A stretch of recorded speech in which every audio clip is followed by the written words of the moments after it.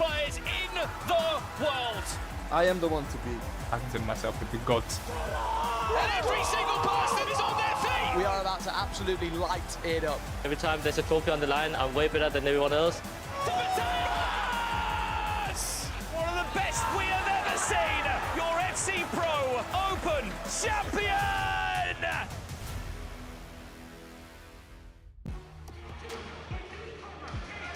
Hello and welcome to the FC Pro Open Global Qualifiers here at DreamHack Atlanta. I'm Nicole Holiday and I'm so excited to be here for what is going to be a brilliant weekend.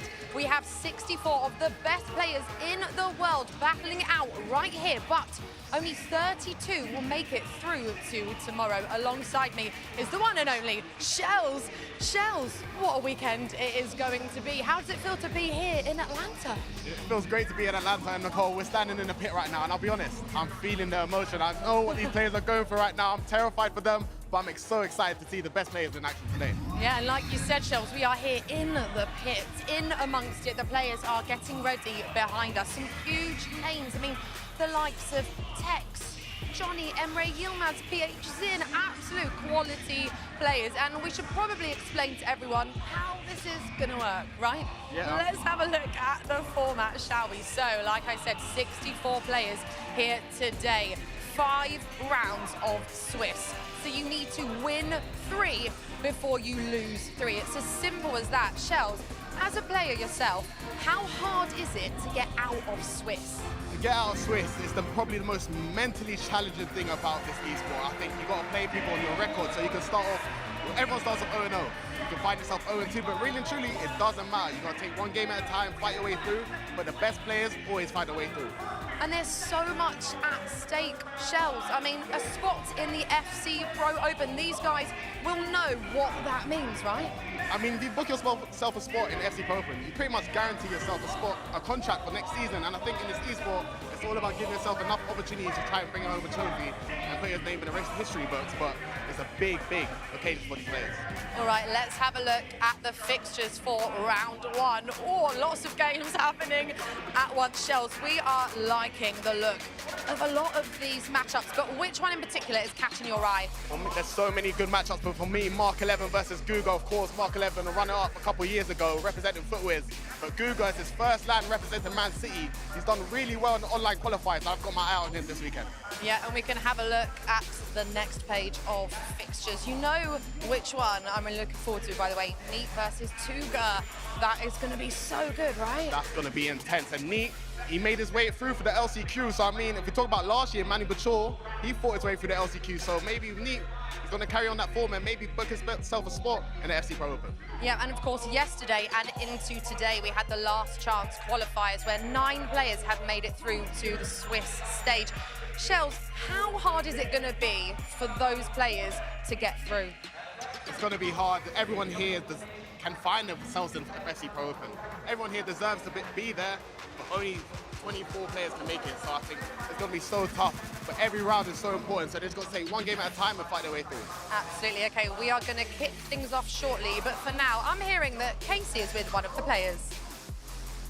Yes, I'm here with an absolute veteran of the scene. Everyone at home knows who this is. It is Tex. Tex, how are you feeling going into Swiss? You've been here before, but with a new team as well.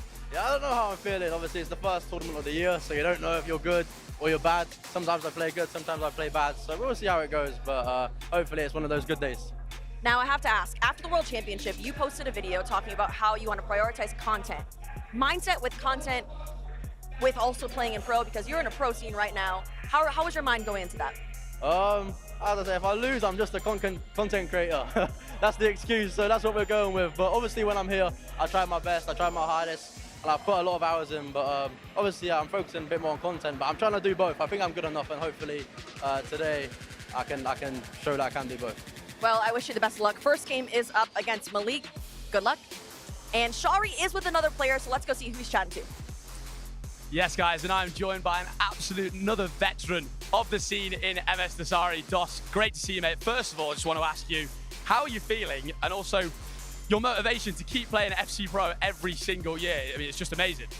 Obviously, I'm feeling confident. I think I'm enjoying the game lately, to be honest. Looking forward to But I think it's always great to catch up on events. I've been playing for long, and it's always great to see similar faces as Tex and player who's from the whole team. Definitely. A question that I really wanted to ask you as well. Anders, of course, joining Falcons. Talk to me about that. Talk to me about the season ahead and all those kinds of things. Pretty amazing sign that you've made.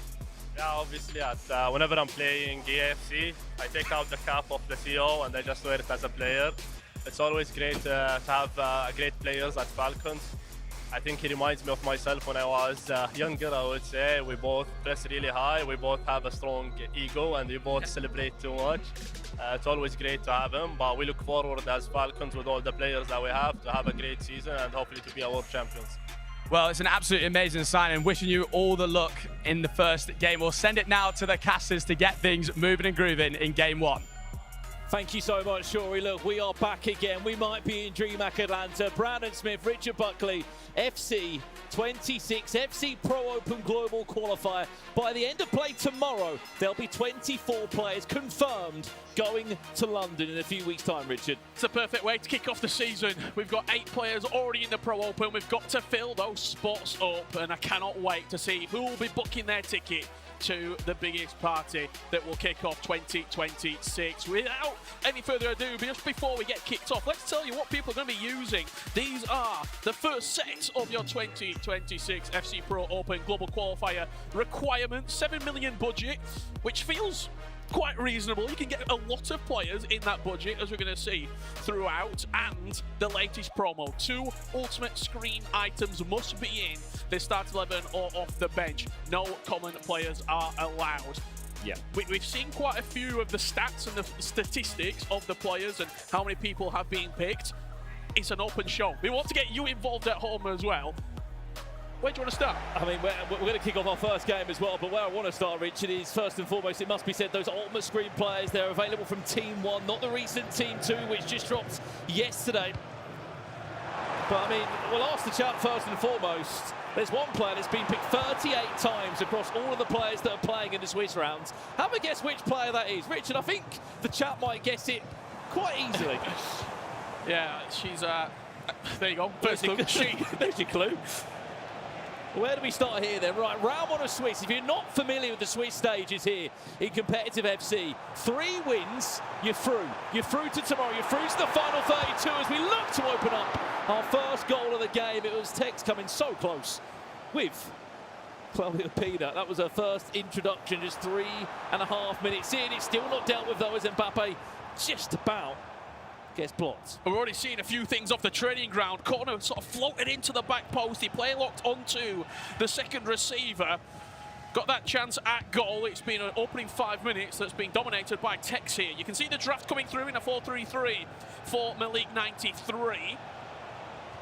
His 2 ultimate screen players there coming off the bench as his first attack will find its way to Tiani Reinders, just offside. The difference, Richard, in these 2 players, you can see on screen, 32 games, 9 points is more of a simpler way to explain the Swiss rounds. That's what you need, isn't it, Richard? 9 points to go through to the 32 tomorrow. And you can already see Jafonso, he's winning, Baldo's winning, Bonanno, Di Fernandez. This is a live tracker. As a goal's being scored, we've got an amazing team of admins that are updating it as it happens. All those scores at the bottom, live fixtures right now here at DreamHack Atlanta. Will be bringing you the goals, the moments, and all the drama in between as this day of Swiss unfolds. Well, one thing that's the biggest change this year, Tex not playing for Manchester City anymore, now an RB Leipzig player. There was a lot of movement in the summer. One of those players that also got a big move, Richard, was Jafonso. He leads by 2-0 against Kimo 7 of Team Falcons. Absolutely. Nasada, he's been the player on the tip of the tongue, 1-0 up against Team Liquid's Young. Plenty of games. Mark 11, we mentioned him at the top of the show. He's in action, 1-0 up at the moment. There we go. Is it the breakthrough for Malik? Stopped in his tracks by Gigi Buffon. Just 12 minutes into this game, still 9-minute halves is what we're playing in this FC Pro Open Global Qualifier. It's a big chance that he just went down the right-hand side, and with the attacking player, weak foot not quite on Malik's side there. Nico Williams, Tijani Reinders all linking up well here. Tex building up to try and find the breakthrough here in Atlanta. And there it is, it's Mbappe. 39 times he's been chosen across all of these pro players' teams. If it's not Claudio Pina, it's Kylian Mbappe, Richard, and every single player's team. Tex leads by a goal to nil. And you've got two players in there that have both got tiki-taka plus as that play style. The first time pass from De Jong right into Reinders. He fires it into Mbappe's feet, and then it's all about the finish. You expect him potentially to go on that weaker side because that's the more unusual thing to do. Tex just rolls it onto his right foot and fires home.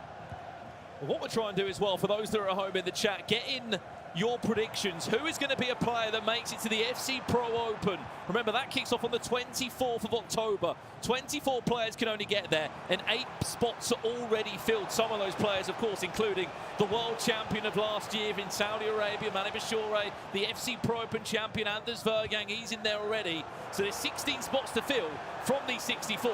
It really is the question of who is going to get there, and right now, Tex is putting himself on that list.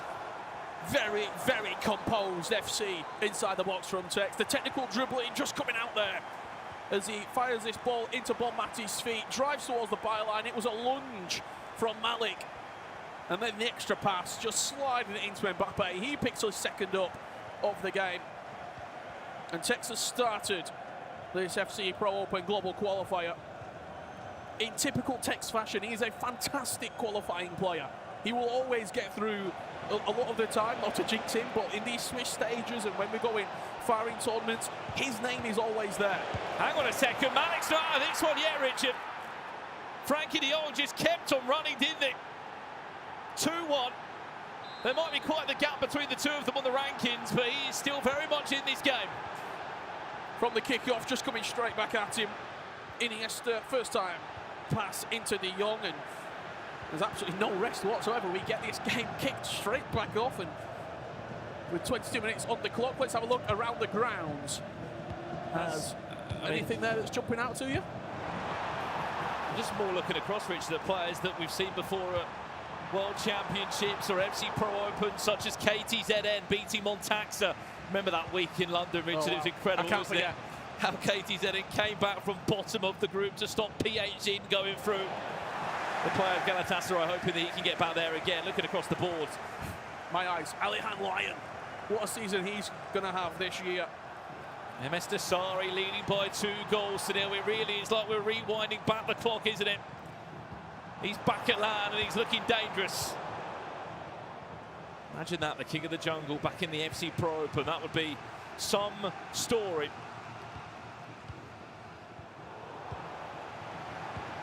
Tex looking for a third just before the 30th minute here. If he can find Claudio Pina off the post. Ooh. And just about dealt with off the leg of a defender. It falls back to Schmeichel. We spoke about MS Dasari. Well, this is what's been happening, Richard. Yeah, up against ex-Moza. Dasari attacking here down the byline. James into Bon Mati. I'm guessing it's a mistake at the back. There it is. And Rafael Leao finesses it into the top corner, and a third. And when it gets quickly followed, here's Moza actually getting one back. That's 2-1 in this matchup. As it stands right now, that is the scoreline. Nico Williams. De Jong, there's the extra pass. The one thing that I love, I know it's still 7 million coins, Richard. It's still a lot of money that these teams have had to build their squad with. But there's players in there, the players at home, and even me and you can get in our teams, like a Nico Williams. Claudia Pina. I mean, I don't really want to put her in my team as well, because she's in every team at the moment. Reinders. And we're going to talk about some of those affordable players later on over the weekend. That was the answer, by the way. Claudia Pina in 38 squads. No surprise that she is still unbelievable on FC 26. A counter here. Iniesta with the player lock will slide Lionel Messi in. And again, the player lock being utilised there. You've seen that incisive pass plus coming out, and a puff of the cheeks from Malik. Probably thought there was an opportunity there to create something. Well, let's speak about FC Pro Open players when we can. We have more updates from players that were in the tournament last year as Tex is driving forward here with Nico Williams. He couldn't quite find that Trivela off the right boot. Just bundled off by Marquinhos, who is also one of the popular picks. Well, here's one update, Richard. It's Abu Makka first and foremost, who is finding himself 2-0 down 30 minutes in. And on the other side, it's Gen G's newest signing alongside Manchester City in Stingray. who also finds himself 2-1 down against Chiston. Yeah, Thierry Henry, not the most popular pick, but he finesses it into the top corner. I don't know if you can cast your mind back just a few years ago, Richard. It was Chiston who was, I think he was rocking, was it front ribbery? He was using some icon that was a bit different, wasn't he, in a qualifier? I think it might have actually been the FC Pro Open Global Qualifier the first year, 2024. Tex. Right side. Stopped by Schmeichel. 5 minutes away from half-time. It feels like this half is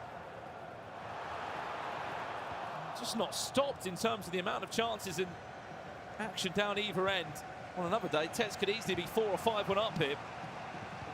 As we said, we can see the chat. Let us know who is one player that you predict to go through to the next stage of the FC Pro Open Qualifier. Only 32 will make it through to tomorrow. 9 points is what you need. 3 wins in the Swiss rounds to be in amongst for a chance of getting to the FC Pro Open, which we have to say, if you get to tomorrow, Richard, half of the competition makes it. It's not. You can't get better odds. 50% from Swiss, and then 50% from the tomorrow from the bracket play. So if you make it through, you're in a fantastic position. What a game as well on the corner of our screen, just in front of us that we're watching here, is PH in against Cameron Rock. 3-2.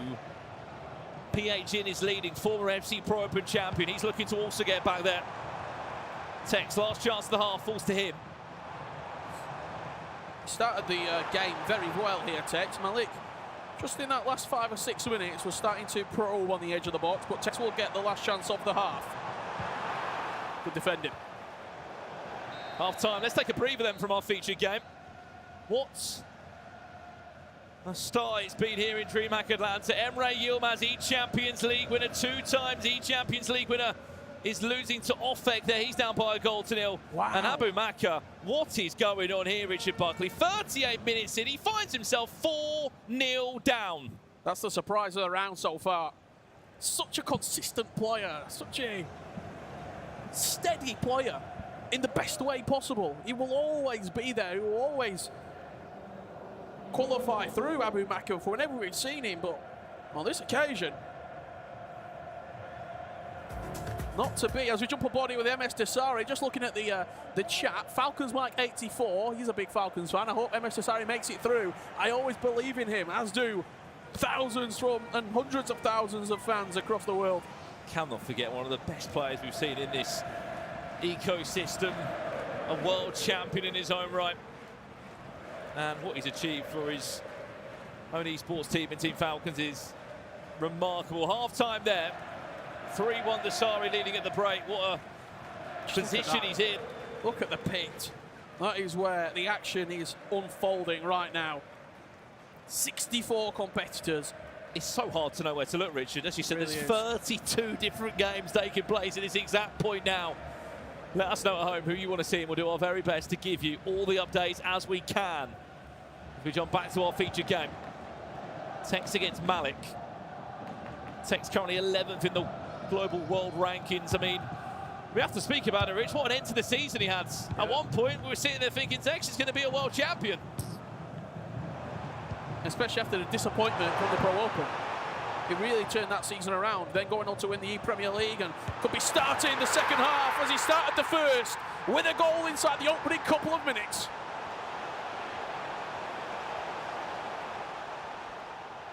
And you cannot argue it hasn't been coming, because it really has. 3-1 he leads. The gap starting to build. Update. Emre Yilmaz, he might have got one bad, but he's back down 2-1 against Offek. Biton.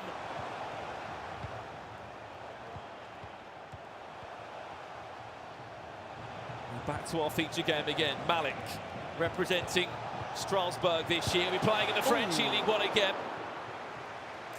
A good season last year in the E-League, finished in the top 8. They'll be looking to go a couple of steps further.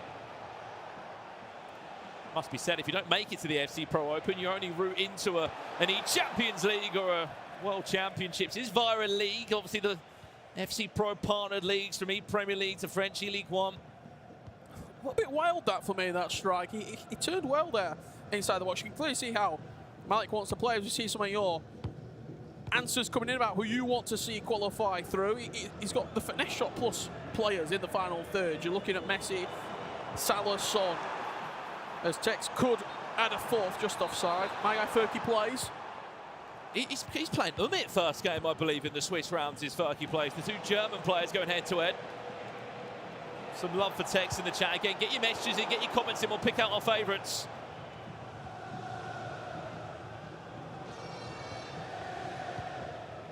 And Cunning is just, I think, buzzing. He's buzzing for Bazzinho. That must be the case.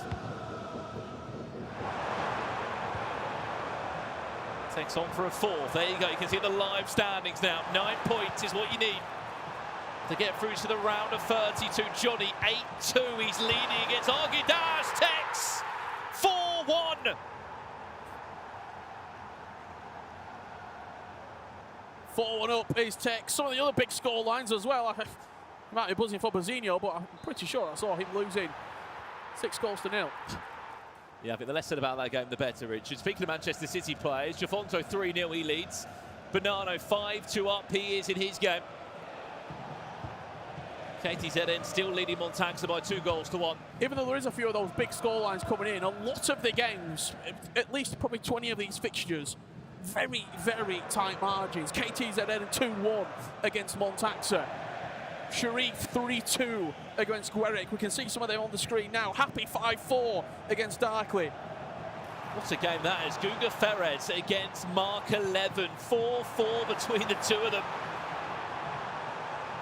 It seems like this is one of the only games that's one-way traffic at the moment. Cristobal 8. Sorry, Emre Yilmaz was 2-1 down about 30 seconds ago, Richard. He's 5-2 up. Don't poke the bear. Don't poke the Emre. Don't bother the E-Champions League winner. He will come back fighting with force. Furky plays 3-1 up against Umit, you can see that. Just constantly triggering runs, constantly laying traps. As Tex just offside, as the fifth won't count. I even thought he was going to go for an extra pass there if he was onside.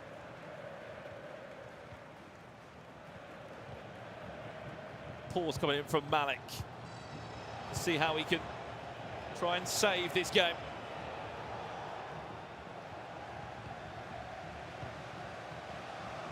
And that is what is happening now. That's the pit, we're calling it.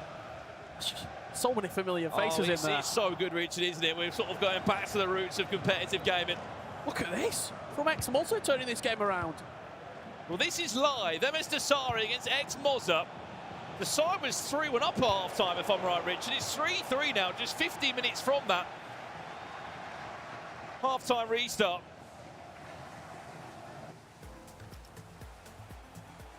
Typical timing, just as we join, we're going to a pause. I think MS Dasari needs that pause, Rich. Certainly does.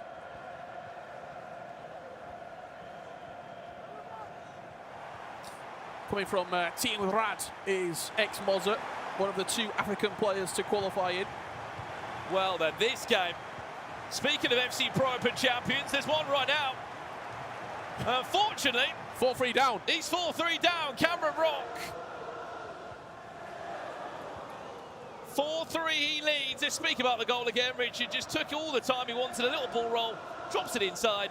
Thank you very much, Bonmati, right place, right time, 4-3 he leads.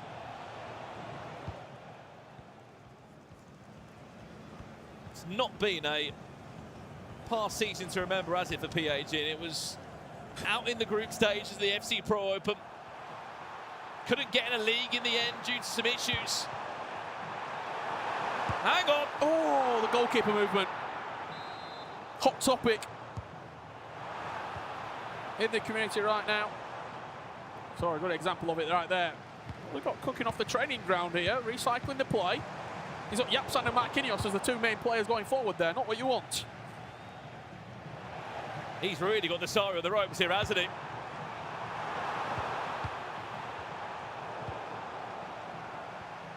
Could be a counter though. Look at all those black shirts up the pitch here. One or two jabs away from a knockout blow is Ex-Moza.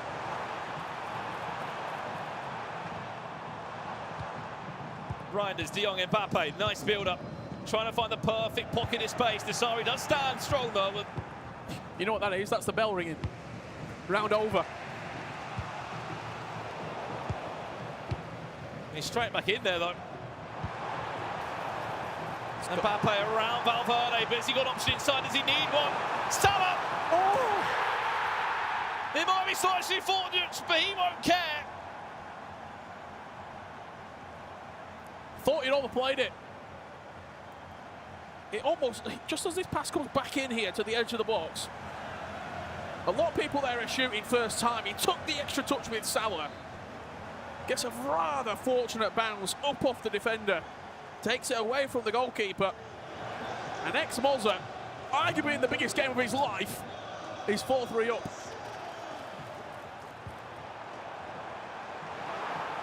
He might be on for 5 here. Play a lot. Oh, you saw what he was looking for.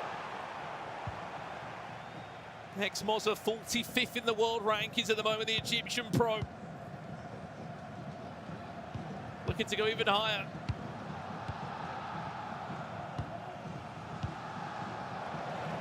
Sorry, has to be careful.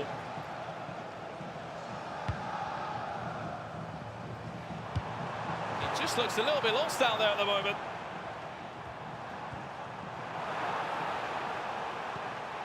De Jong. Drop full time. And we already got full time. I believe so. Samu Gamer 4-2. Rest of the Rata. Well, full times are coming in now. And the first 3 points are being added on to certain individuals. 9 points is what you need, remember. Krista Ball, 10-3. Hezers just came through the last chance qualifier alongside Isopower, 6-2. That is a great conversation to have, I think, when we're down in the pit next time. Those players that are coming through the last chance qualifier, is there a little bit of momentum that they've got there? As MS Dasari fires himself back into this game. I think we're going long in this. We might be having a full-time result here and there. I don't see this ending anytime soon. Well, we have to find a winner, don't we? So we will be going straight into extra time if they are drawing at the 90. I don't know what happened here. It was an offside trap that clearly went wrong. And you can see the frustrations there from ex-Moza.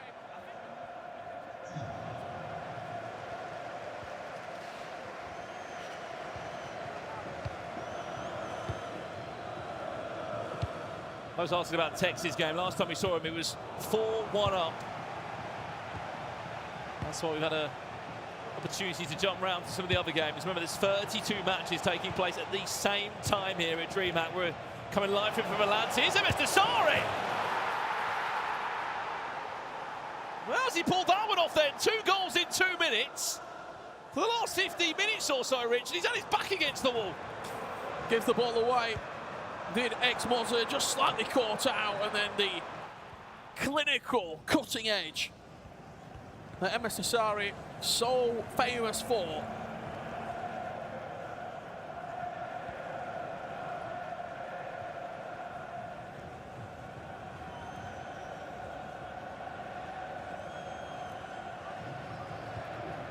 Emre Yilmaz.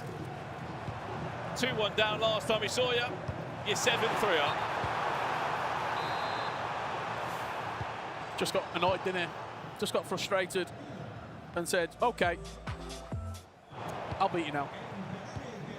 He's on his way to the second round. Remember, if you're not aware of how the Swiss works, it will be, of course, all those players that have picked up 3 points will now play against each other. Oh, what a pass that is. And 3 defeats will send you out of the Swiss rounds. Goalkeeper left in no man's land. MS Dasari with a full stop. I would say Emre Yilmaz will full stop on that one. MS Dasari, we'll come back to him in a second. Emre Yilmaz 8-3 up. He is going through to round 2. MS Dasari, can he hold on to his first win back at LAN? Will he be joining Emre Yilmaz on 3 points? Still a couple more twists and turns before we get there. That's a lovely first-time pass. Claudia Pina, reliable as ever. 5-5 with 10 minutes left to play. Well, that was a quick answer back, wasn't it? You said this game was going to go the full way, Richard. I think we might be on for that. What a pass that is from Alexia Putellas into the fellow Barcelona teammate, Claudia Pina, whose stocks just keep on rising.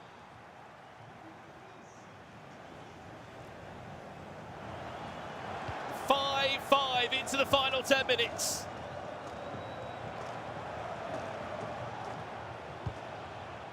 Cameron Rock, by the way, is pulled away from Piagin. 84 minutes on the clock with that one. 6-3. He is leading against the former FC Pro Open champion. Some performance. MS Desari. Just taking his time here. As you once again see the game's results text with an emphatic performance there. Here's Moza. Bates stopped by Iki Casillas there out for a corner. Stingray 5-4. Nasada beating Young 7-4. And what a result from Johnny, by the way, 11-6. 17 goals. I mean, that was more impressive. The fact there's been 17 goals where he scored 11, but still conceded 6 of them. MS Desari to snatch it late on. In round on a switch, Rafael Leao! Desari, minutes away from picking up his first 3 points. Just waited for Moza to commit with that goal, left or right. He was pulling players out of position, he was stepping. For being really critical here, Richard, he's got to be sitting there, Moza, thinking, how have I not won this game or made more of it? You can see it from the frustration coming out of him. This game, he will feel, was there for him. We were there for 15 minutes watching it, and it was chance after chance, and Desari was hanging on, and thank God that he did. See Olito there on your screen next to Hezers. That's a full-time result coming in. As Samu Gamer leading 5-2 against Rasta Arata. Again, what a season he had last year. In the Champions League, then carried it through to the World Championship. Samu Gamer will leave you to it. You're a 5-2 up. Let's jump back in. The king of the jungle, MS Desari, back at LAN. He thought after winning the Esports World Cup for 2 years in a row of his own team, Team Falcons, he might have wanted to take a bit of a rest or a breather. That's not been the case. He's back on the sticks. 2 minutes is a little bit risky, though. That's all I'll say. He's trying to keep possession, but it's so risky. Is he going to be made to pay for this now? Should have been. He should have been made to pay for it. And he will walk away with 3 points to his name. Big win for MS Desari and Team Falcons. Ex-Moza will be kicking himself of how he didn't make more of that.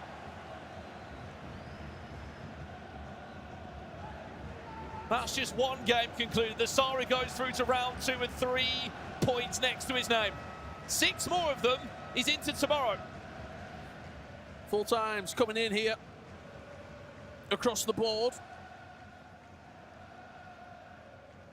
We've got an extra time as well, from what I'm seeing, between Neat and Tuga. 5-5.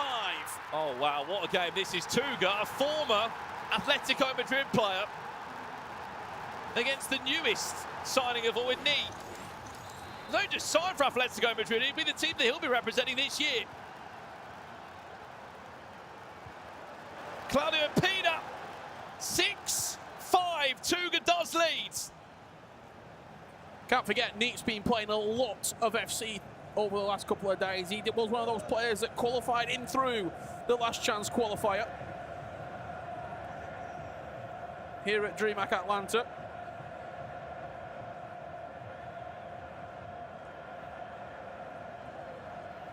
It was quite the qualification story as well, because yesterday when these players played, they had to play in 2 parts. They played a morning and an afternoon session, then they also played in the evening, and if you did well enough there, Rich, you came back tomorrow morning. And now you play it again in the evening. It's non-stop. Wait. This is another live game here coming in. Nathan SR from Brazil against Max Kulemeyer. Both of these two players qualifying in through the last chance qualifier as well. And two players that have also been to an FC Pro World Championship before as well. One's a former Libertadores champion in Nathan SR, and Max Kullemeyer, former of Ajax. It was the year that PA Jim was playing and Levy de Veer for Ajax. He also got a World Cup ticket. These are some of the last games to conclude from our first round off the post. That would have been the nail in the coffin for Max Kullemeyer.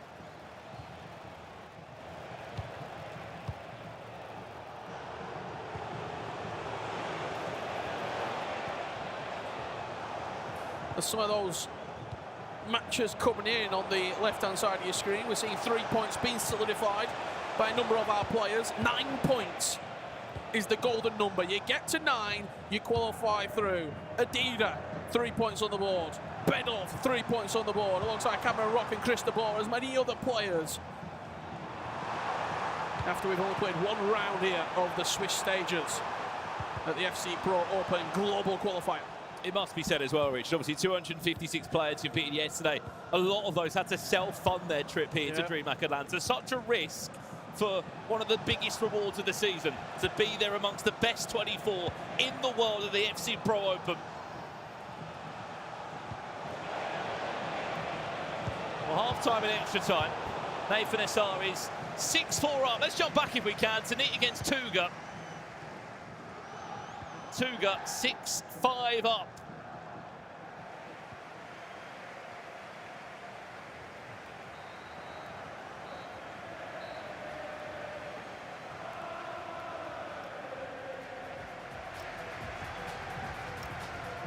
Talk about Tuga. Experience. The ultimate professional when it comes to this game and this e-sport. And year after year, he seems to be at the dinner table. He does.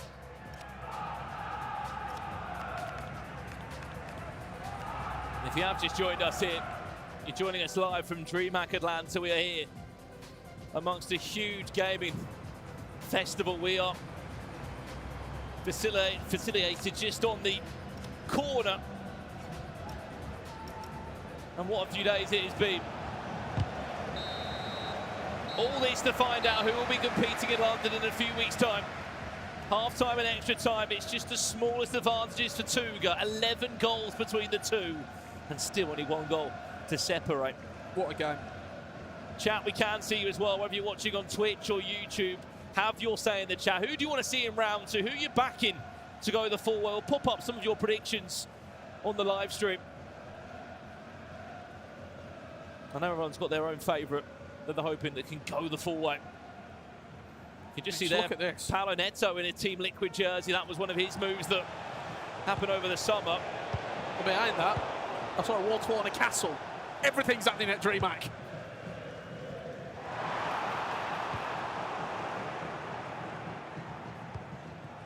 That's where dreams will come true.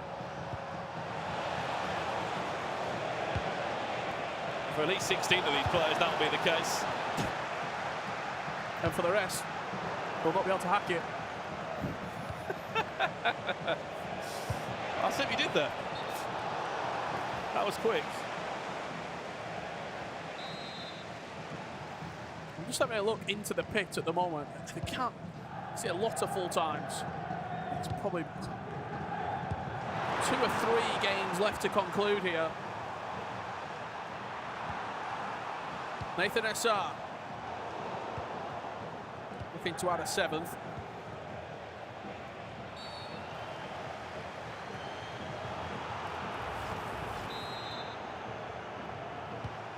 We'll just have a look across the board now. I think we've just got a couple of games left to conclude from this round.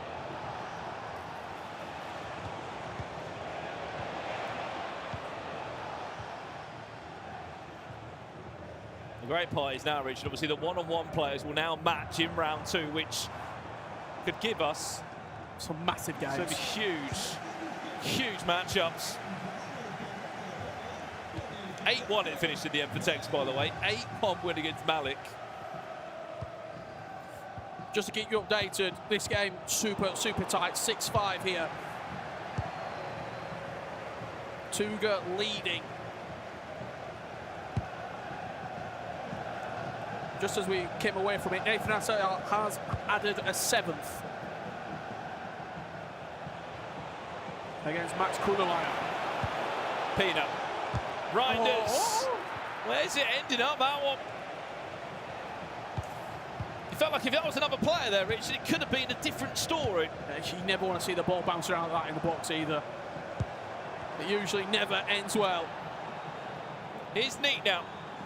A 2-time Spanish League champion, now representing Atletico Madrid this year. Oh, it's a beautiful. pass! Oh, an even better finish! 7-all. Just baits it there. The Berber cancel just allows Tuga to bite ever so slightly.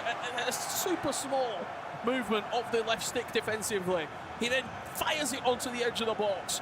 And then the ping pass plus, cutting open right through the heart of the defence. Tiki-taka plus for the first pass, ping pass plus for the second. And a great finish. This is a full time. Nathan SR's won. Congratulations, you'll be on 3 points. Max Someone in the Kuhlmeier. chat, Richard, saying, imagine we get text and MS Dasari in round 2. Oh my days. That would be one for the history books. It very much could happen. As soon as we know the fixtures, you will know them as well. Full-time result there. Both players off the chair, shaking hands. Nathan SR, Max Kuhlmeier. They give us the chance just to see the room. I think it's there. The only game we've got left. Well, Levy Finn and Baldo. Finn, Baldo. Baldo just coming through the last chance. Qualifier, Levy Finn. Virtual Bundesliga champion last year. Has to defend this corner.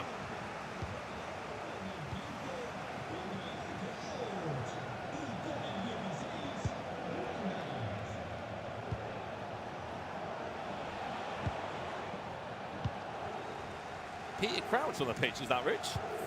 2 metre Peter. There he is down this left-hand side. 6-all, it's hard to know where to look when you jump in between these two games. 5-5 on one screen, 6-6 on the other. Where's the keeper going? He baited the keeper very, very hard there for a second in Tuga.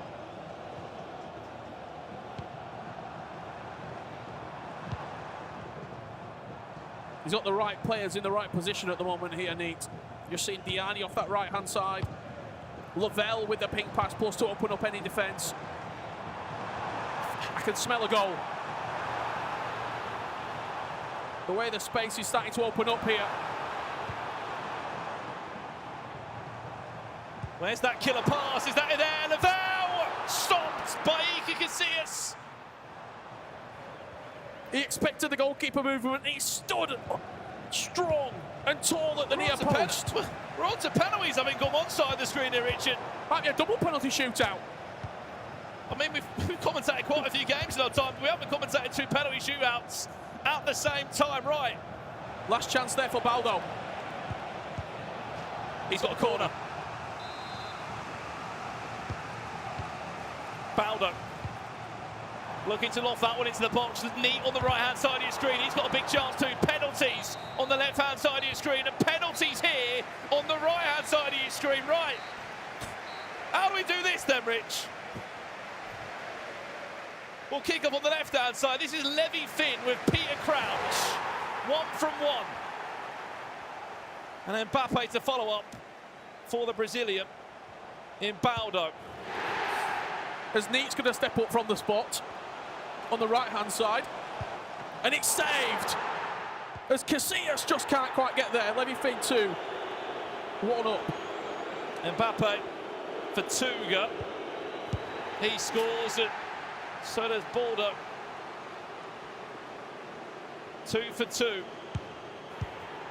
Both down the middle. Makes our life easy. It's going to be Hakimi once again down the middle. 3-3 on the left, and that's a big save. Both penalty shootouts level pegging. Into penalty number 4 now. Levy Finn, 4 out of 4. Neat, also a score with Lionel Messi. Claudio Pina, clinical as ever, 4 from 4, and it's Rodman. We're all square. Bonmati steps up, putting the pressure on Baldo as Lavelle on the right-hand side also scores. It's a must-score penalty for Baldo, which he does score. Wow, sudden death on your left. Penalty number 4 on your right here. He's scoring. Zambrotta to Levy Finn.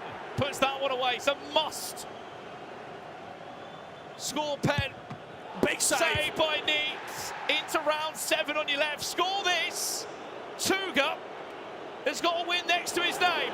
Claudio Pina does score. Tuga is through. Baldo just missed. Baldo scores and he wins it, which he does. Perfect timing. Both penalties wrapping up in a matter of seconds. Baldo with 3 points. Tuga with 3 points. Such a hard one to take, Rich, as well. You've gone through penalties. You've gone through all the stress, all the drama. And then to lose in a penalty shootout and go, right, I've got to go back to the drawing board for round 2 of a 0-1 next to your name. Oh, it's not great, is it? I do love Swiss. Oh, this the best part is, Rich, this was round 1. This was round 1 of Swiss. We've still got 4 more rounds coming your way. I mean, when you look at just the players that are on 0 points, 0 and 1, you could say, after this first round, we're going to have some blockbuster games coming your way. Paolo Neto lost his first game. Young lost his first game. Alihan Lyon lost his first game. In the winners column, Tex MS Desari. Could it happen? Will it happen? We'll have to wait and see. As we said, that's round 1 done. Up next is 32 more games. Bring it on. Swiss round 2 coming soon.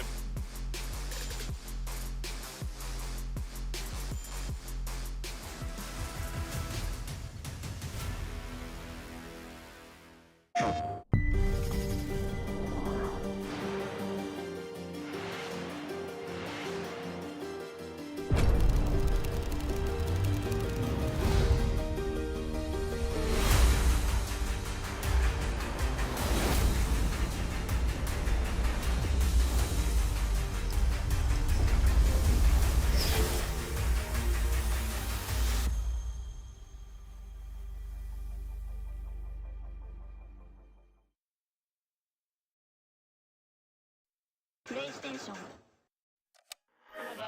Made from battery. EA Sports. To the game. Sport is everything. For decades, we've lived it, played it. It's tribal, it's primal. It's sweat, it's sacrifice, heartbreak, and glory. From the virtual to the real, we were there, together.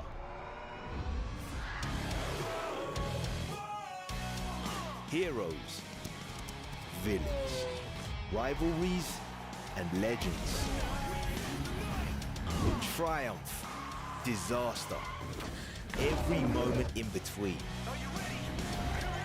Whatever you play, whatever you love, this is your arena. This is more than a game. This is sport. Everywhere, always. Sport is the EA Sports app. Hello and welcome to the E-Euro. And there's one man on this bracket which stands out. Big chance now for Anders. Euler drops the shoulder, times it green. 4-3. Your UEFA E-Euros champion. The FC Pro World Championship Grand Final. Anders Vergang against Juve. 7 goals to 0. Anders Vergang, FC Pro World Champion. Here we go. Grand final time in the FC Pro Open. One of these two will be the second player to lift that FC Pro Open trophy. Can he get round the goalkeeper? Are we witnessing one of the best FC Pro players we have ever seen? Anders Vergang, FC Pro Open champion.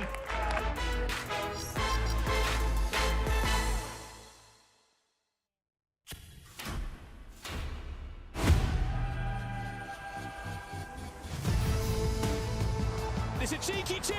It's the 2023 champion Emre Yilmaz. Nicholas, calm, composed and cold as ever. Mike Marley has come to play in Munich. It's going to bounce nicely for Anders. As Anders picks up another win in a major competition. From 36, it's down to the final 4 here in Munich as Emre Yilmaz cruises through to an E-Champions League Grand Final. This could be the dagger blow for Mark Marley, 4-2 down. Well, we are ready for the 2025 E-Champions League Grand Final. Drives it home, Emre Yilmaz. He's done it again on the biggest of stages in Europe. Your E-Champions League winner.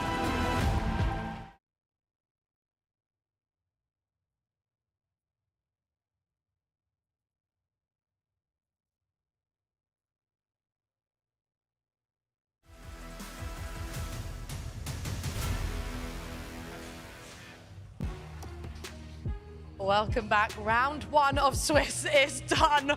Casey Shells. I mean, let's take a deep breath because that has been utterly chaotic here at DreamHack Atlanta in the pit. I mean, we've all been running about trying to keep an eye on 32 games happening at once. Unbelievable stuff and some huge results, which we'll obviously get into. Shells, what have you made of the first round? I mean, I'm speechless. I mean, we had guys that are winning games by 5 goals. You got 90th minute chances getting missed by crucial players. Penalty shootout wins, you got it all, and it's just round 1. It's just round 1, so we got a lot to play for, but it's going to be a hectic day. I know, I feel like we need to control our emotions and energy because it is going to be crazy. Casey, how have you found round 1? I mean, I'm getting my steps in today because I'm going up and down these aisles trying to keep track of everything going on. One game will be interesting and then I'll look to my right and then it's about to be a penalty shootout. So keeping track of everything is absolutely insane. But for these players, the pressure is on because they need to win these games to set themselves up to go into tomorrow.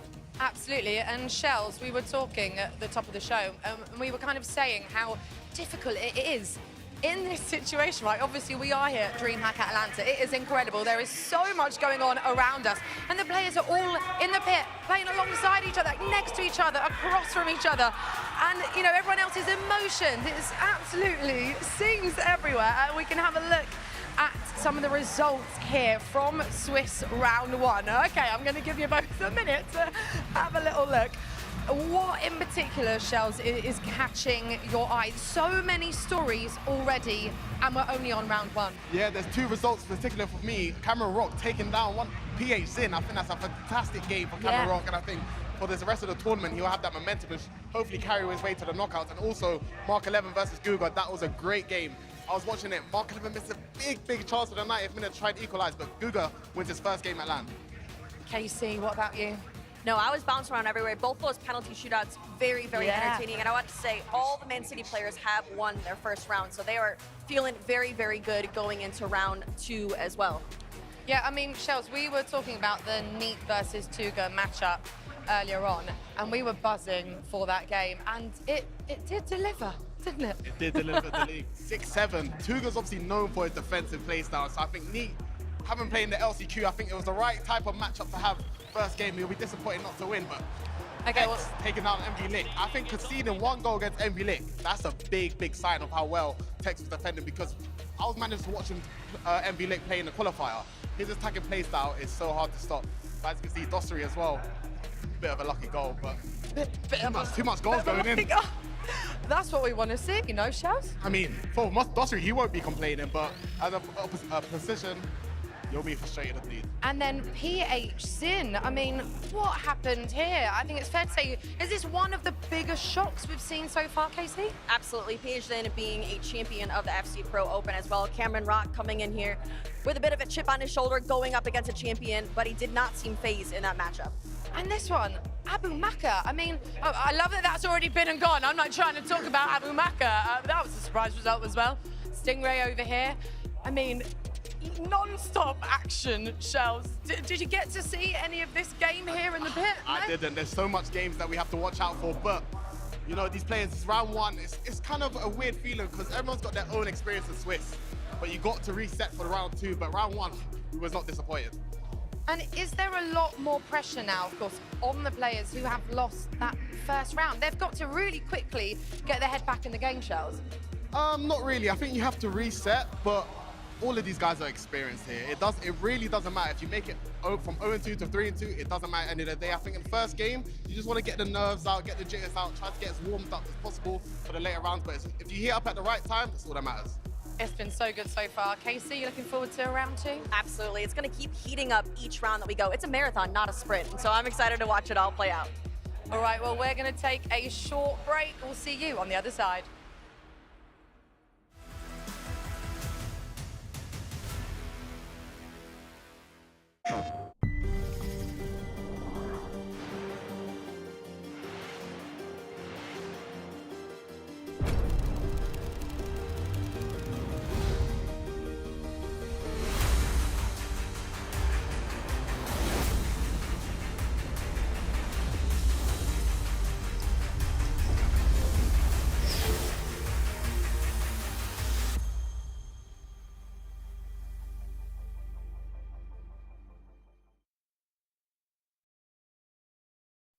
PlayStation.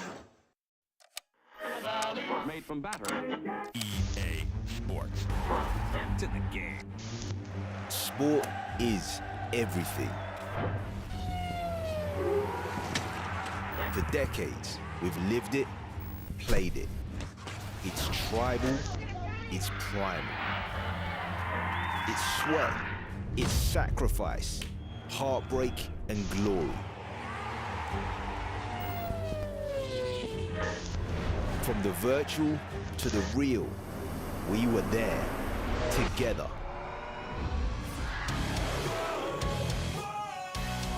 Heroes, villains, rivalries, and legends. Triumph, disaster, every moment in between. Whatever you play, whatever you love, this is your arena. This is more than a game. This is sport, everywhere, always. Sport is the EA Sports app. Strap yourselves in, ladies and gentlemen, because this is the big one. It's in! He's on his way to a final! Scores! Anders is an FC Pro finalist. This is it. Your FC Pro Open Grand Final. P8 in against Anders Vergang. Only one can call themselves champion. There's Haaland in the air towards the post. Back to Mateus! Champion! Probably let's take a look at the group as it stands. KTZN did not have a good time. Do you think he can do something today? No, I'm sorry. I don't like counting people out before even kicked off. Prove me wrong, KTZN, please. Which 3 players will join this Saturday's finals? He needs a miracle tonight, and he might have just taken the first step towards it. KTZN, alive and kicking in this tournament. What a different player we are witnessing here. It's all going to go down to round 5. KTZN! What? The ultimate redemption story! From the depths of despair, silence the haters, silence the doubters. Pes etme bence. Never give up. Biraz klişe ama tam olarak o hikaye yazıldı yani. O yüzden bunu söylemek istiyorum.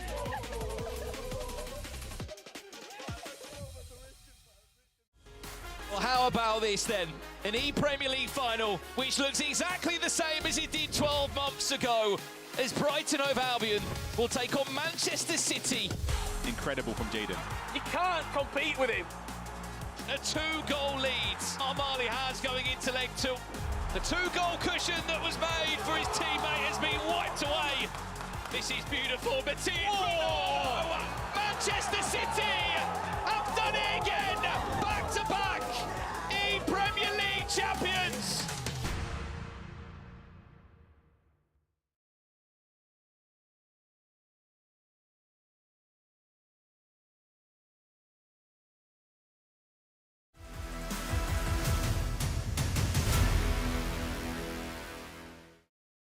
Welcome to this year's FC Pro Open Global Qualifiers. All the best players in the world are here.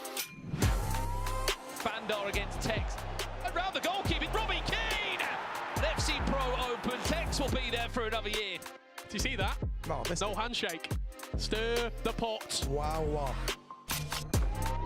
Facu Cohen against Bryce. What a chance. Of Finn Smith! Facu Cohen! Welcome back to the FC Pro Open.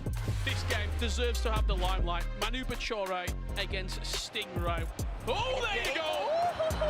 That's what he's been doing. Fernando Morientes as he digs it into an empty net. Stingray head in hands, tears. And I know how much this means to him. He knows he belongs on this stage.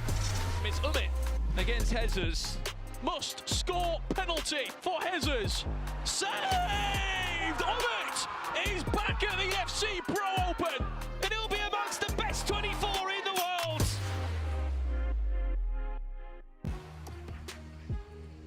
If you want more rewards, join in on the action of the FC Pro Open match days at Twitch/EA Sports FC or YouTube/EA Sports FC Pro by linking your EA account. If you watch 15 minutes of Swiss stage, you're eligible to receive an 80+ triple player pick. Watch an hour and you can claim an 81+ ×5 player pick. For more information, go to www.fcpro.com. Yes, welcome back here to DreamHack Atlanta. I'm with someone who's just been through one of the stressfulest games of all. A 6-6 penalty shootout win with Tuga. You want to know, you're 2 wins away from the knockouts tomorrow. How was that first and foremost? What a first round. Yeah, what a first round. Honestly, as I saw it with my opponent, I knew that it's going to be a great game. It was a tough game. For me, it was a 50-50. We could have also won the game, but I'm more than happy to get my first win in the first round. We're looking around this room right now. We've got 64 players here too. MS Dasari's over there. You're here. You could call them the veterans, so to speak, of this pro scene. What is it about coming back here at the start of every single year that you've just got that hunger inside you still?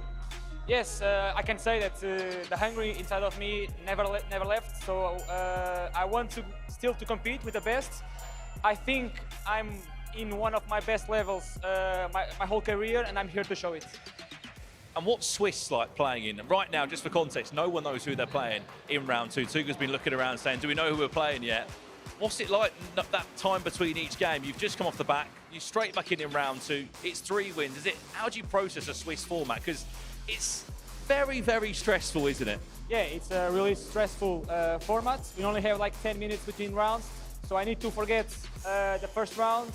I need to keep my emotional sides low, focus on the next match to get the second win.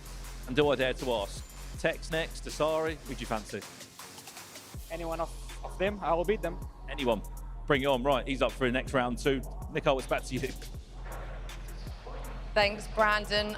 I love that insight. Really good questions as well from B Smith Esports. Right, whilst we get ready for round 2 of Swiss, we're gonna, throughout the day actually, chat about a few talking points in FC 26. Shall we start with the new patch? Casey, and I think this is actually really important, the new patch was released and EA listened to the community and have made some changes, right? Yes, absolutely. So this year, that is their biggest priority, is to make sure they're listening to the community. So whether that is putting polls in the Discord, looking at different social media sites, they are talking to the 5-win Weekend League Warrior, they're talking to the pros, the streamers, everyone that plays this game, loves this game. They want their feedback, they're implementing it. Even from week to week, it is changing and they're fixing it. The devs want us to be happy with the game, and that is what they're doing this year. What does that mean to you to feel like you are actually being heard? No, it's great. I feel like especially this year, we're seeing such better changes in the game because when we sit there for hours on end every single day, we want to be happy with what we're playing. And this year, we're seeing that. And Shells, for you as a player, how important is it for you to feel like you're being listened to and these changes are being made? It's the most important thing. Of course, we're here trying to compete for our careers. You know, this is very important stakes going on. So I think being heard and being listened to and changes being made within a week, it's like a pit stop. So I mean, they are trying their best, and it's not going to be perfect all the time, but as you can see, they've listened to the community straight away and made a patch, and I think most of the pros are enjoying it right now. All right, so Shells, tell us a bit about the new patch then. Go on. This is your moment. Put the pressure. So basically, they turned down they buffed the R1 technical dribbling, which I think in the pro scene it's the best way to get away from the defender. I think dribbling's really good this year. The left stick turning's very well, and R1 dribbling just allows you to get away from the defender. And I think increasing the jockeying speed, which they've done in the past before, and decreasing the speed of technical really did make it hard for players to score. And I think they're trying to find the right balance right now.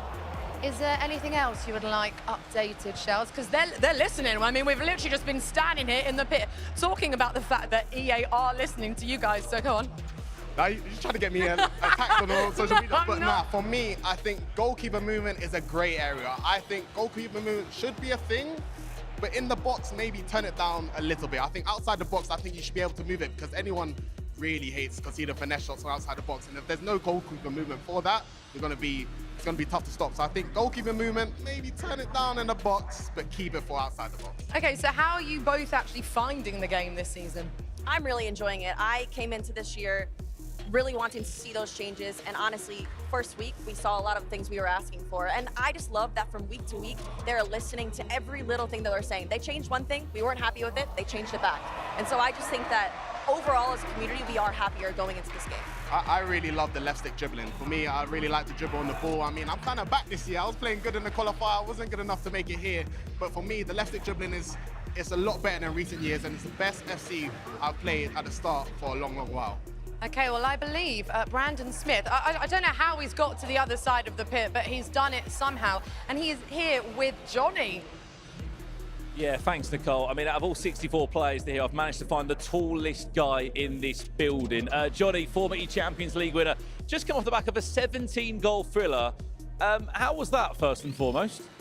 It was a good game for my side, so I played very well. And yeah, win the first game, so we will see my next game, and hopefully I can win it too. Do you know who you're playing for your next game? Yeah, Giuliano. Thoughts on that? I don't know. I play my game, and hopefully I can win. How do you find Swiss? We're speaking to Tuga a second ago. It's very loud here in DreamHack Atlanta. All you need is 3 wins. Is it just a game at a time for you? How much prep goes into Swiss to even predict what's going to happen? Yeah, of course, the Swiss is very important, so it's good to go 3-0. Then you have the knockout save, and then yeah, we will see in my next 2 games. Hopefully I can go 3-0, and then yeah, we will see. But hopefully I can go 5-0 today. And last one, sorry. What would it mean to you to qualify for the FC Pro Open? How important is this at the start of the season? Yeah, of course, very important. It's for the World Cup spot, and last year I lost the decider game. So yeah, hopefully I can do it this year. Absolutely. The tallest man in this building has spoken. Nicole, it's back to you. He's got a really tough game coming up next. Oh, lovely stuff. We're just having a right little giggle here in the pit, and some of these guys as well, some of the players behind us, were finding that very amusing because of the sheer height difference between Brandon and Johnny. I'm not calling Brandon Smith small, however, Johnny Shells is enormous, isn't he? I mean, he should be in the NBA. I mean, because we're in Atlanta as well, so but Johnny's a fantastic player as well. There we go. Okay, here we go. Now, this is the first time that the 3 of us are having a look at the fixtures for Swiss round 2. Now, can you guys see these clearly? Have a little look. Shells, you are pulling a face. What is that face for? What have you seen? If we look on that right side of the bracket, there's probably 4 matchups. Cameron Rock versus Guga, Karim Back versus Cristobal, Cassia versus Banana, and Samu Gamer versus Jafonso. Those 4 matchups right there are fantastic. I don't know what's going to happen. Okay, Casey, anyone in particular? I love that Shells is just, you know, stole it. listing half of the fixtures. Casey, which one are you really intrigued by? Honestly, from that first page, Danny Pitbull versus MS Dossery. Danny Pitbull coming through that last chance. Doss coming into this year feeling great. That'll be a good matchup. And we've got some more of the fixtures here. If you just have a quick look, guys, at the games that we have coming Levy Finn versus Neat, that is a matchup I would love to see. Both of them on the ball, probably one of the best FC players. So it'll be goals galore in that game, I think, for sure. Yeah, these have literally just been drawn, by the way, which is why we are just kind of yeah, I know, we're just trying to get to grips with it because there are so many games that are about to happen in round 2. Shells, you are very excited for another matchup that you've seen. Who is it? Neto versus Umar. I mean, Umar is one of the dangerous players going forward with his through balls, and Paolo Neto ain't no joke as well. That's another matchup. Young versus Malik as well. There's too many matchups to say. And Casey, which ones are you looking forward to there? You're like, there's just too many. I'm going to be running up and down the entire time, so we'll watch all of them, for sure. I can't wait to watch that, to be fair. Right, it is time to head over to the casters. Yes, thank you very much, guys. Great to hear from a couple of our players there alongside Casey and Shells' opinions on the game. Shori, welcome to the commentary booth. Hello, my friend. How are we doing? I'm very well. Welcome to the commentary for the FC26 upcoming season. We've got some big games. You've played in Swiss. You've been there. You've competed. We're going to be looking at a couple of the 0-1 games. When you lose that first game, as you have in the past, thanks for bringing that up. How do you bounce back from that? No, absolutely. It's mentally one of the most challenging things I dealt with throughout my whole career. You just start thinking about that donut. You cannot stay. You can't go 0-3. You can't go 0-3. Mathematically, some people are going to have to go 0-3 today. Mentally, it's extremely challenging. You have to tell yourself, look, you're playing so many amazing players in this format. We see so many stories of players going 0-2 and then pulling it back to 3-2 and then going and having a great tournament. Mentals. You theoretically should always get a favourable matchup, but that's just not how it goes. And one of those players who is 0-1. Look at this. Paolo Neto versus Ummet in a 0-1 game. This feels wrong. It's not wrong, I will tell you that. It's not, but it certainly does feel wrong as we have Paolo Neto versus Ummet here. I mean, what a ridiculous game at 0-1 we have got here, ladies and gentlemen. Buckley predictions. Yeah, I mean, I think one of them's going to win and go on to 3 points, and the other's going to be on 0 after 2. Ummet lost his first game 4-2 against Furky Plays. As for Paolo Neto on the other side of the stage, it was a 11-6, yes, you heard that right, defeat against the Spaniard Hugo Sanchez. As we can see, Paolo Neto advancing up the pitch here, trying a first time on the floor through ball. Look, is that something you've added to your game? No. I play pure. Now, guys, something I want to point out. Something I want to point out is watch how much these pros in these games will be triggering runs forward and playing balls out to the wings. You'll see Ummet doing it so much as he attacks. But when you talk about the triggering runs as well, as Bon Mate looks to play a lot in there, what is it the players are actually looking for if you're watching at home? Is it the points, when a player points to go through the run, and how do you do that? Yeah, so it's as simple as literally L1. Just tap in L1 to trigger a run on the wing. You'll see players do it with fullbacks all the time, a left back and a right back trying to advance up the pitch. And it's one of the most overpowered ways of scoring in the game. You can do the Salah run on the wing right here. Absolutely dazzling. Is he going to be a Bobby Dazzler? Not this time, as Mo Salah does get dispossessed by Theo Hernandez, a very popular pick in these teams. And look at the width there that Mbappe now can collide into just offside. Late offside call there. Thought we were going to get the first goal of the game there, Buckley. That's new for this year, isn't it? The offsides are a little bit more delayed. It's teasing a little bit, isn't it? As you see, Bon Mate twisting and turning. Good save there. Good bit of goalkeeping movement there, as we heard Shells talking about in the patch before. Goalkeeping movement in the box. You'll see a lot of these pros jump quickly to both corners. And something else I want to touch on, Buckley, is of course back in 19, we had first-time shots be very powerful in the game. And they're back. They are well and truly back. I was going around the grounds in the first round there while you and Brandon were on some fantastic commentary and seeing first-time shots go in like there's no tomorrow. Mo Salah inside the box there once again. Trying to just make an angle, trying to create a space, and that's that first-time shot perfectly timed. You know, they call it the commentator's curse, guys, you know. That's a lovely over-the-top through ball. Mbappe will glide away from Valverde, but that's really rash. And should we talk about that, Buckley? Precision shooting. Wasn't very precise that occasion. No, it was not indeed. He did not pull up to Precision Palace, did he? No chance. 15 minutes gone here between Paolo Neto and Ummet. Plenty of games kicking off around the grounds. All the matches here in round 2. Either the players will have 3 points to their name or 0. We've only played one game so far. 9 is the magic number to qualify through into the latter rounds, as this is our featured game of the round. A 0-1 matchup between Bozinho and PH Zin.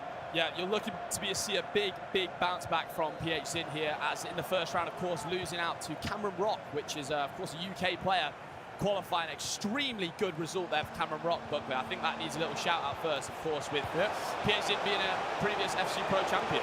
7-3, that victory for Cameron Rock. On the other side of it, Bozinho did suffer a pretty hefty defeat to Cristobal.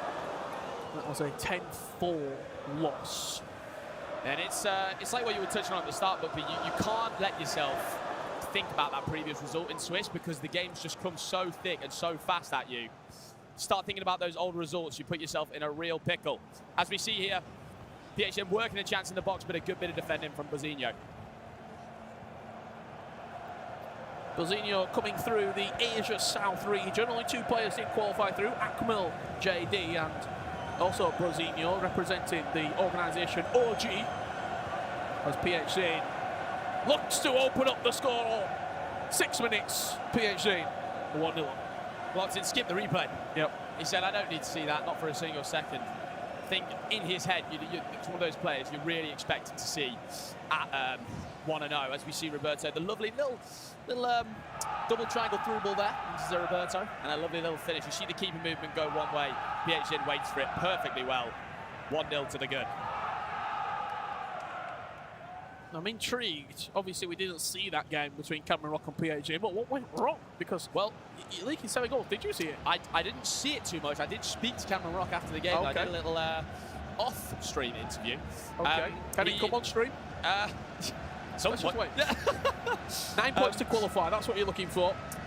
There's all those games coming through on the bottom of the screen. What did Cameron Rock say about that game with PHC? Well, he was 3-2 down, scored on half-time at 3-all, to make it 3-all, and then just said, yeah, just absolutely flew to the moon, which was pretty sensational. As you guys can see on the left there, we've got a couple of players on 6 points as it stands.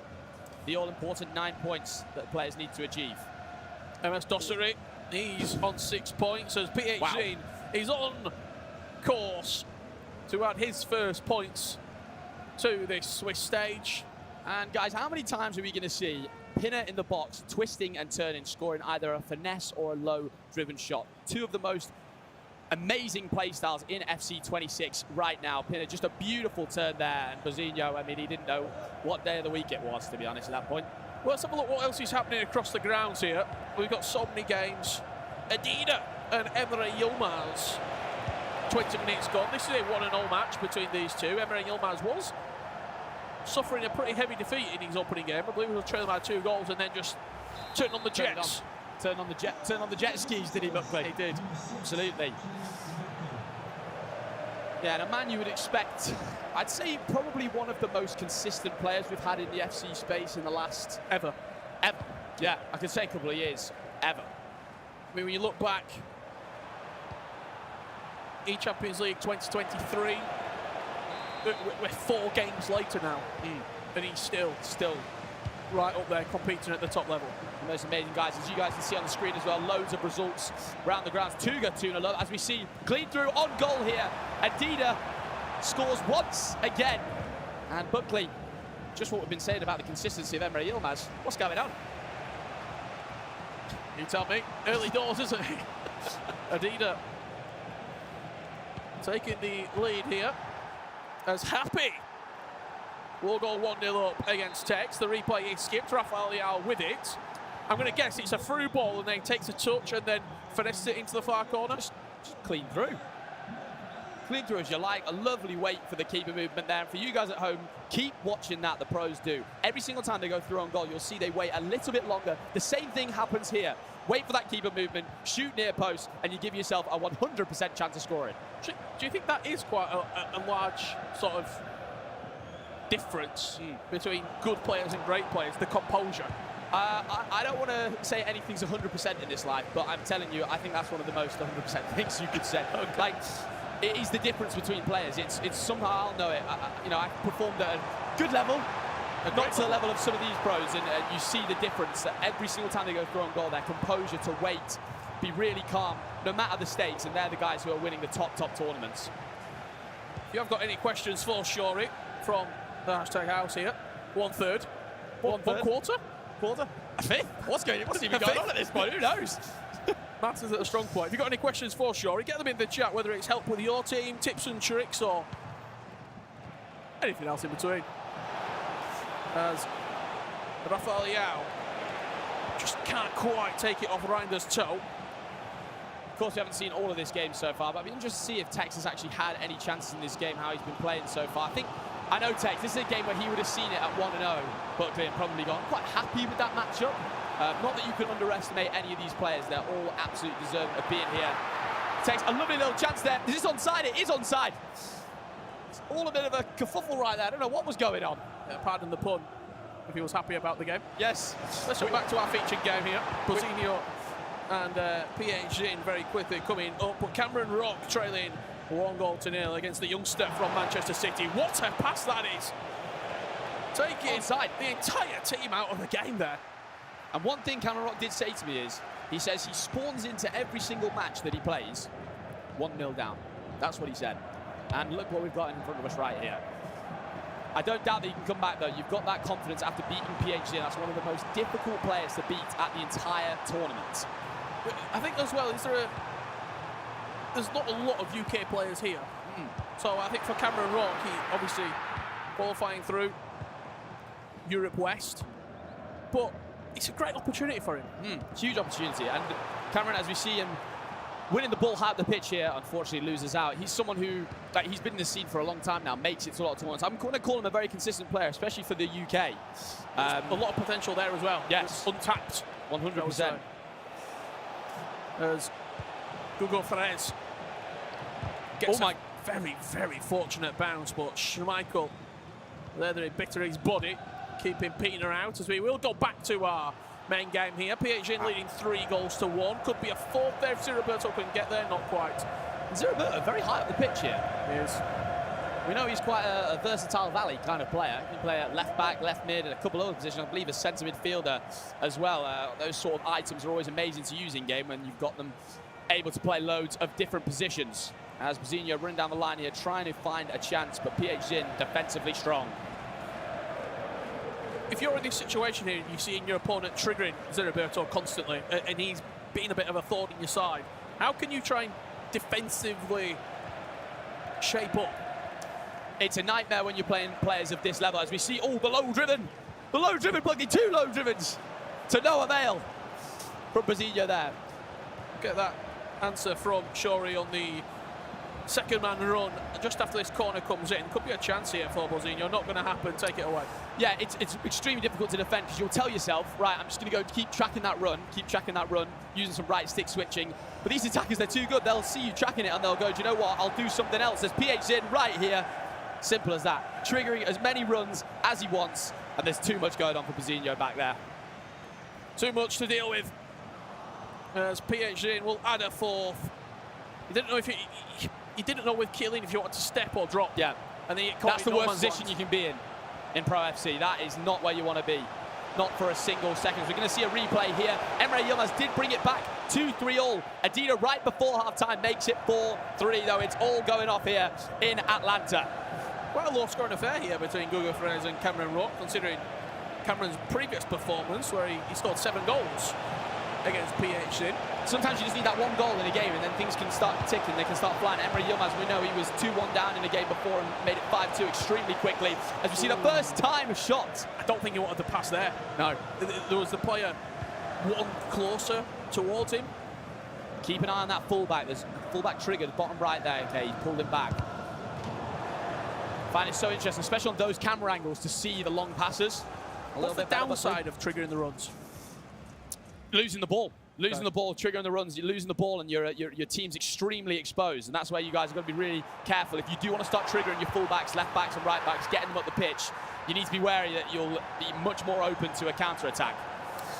Well, let's jump in here. You can see live scores coming in at the bottom of the screen. Web Nasri 1-3 down to Abu Maka. Young beating Malik 93, 3-2.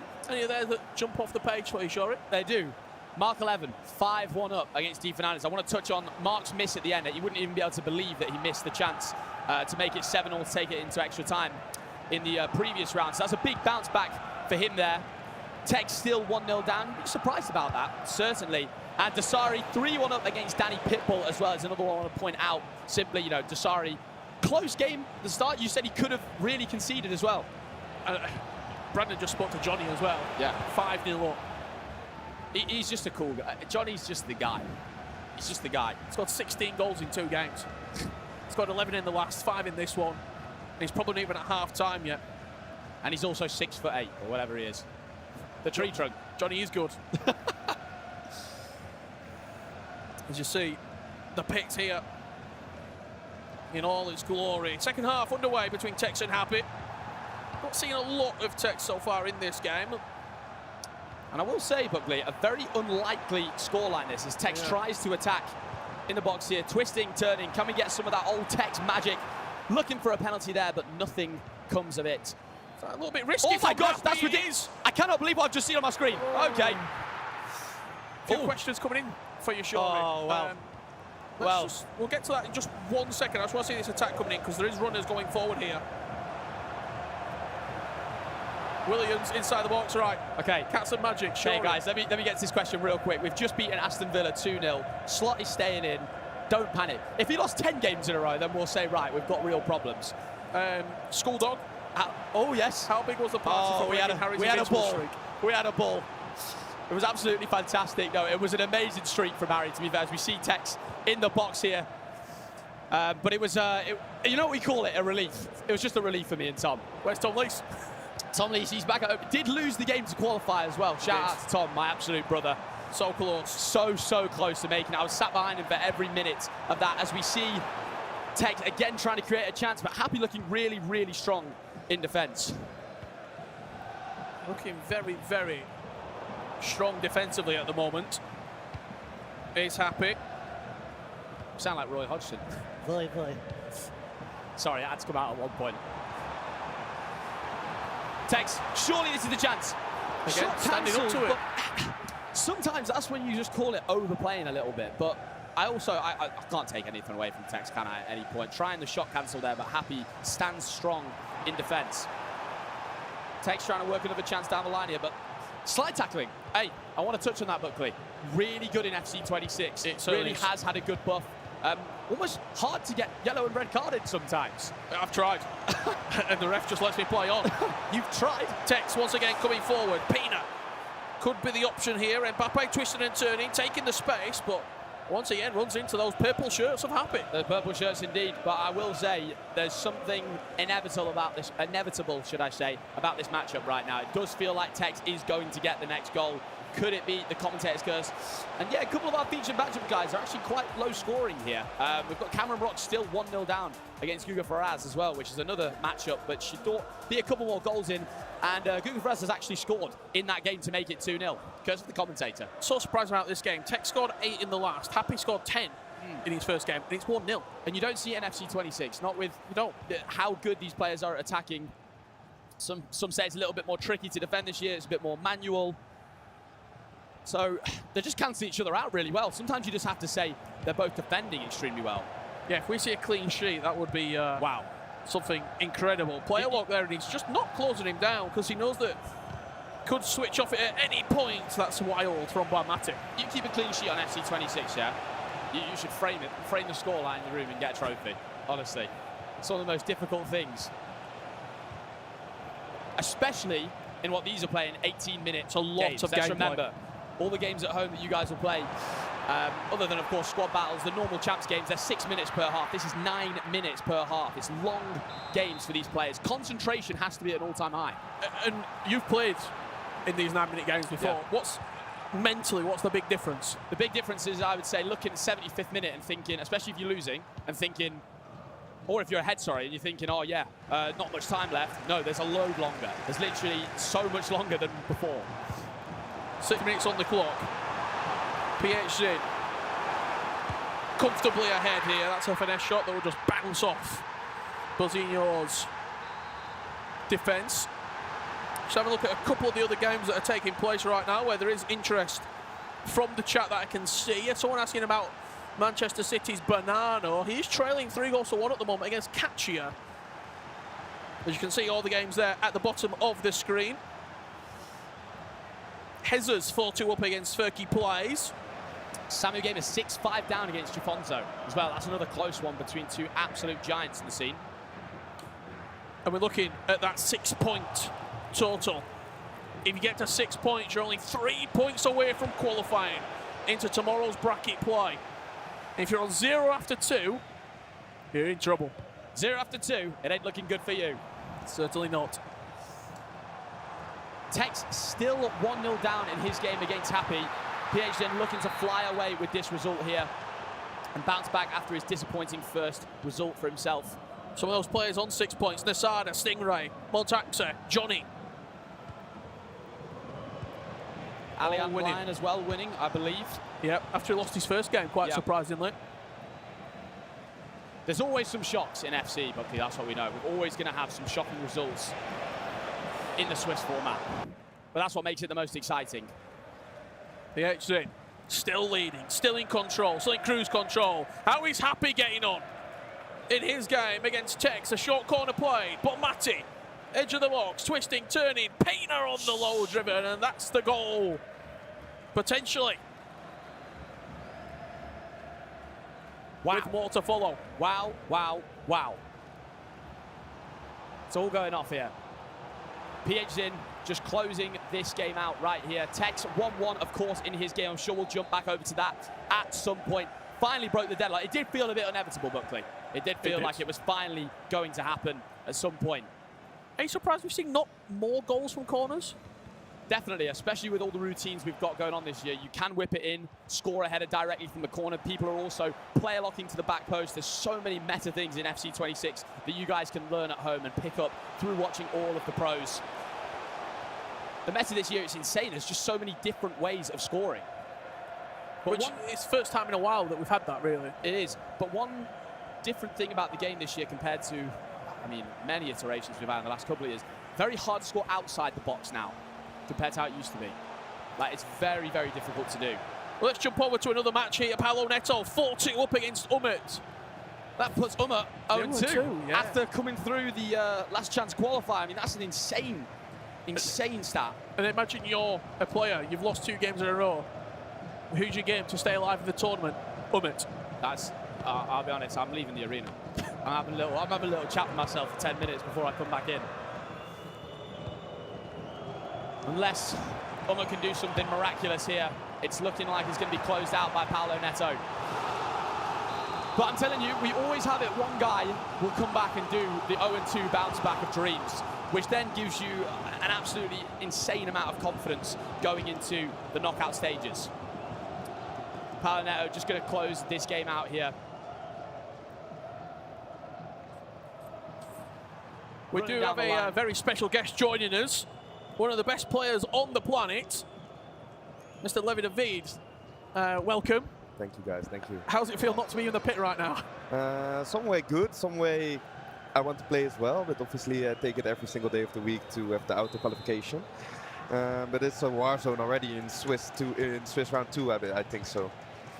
Well, if you've got any questions for Levi at home in the chat, get them in right now. Tips and tricks about the game, how he's feeling about the upcoming season, or his aspirations for what he wants to do this calendar season. Adidas, I mean, great joining, great time. This is surprising.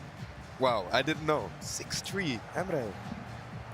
Levi, I've got many questions for you that I almost want to just keep just between you and me. I just want to find out a couple answers. Now, Levi, one question I do have for you is, how many hours are you practicing a day at the moment? It depends. Right now I didn't really have a tournament to look forward to, but obviously soon the November Cup is going to come up in about 2.5 weeks. I think I will be practicing between 4 to 6 hours a day. Obviously I will watch back my games as well with my coaches, have coaching sessions, so I think between 6 to 8 hours a day I will be really busy with the game. Another question I have for you as well. You know, you touch on watching games back. Do you think that's like a really important part of actually learning of how to get better rather than just playing constantly? It depends a bit. I think if you really want to get better, you have to do it. But at some point, you have a certain level and you try to perfect like small aspects of your game. And you look to others, you look to try to implement some small details. That's what I do. I don't watch back entire games. I just make clips of the games I play and look that back afterwards with my coach. Well, if you have got any questions, like I said, get them in the chat. We're not going to have him for long, just until the end of this round. So hopefully we get a couple of games that go to extra time, so we get a little bit longer with Levi here. Again, Emre Yilmaz, 6-3 down here against Adidas. That puts Adidas on 6 points out for his first 2 games. A very impressive performance, Shori. It's a fantastic start. To take down Emre Yilmaz is like that's a huge name to take down. We were speaking, Levi, about the consistency of Emre, like how he kind of he's always just kind of there. He'll always bounce there. I know that taking down Emre Yilmaz gives you some confidence. Yeah. I know it, yeah. He's one of the best players in the world. I think he still doesn't get the respect that he deserves. Amongst the players he does, but I think it's because of his character. Have a look at this. 6-6. Last minute winner. Samu Gamer 6, Jafonzo 6. Oh, wow. Extra pass, That's Pino. composure. That's just composure. It is composure. And that's Jafonzo with a win. You just see him in the corner of the screen there. Tech's still locked in. He's got the headset on. Just looking across the pit here. Katia. I have to mention something. Go on. Kasia is, for me, at home, the best player I played. Wow. During practice. And I'm guessing you've played everyone. I've played a lot of people. For me, he is dark horse. It's a big statement. What makes him so good? I think the game fits him. Like, he is so good dribbling inside the box, has good composure, and I think with the dribbling being so good and responsive right now, it's just his game. Also, he always managed to find the extra pass, even though he gets a goal against him here. I think he's just so composed and calm inside the box, and it's very, very tough to defend him. So you would say he's, in your opinion, going to make it to the Pro Open? I think he will make it to the Pro Open, yeah. There you go. Levy, when you guys are practicing with your other teammates a lot? Are you guys playing each other a lot, or do you try to play other people more? To be honest, we don't play each other that often. Me and Manu, we almost never play. Me and Emery, we play a bit more. And obviously the Brazilian guys, they play from South America. And yeah, Chris, I also don't play him that often. But yeah, to be honest, I'm in Discord with the guys almost 24/7, especially with Manu and Emery. So yeah, we watch each other play and you learn from each other, of course. But we don't play against each other that much as people would expect. But I think it's such a catalyst as to why you guys are such a strong force all together, especially if you're in Discord together. You're constantly talking tactics, seeing ways to improve at the game. Bernardo trying to do something late here, but it's too little, too late indeed. I'm looking across the pitch. I can see reaction. I can see some big moments happening as Jafonzo just won for Manchester City. Katia will get the result here against Bonanno. Have a look at this. 88 minutes on the clock. This is heartbreaking. Affair, but Happy gets himself back in the game. 2-2. Levy, talk to me about that little touch-up in the box. You know, either the turn back or the touch-up is so difficult. This is live right now. This is live. This is live action here. My question is irrelevant. Steal it? Not quite. I think that has all to do with the playstyles. I think Tella has the finesse playstyle on Silver. So what Happy just knows in that situation, if he turns to the finesse shot, either left foot or right foot, is going to be a goal. And that's so important. Absolutely. In your opinion, talk to me about playstyles, because obviously this year there was more emphasis on stats, but playstyles are still super important. What's your sort of top three, shall we say? I have to mention, I think the difference between gold and silver playstyles isn't as big as last year, which I think is something positive. For me, incisive on your cam or striker, you need to have it in the squad. Tiki-taka on your center mids. And after the patch, for me, Bruiser is a top-tier playstyle defensive-wise as well. Levy, what do you prefer, low-driven or finesse? Low-driven. Yeah? Yeah, it's just, you don't need any space to be able to score with low-driven.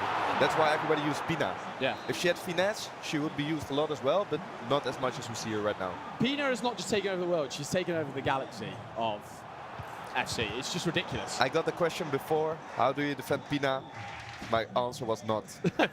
just don't. You don't. As we jumped on board there, Levy Finn was 6-5 at the moment. Into extra time. It's an early goal, but as you were saying earlier, Shori, 30 minutes of 9-minute half extra time. That's a long, long way to go. It is a long way to go. It's I don't think Tex will be too. I mean, are we just seeing Tex score live here now? We've just had the goal. Tex has just gone back through kickoff and absolutely flew at Happy there. 3-all.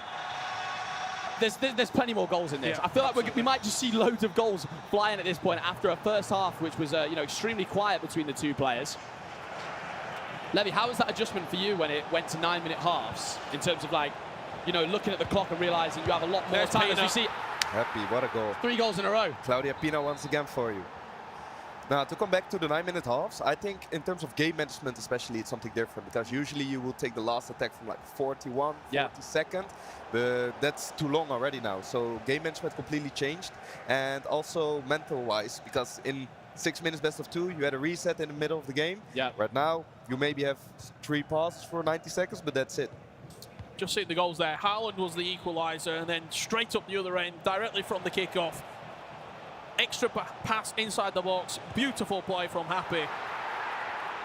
And that is 5-3 now. Out the back of the replay.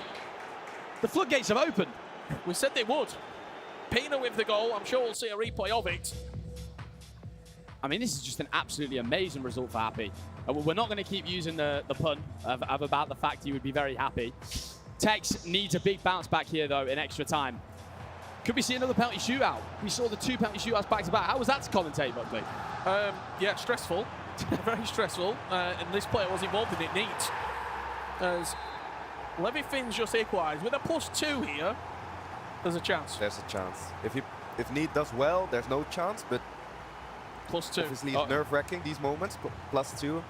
You never know. Team press gets activated as usual.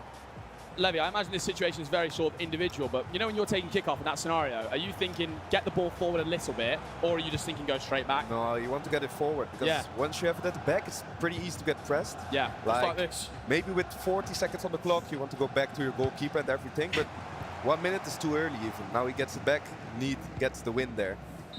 It looked a little bit nervy there when he won the ball on the byline. It was teetering on the edge. It was neat. A penalty shootout loss and now a 7-6 win.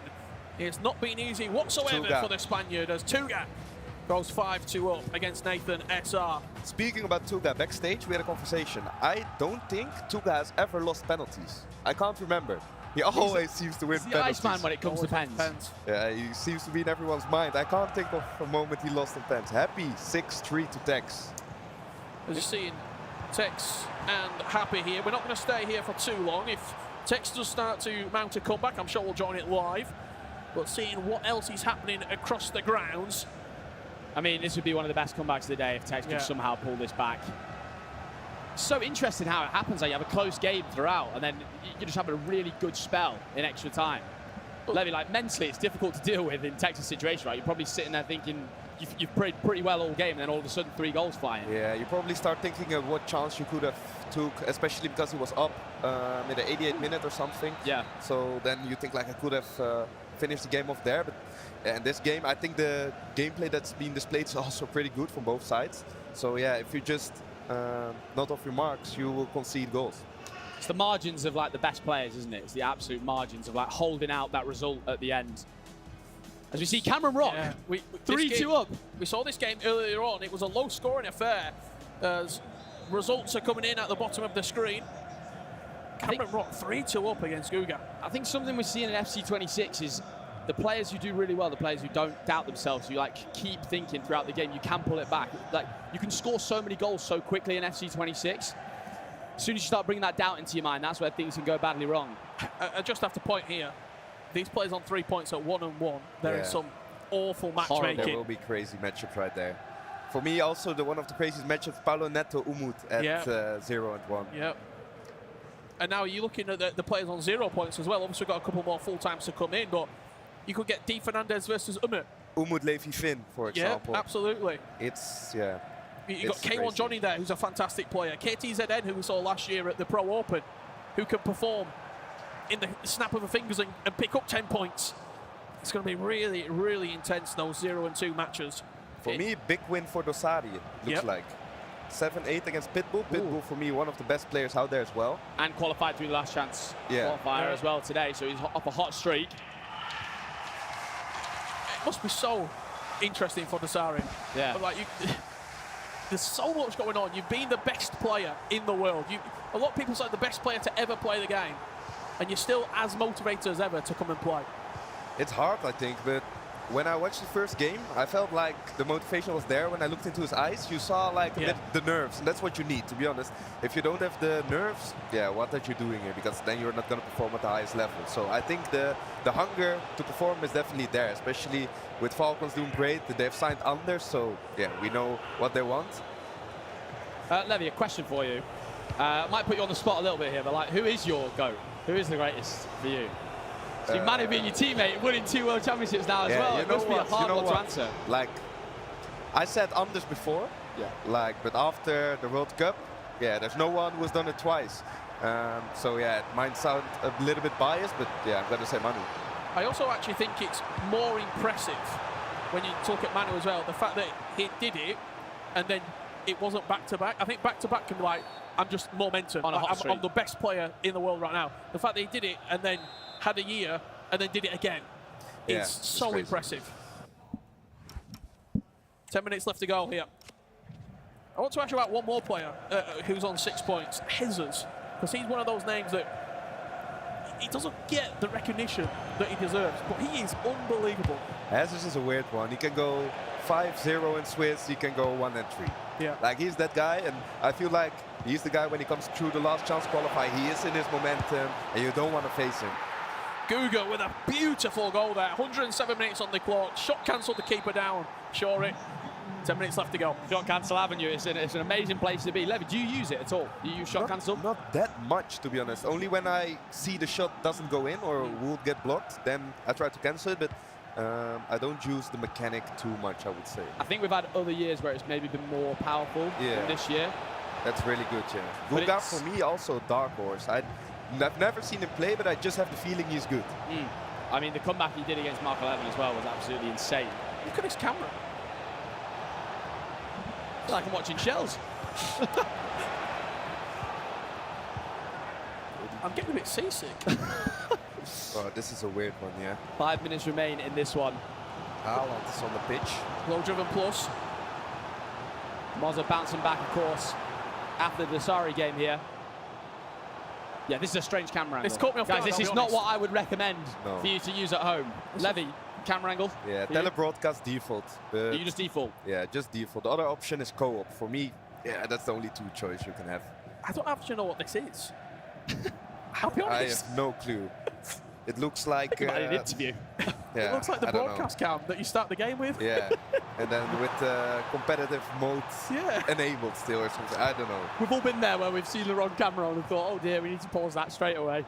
Well, we're just seeing these last few moments play out here. 119, soon to be ticked over to the 120th minute. As one additional. Ooh, there's a chance. Giving the ball back. Slightly rushed there as 4-0. Tell you what, you deserve to be put through Swiss for winning the game on this camera angle, honestly. It should count as 9 points. Insane. There you have it, full-time result. Moza with the win. 6-5 against Prodigo. I'm sure we're going to jump back soon to the Cameroon game is 3-3. There's a chance of penalties there as we see Tuga 5-3 up here looking to go 2-0 in Swiss, of course, after winning on penalties in round 1. Oh, that's tickled me. Nathan SR. 5-3 down here. Usually Tuga 5-3 up, 4 minutes on the clock. It's the most reliable thing of all time. Yeah, nothing weird's gonna happen, but maybe a 6th goal. I don't think he's gonna go for it. Maybe I'm wrong, but along with a couple other names, Tuga is someone who has been around. I mean, he has been around 6, 7, 8 years. Yeah, I remember him all the way back in sort of late 2018, 2019 when he was outstanding. There's the 6th goal. Yeah. I thought he was going to go back there, to be honest. I thought he'd just call it quits there. The scream as usual. Nah, speaking about Tuga, I have big respect for him because I think 24 was the year he was not really there. Yep. And usually with people, if they're a bit older and they have 1 or 2 seasons where they're not really competing at the highest level, it's done afterwards. But he seems to be back and maybe his prime still needs to come. I mean, expect what? I think 22 when they went and won the 2v2 championships that year as well in Copenhagen.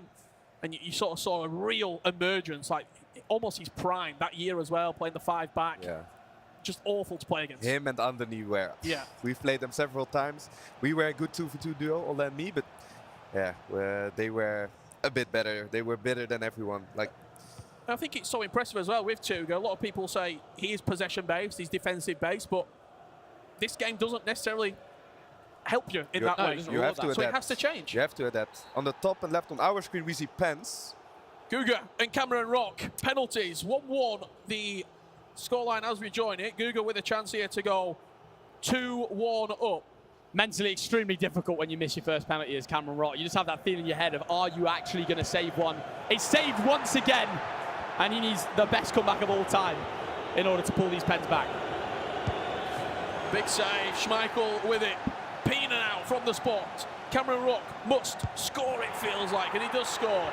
But Guga still has the initiative here. Williams from the spot, Penenka down the middle. I tell you something, Cameron Rock will go absolutely bonkers if he can win this game here. Oh, saved again. Big penalty. Bottom right. 17-year-old. But does he have the bottle? Yes, he does. Slots it in the top right corner. Guga with the win on penalties. Stoic, ice cold, by the way. Wins 7-6 against Mark in the last round and then wins on penalties here. Absolutely sensational stuff. What a performance. What a performance from Guga. Living some of these games. And when you first came here, I said, are you happy you're not over there? After seeing some of those results, I've seen Emre losing. Yeah. You even more happier? I'm happy. I'm not complaining at all. No, to see Emre go 1-1, obviously it can happen. You just need to win 3 games, but I didn't expect it. But I think that shows the level of Adida and all the other players out here. I think some very, very surprising results, but yeah, we don't know what's gonna come. We certainly don't. Round 3 is coming up right around the corner. Huge moments here at DreamHack Atlanta. It's the FC Pro Open Global Qualifier. We're going to be finding out players going into the next round very soon.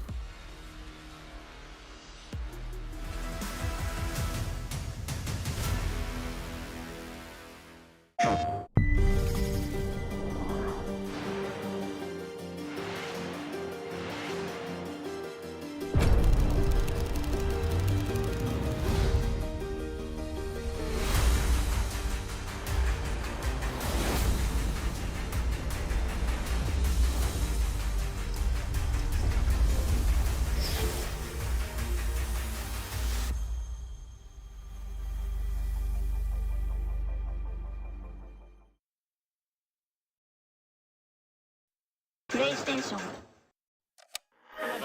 Made from battery. EA Sports. To the game. Sport is everything. For decades, we've lived it, played it. It's tribal, it's primal. It's sweat, it's sacrifice, heartbreak and glory. From the virtual to the real, we were there, together.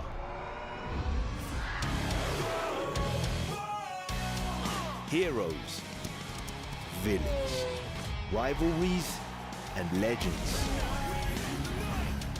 Triumph, disaster, every moment in between. Whatever you play, whatever you love, this is your arena. This is more than a game. This is sport, everywhere, always. Sport is the EA Sports app. Here we go then. We're into our semi-finals. Will it be Resende of Real Sporting or Di Fernandez of Cadiz? Kaka for a hat-trick! Resende! How on earth is this not the grand final? It's a semi-final. Nicholas against Emre Yilmaz. Nicholas, he's on his way to another grand final. Well, here we go then. It is time for the La Liga FC Pro Grand Final. Got a second, Nicholas looking to get things going early doors. Sharon Reed just about on side. Nicholas! Well and truly on his way. That's GG. Game, set, match. The Iceman does it once again. 2 years in a row. Nicholas, your La Liga FC Pro champion. Welcome to the FC Pro World Championship. Joel did go through here in planes. Here is Group B, which includes Nicholas 99. It's a really tough group, and yeah, let's see tomorrow what happens. Next 3 days could be a chance, could be an open goal. Well, well, well. Yuval Belli, fresh from the plains yesterday, is going to say, look, I'm here to play. Welcome to the knockout stage. What about Manu Bashore versus Yuval? R9 on the finesse! Well, well, well. Another twist in the tail here in Berlin. 2 massive quarterfinals. Emre Yilmaz versus Yuval. Yuval, an FC Pro World Championship semi-finalist. Yuval against Jafonso. Someone has to miss, and he does miss! I never made it to the top level. He beat so many good players. I think I proved that I'm good enough It doesn't matter the name, I'm not afraid of anyone.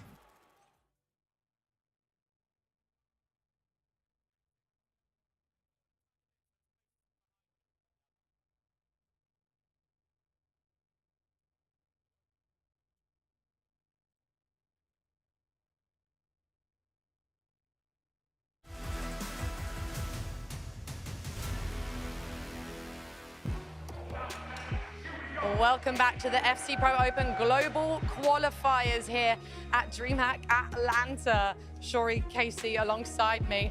Whew, Shori, I mean, you've not had a minute to breathe because you've literally just ran across from casting all of those games to join us. Round 2 is done. How are we feeling after that? Well, I got a bit of cardio in for the day, so happy about that. No, just another absolutely insane round of matches. Finished with like another penalty shootout watching there. So many crazy results. We had like Tex up late and then concedes at the end, and then, I mean, Happy just with an absolutely amazing performance. Actually did finish 6-5 in that game as well. Another result I wanted to shout out was Dasari beating Danny Pitbull as well. Casey, I thought that was like a very big result after round 1. Absolutely, another big result. Adida beating Emre Yilmaz 6-3. Adida being one of only 2 North American players. This is a home field advantage for Adida here, and especially going up against a veteran Emre Yilmaz. So very impressive from Adida here. Absolutely, we can have a look at some more results here, Shori. Beating Emre Yilmaz, I just want to touch on that again. We were speaking about it a lot on commentary. That is a huge result to get yourself 2-2. I know. Mark bouncing back as well, winning 9-3 there after a heartbreaking miss right at the end. I mean, let's touch on as well, Umut is 0-2. That is, how do you feel if you match Umut at that point? What do you even do? I mean, it's a big surprise, right? You wouldn't have seen that coming at the start of the day, Casey. No, I mean, he went through that last chance bracket as well, and so he's been playing this whole weekend. You'd think he would come into this with momentum, but it doesn't seem like that's the case. Maybe fatigue after playing so many games? Thing is, he's a world champion. So the good thing for Umut is you don't doubt him for a single second to bounce back. I think we always know in Swiss, there's always going to be someone who ends up bouncing back. As we see a couple of highlights coming in here. We actually watched this one live and direct on the stream. PH Zin going 1-0 up there, and pulling off a very good result, which he needed. He needed that bounce back after round 1. He needed that after that round 1 loss. It was so important for, I mean, his confidence as well, Shori. He's someone who, like, he's at the top level. He's right at the very top. He doesn't doubt himself for a single second. I'm very sure about that. Emre Yilmaz, a very nice goal there, but then Adida went on to go and absolutely dominate this game in the end. Yeah, this one was a big surprise, Casey. Big surprise, but Adida had a good first round up against Yaskau as well. He's currently sitting at 2-0, 1 more win, and he's going to be in a very good position, and so we'll see if he can continue that into the 3rd round. And Jafonso Samugema, ooh, bit of a goal fest there, guys. Absolute goal fest, as we see a nice little wait for the keeper movement right there. And we had this last chance winner from Jafonso. I'm not sure what kind of reaction we got. I can imagine we got absolute limbs in here, but I want to touch on this. When you wait for that extra pass and you open it all up, it just makes it so much easier for you. And that's the top players who wait for that. And you guys at home, that's what you need to try and do. Look for that extra pass as much as possible. And this one here, Cassia beating Bonanno. Casey, didn't see that one come in, I'll be honest. Yeah, Bonanno's now 1-1, and so after the first round, he probably had some confidence, but he's going to have to reset because he is now in a position where he needs to start getting those wins back. And Levy on stream actually did say that he thinks Cassia is like one of the best players. So we don't doubt that for a single second. I was just going to say that, Shori, but thank you. Sorry, You got there before me. Nicole. Tex Happy, we spoke about this a bit earlier on. This was a close one, tough one to call, hey? It's really difficult. I mean, Tex, he bounces back from kickoff after going 3-2 down. Then it goes, it's just so difficult at that stage of the game. When 3 goals fly in that quickly, I think mentally it's quite hard to deal with, even as someone at Texas level. As we see a lovely turn there from Paolo Neto. That was absolutely ridiculous. And we've spoken about Umut and the fact that this was his 2nd loss in a row here in Atlanta. Shori, I know you're saying, look, we know what he can do and he won't let it get to him, but I mean, surely there's a part of you that is quite aware of that record. I think in FC, none of us could say, any pro players could say you don't doubt yourself a little bit at times, and like it's backs against the wall kind of moments. But I think when you've been a world champion like Umut, you just have that level of something there that you can just have something start clicking. And then if you do come through Swiss at 3-2 after being 0-2, I think you have that confidence in knockouts to just go all the way. How do you think you would get on down here in the pit in Swiss? Well, let's not talk about these days against all of these players. We've got 64 of the best players in the world. I'd get smoked out there currently, probably. Let's be honest. That's the spirit. Confident then, are we, in our ability right now in FC 26? All right, we're going to take a quick break. We'll see you on the other side.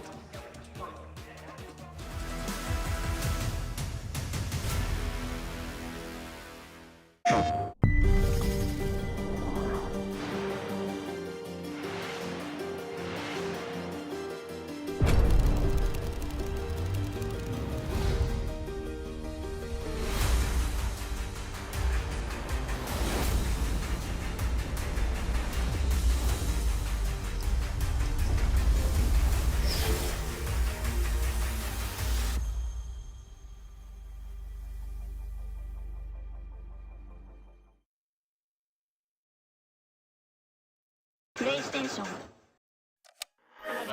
Made from battery. EA Sports. To the game. Sport is everything. For decades, we've lived it, played it.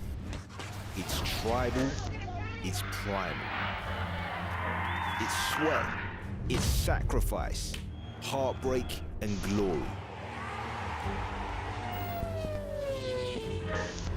From the virtual to the real, we were there, together.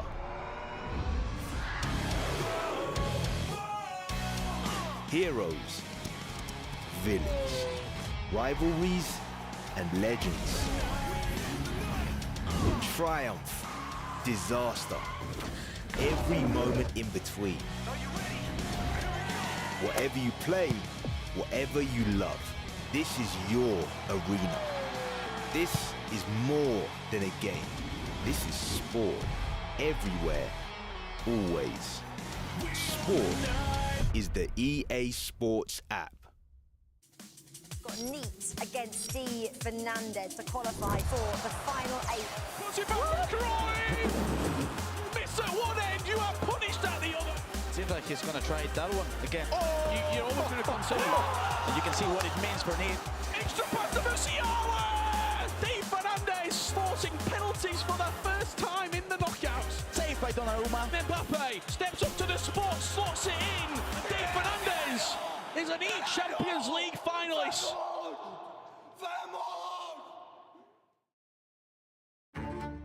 My name is Young, and this is my story. I was born and grew up in Rio de Janeiro, Brazil.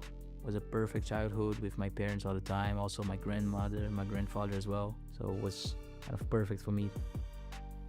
I think I played football since 3-4 years old. My first academy was like with 6 years old, and my dad made me like to play almost every day with him. He was so important for me in professional because he tried to be a professional as well, and he couldn't, so he tried to make me a professional, but in the end I'm a professional gamer. But he's like proud of me as well, so it's all fine in the end. I decided to compete in esports, I think was 20, when I was like playing weekend leagues a lot, and then I got like a 27 victory. That time was what you need to play a competitive tournament, and then I just saw in the website that I can play, and then I just subscribed myself, and in my first tournament I got like top 9 of South America. So I was like, okay, I think I know how to play this game a little bit. That was my beginning. Since 23, that was like my worst year by far. The beginning was not good, and every time the result was not coming. In the end, I worked like crazy a lot to be like the champion of Portugal, and everything went right. So that time was like just relieved. I cried a lot. I'm an emotional guy, so it was like very important for me to win this and qualify to be Champions League.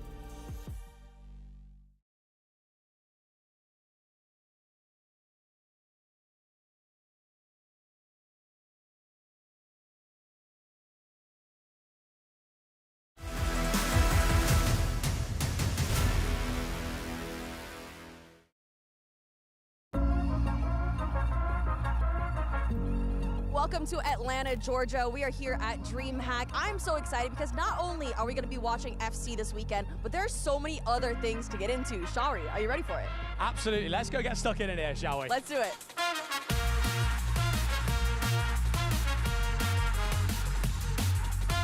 You've We've got an absolute range of esports kits that you can buy here. How cool is this? But I've only got my eyes set on one. And just over on the far side over there, the Anders kit, the Falcons. That is a nice kit. $90, I mean, it's a bargain.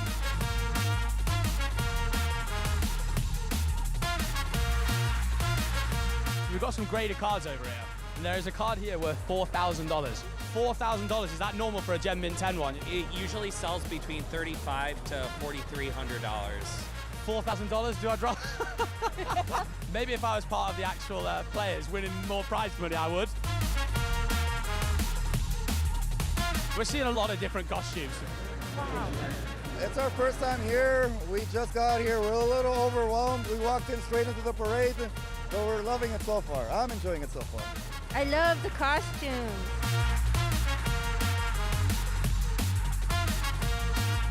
Here we got the hot dog for you, and I thank you have to so- ask, wow. what Thank you type so of much. toppings do you So put on? I am known as a bit of a plain man, so I think I might just go for just a bit of ketchup. In Chicago, we don't put ketchup on hot dogs.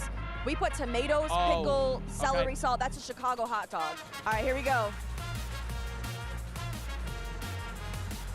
Hot. I am challenging Strawberry to a dance battle right here, right now. 3, 2, 1. Woo! No, I've absolutely missed. Oh dear. Oh no. Oh dear. Things are going very badly wrong. You're in like some absolute dance rhythm here. You gotta get a little like bounce into it. Oh, I'm on it now. I haven't missed. I feel like my feet are too big. Oh, middle. Good job, I'm an FC player. All right, who wins? And the least surprising thing to happen this year is that. I got a C, you got an F? It's just like my school grades all over again, realistically. Well, guys, so much to do here at DreamHack Atlanta. But we are here to see who qualifies for the FC Pro Open, so let's get back to the action, shall we? I think we should.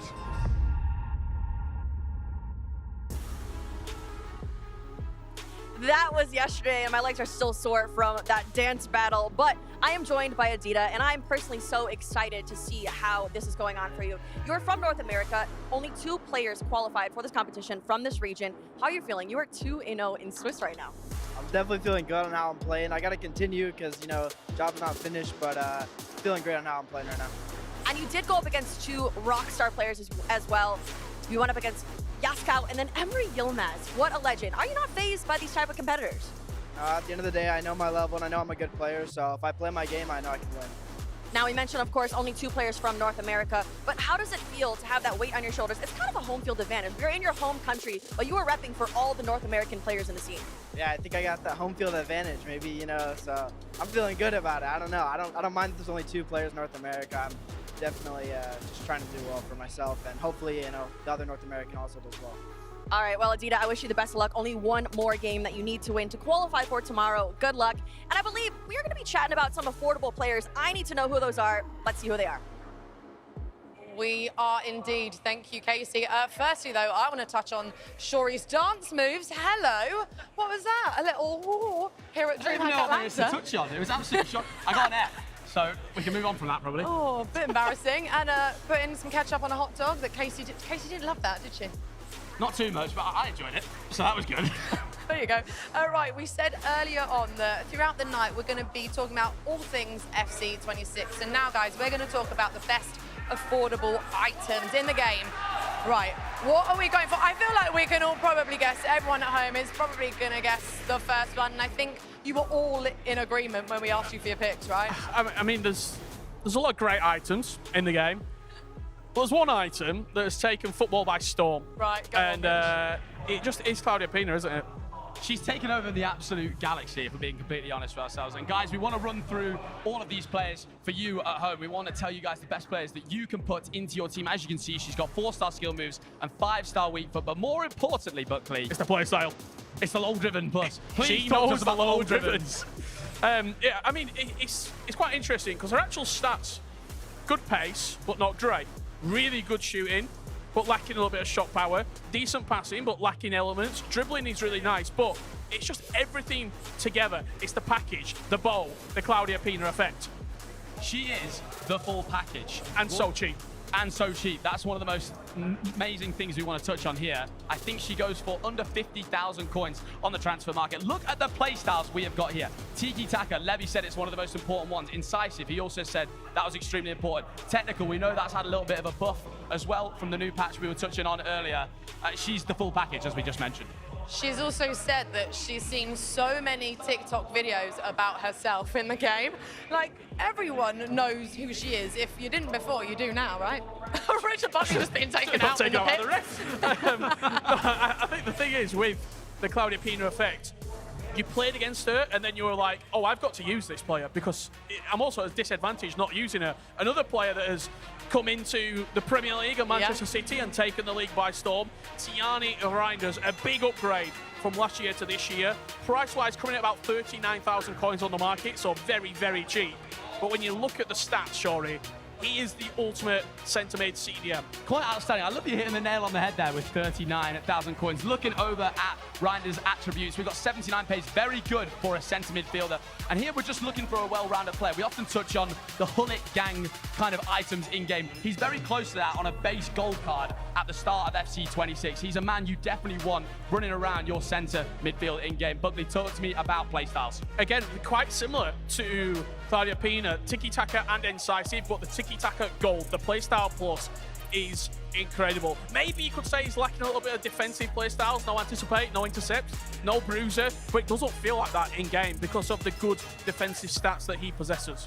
I'd say that's a man I packed on my RTG, and he's stayed in my team ever since. He has just been absolutely tremendous for me. And coming in at 39,000 coins, as you touched on, is pretty tremendous. Now, final player, Vitinha. Yeah, coming in just over 25,000 coins when I just checked on the market live right now. A little bit of a different midfielder compared to Tiani Reinders. Obviously a lot smaller, but the offensive attributes that this Vitinha item possesses are pretty incredible. 86 passing, 90 dribbling. He is silky smooth on the ball in the final third, and that is mainly due to the technical plus playstyle. And what I love about FC these days is that you've got slightly slower players that can still be really meta for you in-game. He's got a bit of relentless as well. That's something we've not seen on Reinders previously. Intercept, we've got a defensive playstyle in there, along with, again, incisive. Tiki-taka is fantastic. Finesse if you want to score the odd goal here or there. I mean, if you don't put these three items into your teams, I don't know what's going on. Do you know what I really like? How you say tiki? Tiki-taka? Yeah? Tiki, yeah. Tiki. Trying everything I can, mate, you know. Also, I love how excited you guys have been getting. You've been just walking further and further back. You're about to be sitting on one of the players' laps. Sorry, Montaxa. I actually think we need to head over to the casters because the next round of games have actually kicked off. Guys, over to you. Thank you so much, guys. Yes, well, speaking of getting excited, we have got a world champion, FC Pro Open champion with us, Anders Vergang. Welcome to Atlanta DreamHack. He's not playing this weekend. He's just here for media duties and to watch from a side to see who will be qualifying in the FC Pro Open this year. Of course, Shell's alongside me too. Shells, this is a big round because 8 players will get a 3-0 and they will qualify themselves right now into day 2. Half the job would be done. Exactly, Brandon. This is where it gets serious. People will be going home or booking themselves a spot into tomorrow's tournament. As you can see, Dosari taking on Cristobal and Stingray against Johnny. 2 great matches. Oh, but that's a fortunate goal for Dosari, but he won't be complaining. But like you said, Brandon, people could be going home. Yeah, someone just put their hand up next to us because he's part of the same team as that now. Anders Vergang, you are a Team Falcons player. It was announced at the World Championships in the summer. How's the summer been? Obviously, since that disappointing exit in the World Championships. Won't speak about that too much. But how much are you looking forward to this year? And also seeing, I guess, the boss of the team, MS Dosari, playing quite well. Yeah, of course, I'm looking forward to the year. And 2 weeks ago, I played my first tournament that was for the national team, but I qualified for top 8 in the Euros, so I'm feeling pretty confident in the new game, and I'm looking forward for my first tournament for Falcons too. How does it feel to be a Falcons player now? Yeah, of course, it's nice to be a part of the best team in the world, and that's something I will be forever grateful for, and I hope that I can continue my level because then we are gonna make a legendary career together. As you said, in case you missed it, Shells, just 2 weeks ago we qualified for the Euros, a tournament which you are the defending champion of again. He's already kicked off his season like he means to go on, Shells. Yeah, I mean, Anders, I've actually got a question for you. Obviously, last in the World Cup, it was probably your first real disappointing result, as you would say. How did that feel for you? I don't know, like I think the whole Yes. MS Dasari, 2 goals up in 8 minutes. What a start he has had. I think it was very difficult to be at 100% since the announcement happened half an hour before I had to play, and then after the first game against Frankfurt where I won 10-2, I had to check my blood pressure because I was feeling very bad, so I was not at 100%, but there's no excuses for losing 24 hours later 2-1 to the worst player that has ever participated in a World Cup. So I just hope that I will never have a tournament like this, and I will do everything I can to avoid that in the future. Well, we were speaking earlier about, have you ever been Swissed in a tournament in this Swiss stage? And on paper, that you never have. But in your mind, you said the World Championships exit for you was like being Swissed. Yeah, of course. Like when you're ranked #1 in the world, defending Pro Open champion, defending European champion, defending World champion, it's hard to not disappoint. Since the only thing that would be good for you is to win it again. So, but still, it would be different if I would lose in the final or something. Like to lose against the worst ranked player in the tournament is just something when I'm on my level should never happen, and that luckily for me never happened before this, and I just hope that it would not happen again. And yeah, I think I'm pretty good in the new game, and if I get a revenge against this guy, like we all know who's gonna win, but yeah, I saw him this week and he's not even here, so I think I can look long time after that revenge because it doesn't look like it's coming near soon. You don't forget about past results as well, because when you played Young early this year in the Champions League, that wasn't the nicest of revenge, was it, between the two of you? No, I mean, like, I can see that people are very happy when they beat me, and that also makes sense since they beat the best player in the world, but when they like pretend and speaks up when they beat me, then they should not look forward to the revenge, because you can see every single time then I win the next game. So I just, I look at past results, and when people think they're better than me just because of one game, then I show them something else in the next one. Well, just what you can see on the screen, by the way, as you see it right now, 9 points is what you need to get through to tomorrow. Remember, only 32 players will make it through to tomorrow, and it's 16 of those that will join Anders Vergang and the 7 other players at the FC Pro Open. Final 24 as Chris de Boer pulls one back. 2-1. MS Dasari is still just about in front of this game. But how big would that be if MS Dasari, Anders, was to be at an FC Pro Open? Yeah, I mean, like, I think everyone, like, to be honest, like, forgot him, and yeah, if he can go 3-0, I mean, I think he beat Pitbull the round before, and he's not a bad player, and Chris de Boer also is not bad, but I also know, like, this game against Liquid means a lot for him, so I hope for him and for the whole team that he's gonna win. But yeah, if he goes in 3-0, then if you look at like seeding and stuff, he should also get like a favorable draw for tomorrow. So let's hope that he can continue, but Chris probably will draw here. Let's see. Well, speaking of Chris de Boer, here he comes again now, and Nuno Mendes just offside. Chels, it's important to say this round 8 players do go through, if that's correct. Yeah, 8 players go through, and what's that? 8 players going home as well. And you can see some of the matchups. Tex versus Valen trying to bounce back from the loss before. And you got some crazy matchup, Metaxa versus Kasia, the Italian affair. This is where it gets intense in that pitch. You're going to hear a lot more screams going on from people, a lot more roars. You're going to see disappointments in the late game minutes, but it's exciting stuff waiting to happen. Here does come Chris de Boer again. It's Claudia Pina, as we mentioned her, how dangerous she is. That's a special, game. Our second matchup in this round that we will be keeping a close eye on is Johnny against Stingray. That one also a all-important qualification game. 7 goals in that one, by the way, in just 35 minutes. We'll give you the lowdown on it as soon as we have got some of the highlights for you. As you look across the board, 32 games taking place at the exact same time. Tex leading 3-1 in his game against Valen. Danny Pitbull 5-3 up against Predicted Ash. And if you have got a question for Anders Vergang, get it in the chat. We can see you and all your comments coming through across these next 2 days here in DreamHack Atlanta.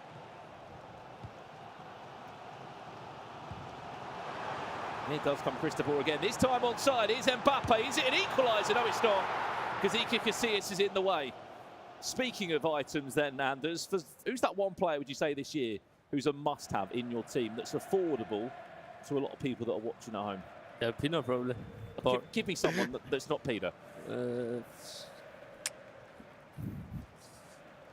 Mamadashvili. Why? What is it about him? I don't know. 2 weeks ago, played this Euro tournament, and there was some players where I had double the shots, but I only won by 1 goal because of Mamadashvili. So he's got a special place in your heart, has he, at this moment in time? Right, half-time in that game, Shells. I just see 7 goals in it. This is the darkest game probably we could see in this competition. Johnny versus Stingray. I mean, if you don't know, they're probably 2 of the most best players and triggering players and playing the through balls. And I think Stingray can score goals in any type of way. And Johnny, to me, is fundamentally strong. I'm expecting even double that in the next half. Where's this one going to end up? Chris de Boer, 2-2. 30 minutes on the clock. An important turnaround from the Dutch pro there, and it all came from this piece of build-up, Chels. Yeah, sorry. Started the game off well with Chris de Boer finding the pass just straight down the middle. Both of them scoring a lot of goals in both the games before, so I think we're going to see a lot more coming. If I had to put you on the spot, Anders, tomorrow, 3 players of the 16 that will qualify. Who do you think? 3 players in your mind that will make it to the FC Pro Open?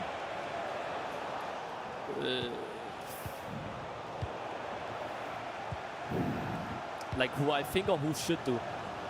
Either or. I'd say Johnny, Nassar, or Dossery.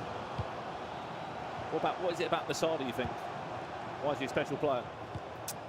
Like, to be honest, actually, before the tournament, I was like, I think that he probably will, like, not choke if he don't qualify, but I thought, like, he will not qualify because, like, simply it's so different to play on LAN and online, but online, I think he has been the best in the world, probably, so, and now I know he's 2-0, like, so, yeah, if he can continue that, then I think, like, just from the game base, and if he does no overthink, then he will 100% qualify. Of course, we have got the FC Pro Open and World Champion Anders Vergang with us. A question coming in from Caleb. How do you defend against good dribblers like you? I need the answer for that as well. Can anyone defend against you or not? No. Nah, I don't even know what to answer when it's like, it's impossible. What do you struggle with most when playing against someone defending against you? Is it them rushing out, kind of defending erratically, or is it guys that sit back patiently? What do you kind of frustrates you a bit more? Like, like I would score anyway, but to be honest, like I think I like that. When it's really hard to answer because the game is, I don't know. I really don't know. I really don't know. Like some players is good at pressing, then it's close, and some will like go back. But hang on a second. Here's Reinders. To Johnny Reinders again. He's just bagged 2 goals in about 3 minutes there. And Chris de Boer is now back in front 3-2. What is it about this run, Chelsea? Just triggers the run of his centre midfielders and they just keep on going. And this is why you have Pina in the team as well, kind of reversing the formation. You've got Pina as a striker, but she's definitely the playmaker of the team, and sometimes triggering the player down the middle. It's just so hard to track and try and keep up and pressing the ball. It's very hard to defend against Chris de Boer. He's found his momentum after starting the game quite badly. Question for you, Anders. Are you going to win this tournament, the FC Pro Open? I mean, if you look at last year, then I'm going to do. If you look at the rankings, then I'm going to do. So I think I should, but you never know. Like, now I choked World Championship so hard, so it's also, I don't know, like last year I was also like not 100% motivated. I can feel like switching team and stuff has helped me, and Euro I was very good, and if I play like I did in Euro, then I'm going to win it again. Hello, what's to say? Casillas is also too good, I swear. He's the most popular goalkeeper, by the way, that's been chosen by all the pros here on the ground as that one does come in. These are the scores as it stands. About 9 points is what you need to get through to tomorrow, the final 32, where 16 of those players will qualify for the FC Pro Open tomorrow evening here in Atlanta, Georgia, in the USA. We're here at DreamHack this year to kick off our FC Pro Open season. Mr. Sari tries to find a way through. We had a question coming in from Ramalu Esso, who is here on the ground in DreamHack with us. He says 5 players to watch in your mind. So you've already given us 3. So only 2 more. Then if we look here, Cameron Rock, I also know he has a good coach with him. And yeah, now it looks like he's gonna go 2-1, and I think for his standard that is like really good. So I would say him, and then one last, I'm gonna go, let me see. I don't know if he's going to qualify, but if you look at results, I think Gianluca has been very good this year. Like, he also qualified for Euro, and now he's on his way to 2-1, I think. So I think, like, yeah, he could make it, and he's also very underrated. I think almost no one knows him, but in the future, I think there could be a chance that he's going to win something. What about your ex-teammates, as we're seeing Levy Finn here, Uma?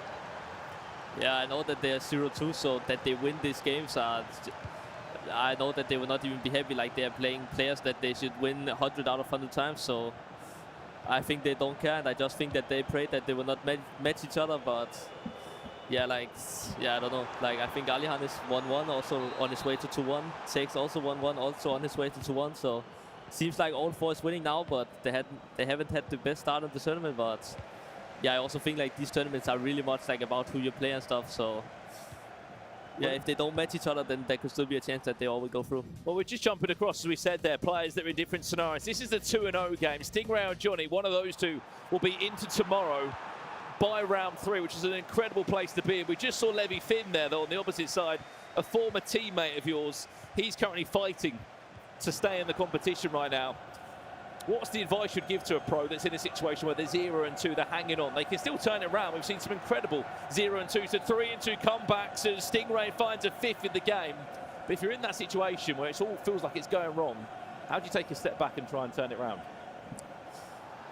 Yeah, like, just to be honest, that's something I never tried, to be 0-2, but yeah, I think like they know that they are better than the players they are gonna match up with now, and if they don't overthink and is too mad, then I would say it's physically impossible for them to lose against these players. So I think like these 2 games, like Umut and Levi is playing, is just must wins. They also seem like they win them, and then obviously next game can be harder. Like, I think there will be some a bit better players in 1-2, but if they just keep going and also like there was also like some on paper not that good 2-0 players. So if some of them go 3-0, then it's not even that bad to go 3-2, because you can't be like lucky in the bracket for tomorrow. But if they still like just play like how they can, then they should still be able to win 3 games in a row.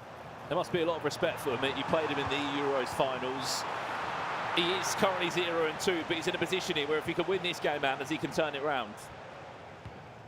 Yeah, of course. Like, he also started in the last year's qualifier, but I think that he should be very tired by now. But even though he's tired, I think he's better than 80% of the players in this qualifier still. So I think that both of them still should make it, and if they don't make it, I know that they will be very disappointed, but nothing is over before all games has been finished today. Absolutely, as we said, second half now. This is an elimination game. Every game means so much now. We're in round 3 of the Swiss, just offside there. Zuma win himself a free kick back now. Let's jump back over to this one now. MS Desai was leading by 2-0. Chris de Boer came back flying though, scoring 1, 2 and 3. He's back in front now.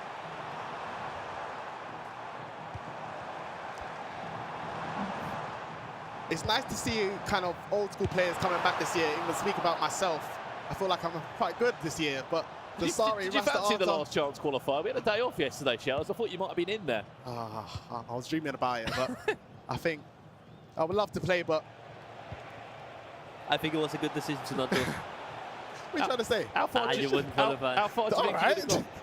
Huh? He was just building himself up there, Anders. You just tore him down. Nah, come on. Like, you won Ypres once, but I think your time is over. Yeah.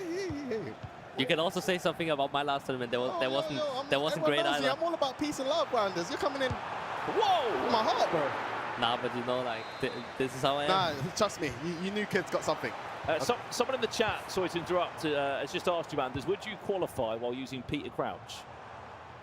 If I would qualify if I played with Crouch? Yeah. Yeah, I would. Wouldn't be optimal, but I think I would be able to make it. I actually saw someone have him, like, subbed him in. So I don't think he's that bad. I didn't look at his card, but I think he's playable. Let's give you an update in one of those elimination games. A former teammate of yours, the virtual Bundesliga champion, as that one goes wide from Chris de Boer. That would have been 4-2. Over here, though, it's an equaliser back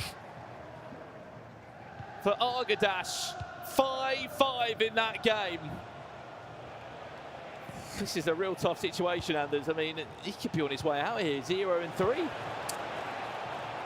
Yeah, I don't want to sound disrespectful, but completely honest, I don't know who the opponent is, and I don't think Levi knows either. And I don't know, like, he should just be better than this. And I know that when he's playing good, then he would probably go 3-0 today. So he just have to not be mad and just keep focused, because, like, everyone knows that he's better than this opponent, that he should win, but now he was leading 5-3 and it's 5-5, and it's literally one mistake and then he's out. So now it's nothing, and I would say like now it's not even about the game, it's just about being calm and not overthink anything. The hard part as well, sorry Shells, is that in Swiss there's not really a break, is it? It's just you go again and again and again and again. So when you're losing, there's no real time to reset and restart, is it? You're straight back into another potential elimination game. Yeah, you are. And what I like sometimes think is random about these Swiss is first round is seeding based, or like from the ranking, so that is skilled. But all the other rounds are completely random, and I think that if you have an unlucky bracket, then you can just be out, even though you actually had a hard bracket, and then there can be someone who had like an easier way, but it's not necessarily better than you. Chris de Boer, 4-2 up in that game. Sorry, Shells, you wanted to come in at a point before that. There's been another goal as well. Guga Ferez of Manchester City, one of their signings just before the World Championships at the last year's game cycle. 5-4, he now leads as well. Levy's down, 5-6. I'm really interested to see how Guga does this tournament. Obviously, his first LAN event, and of course, representing Man City this season.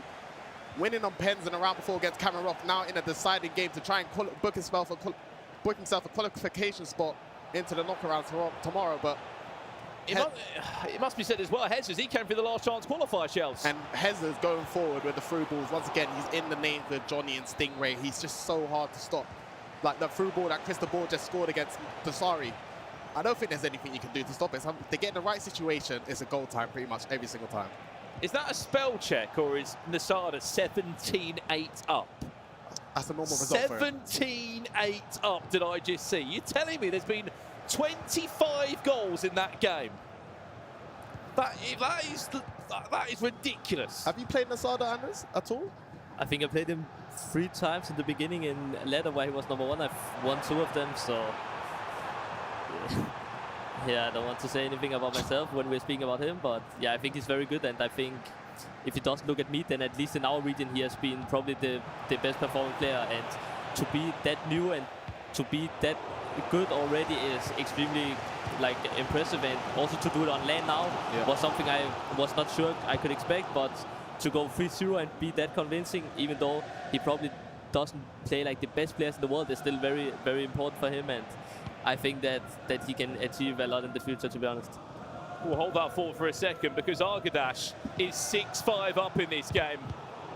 How the seasons can change, Shells. Levi Finn was a virtual Bundesliga champion last season. Now, he might be nowhere near the FC Pro Open. He might be going back to the virtual Bundesliga to try and retain his title and get himself back to the World Championships.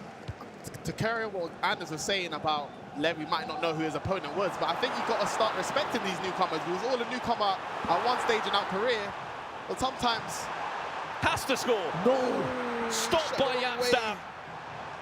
What did I just see? 2 minutes away from being eliminated here in the FC Pro Open Global Qualifier. One of the big names from last season, one of the champions of last season. Looks like he's crashing out of the tournament. Unless he can win the ball back and make one more chance happen. He should just keep the Just ball, in I the think. corner. Yeah. +1. It's not worth to risk it, but it's a great read from Levy. That's so lucky. Let's see. 40 seconds in game time. Get that ball past the halfway line if Levy Finn wants to hang on to this. Dispossessed. It's over. No. And Levy Finn is out of the tournament. He will not be the FC Pro Open. Last year's VBL champion eliminated in round 3. Nobody is safe, Shells. And that's the beautiful thing with Swiss, though. I think he played well, but sometimes it's not enough, and he will be going out 0-3. I know he'll be disappointed in that result, but he should have no shame. It doesn't mean anything to him. He's still got a lot to play for this season, but of course he will not be at the Pro Open, which he'll be disappointed in. But we're in round 3. People start to go home. Well, one RB Leipzig player eliminated. There's another one that's still hanging in the balance to keep his tournament alive. If he scores now, he most definitely will be heading into round 4. Umit, 7-4 he leads in this one. He won't choke this one. 19-10, Masada against Amas. 29 goals in a game of FC 26. Defending's clearly gone out the window in that game. What a ball that is, just offside. I don't think it's defending. I just think Lasado, if we have the chance to watch him play, the chances he does create is just so deadly because it's in the middle. So when you're in the middle, you're most likely you have the highest percentage chance to score. He's just so lethal on the counter. As it looks now, Samuel Abumaka is also going to go Look at the space. Diani round the goalkeeper or not. Schmeichel got 2 feet on that. But keep an eye on that left-hand side of your screen. As we said, the storyline is 9 points is what you need. That's 3 wins. That gets you into tomorrow, the last 32. And it's the best 16 out of that. What a ball that is, by the way. Reinders, this time Firmit. Still can't squeeze it through. We heard a big roar over there, and it was a Portuguese roar. 2 Portuguese Titans going toe-to-toe. Jafonso against Tuga, and Tuga might have just snatched an all-important match winner in that one. That was brilliant to play a lot to make the run down the middle. It's really hard to defend against. But Tuga putting up a fight. Alexi Pateas, all the time in the world to pull one back. I mean, there is extra time, added time I should say, still to come in that game, but you'd like to say Umit won't throw that one away. Hope not. I'm just looking over to the right-hand side of me here, just to see if we're going to get a full time in Tuga's game, because that would mean that he would be going through to the round of 32. Tuga's back. It looks that way, doesn't it? De Jong just taking the time. Umit doesn't need to score again. He will remain in the competition going into round 4. Picks up his first win. Again, he came through that last chance qualifier. So did Gueric as well, by the way. He's looking dangerous off the bar. And that will do us. First win on the board for Umit.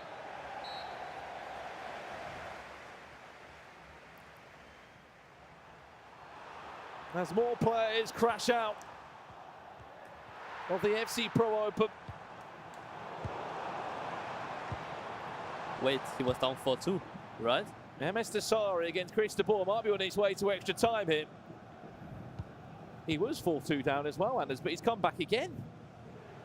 We got the mentality. It's good to see. Now he has last attack. If he scores now, he's through to tomorrow. So big attack coming up.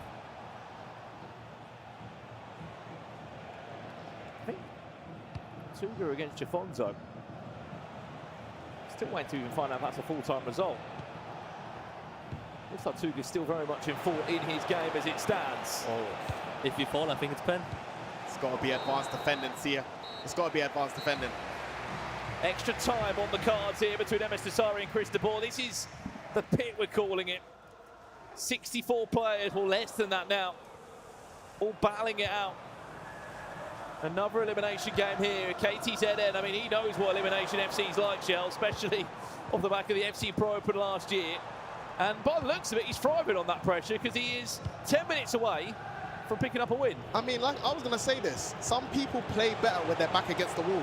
Sometimes when you know you have 2 or 3 chances to stay in the competition, you kind of think, you give yourself kind of breathing space, but some players just play better when they know they can't lose to afford any mistakes.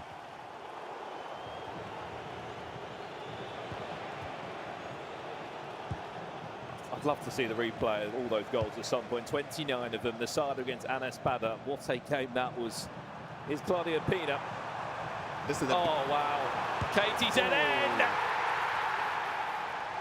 May have just conceded a 3-goal cushion. 5-5. Last attack, I think. Jafonso has just equalised. Says Anders Vergang, and he would be right. I don't know how he's pulled that off, by the way. We'll have to get a look on that. What a turn that was from Claudia Pina. Thank you very much. L1R1 roulette. Great piece of skill. Well, this is what happens. Before the game was done, Jafonso said, no, I'm not done yet. The new Manchester City man with the Manchester City player in Riders. 5-5. That game there looks like it's going to extra time. The winner of that would qualify through to tomorrow. one thing I noticed there again, Jofonzo done it right back to Tuga with a play lock, making a run down the middle for himself. It was just absolute chaos on the kickoff. He was just triggering so much players. It was so hard to stop him. Tuga's one of the best defenders, but Jofonzo, great use of the play lock. Messi. Oh, what a challenge. Stopped by Amsterdam.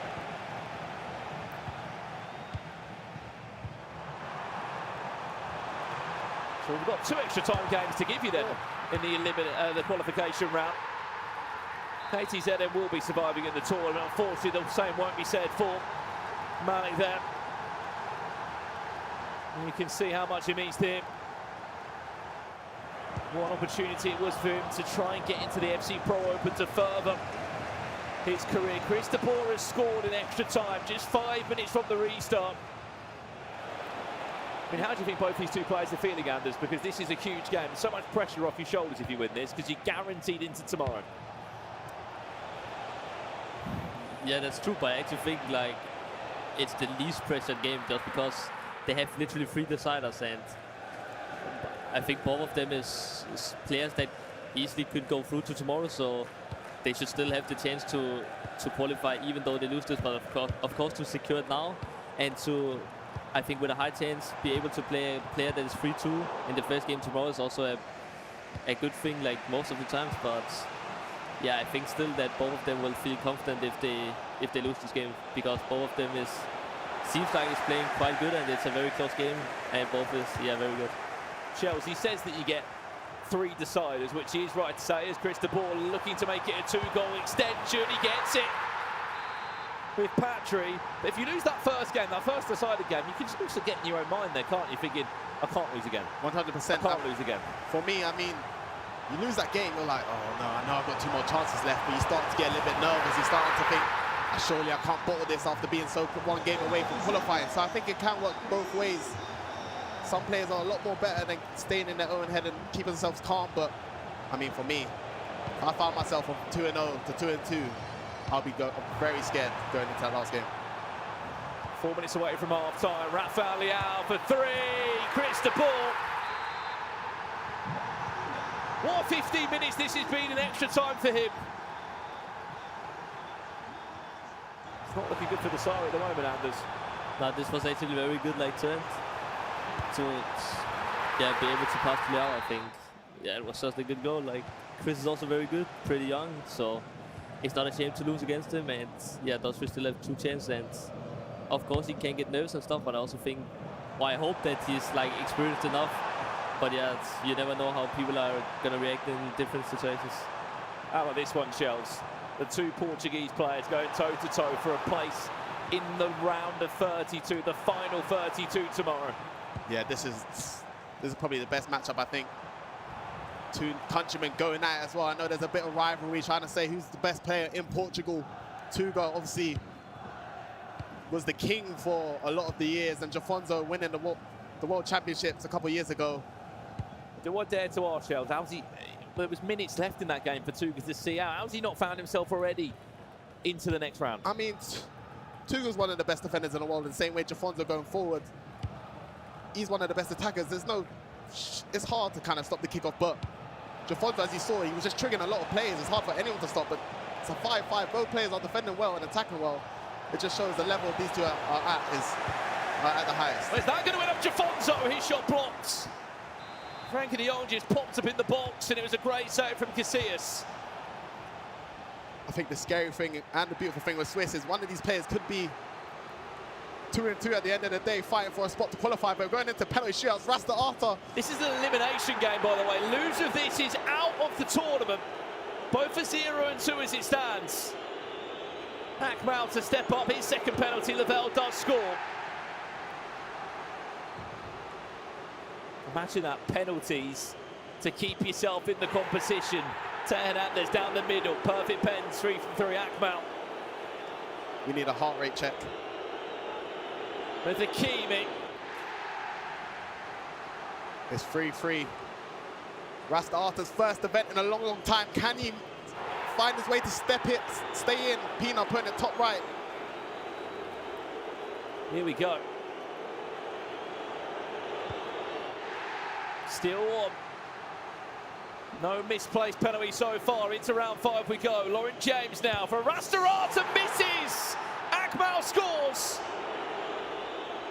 He stays in the FC Pro Open Global Qualifier.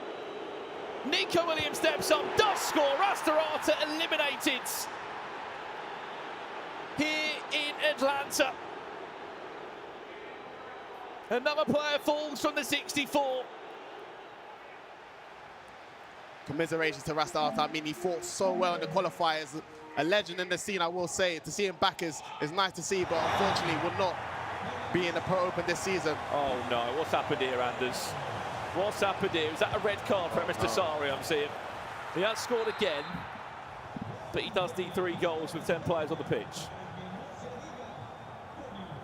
I can actually say that I think it was today, Al Ittihad, his favorite team, was down 4-0 with a red card too. Now he was down with 4 with a red card too. But let's be realistic, I think it's over. But yeah, I think that also now he also knows it's over and he should not think too much about this game and just try to forget it and focus on the next one. As you said though, he's still got 2 more chances, hasn't he?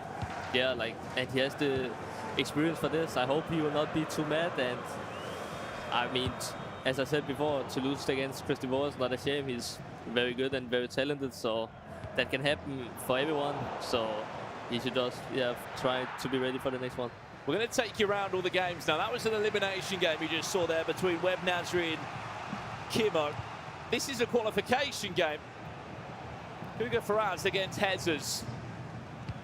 7-6. The Brazilian is in front as it currently stands. I think Hezes missed a chance to play a through ball there. How many extra times, by the way? All the games in extra time. Penalties galore as well. People are fighting, Brandon. They're trying to stay in the competition. They're trying to qualify for the Pro Open. They're giving it all. They know anything can change. You've got to control the controllable. So it's good to see everyone trying to fight to keep themselves in the competition. 4-time result, by the way. Katie said a 9-5 winner against Malik 93. He's eliminated from the competition now. Nico Williams, Claudia Pina.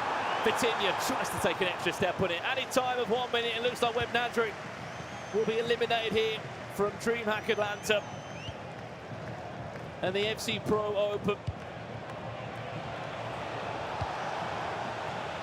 I think we're also seeing an update there. Jafonto 6, Tuga 5. That's a qualification game in extra time. Commiserations, Webb Nasri.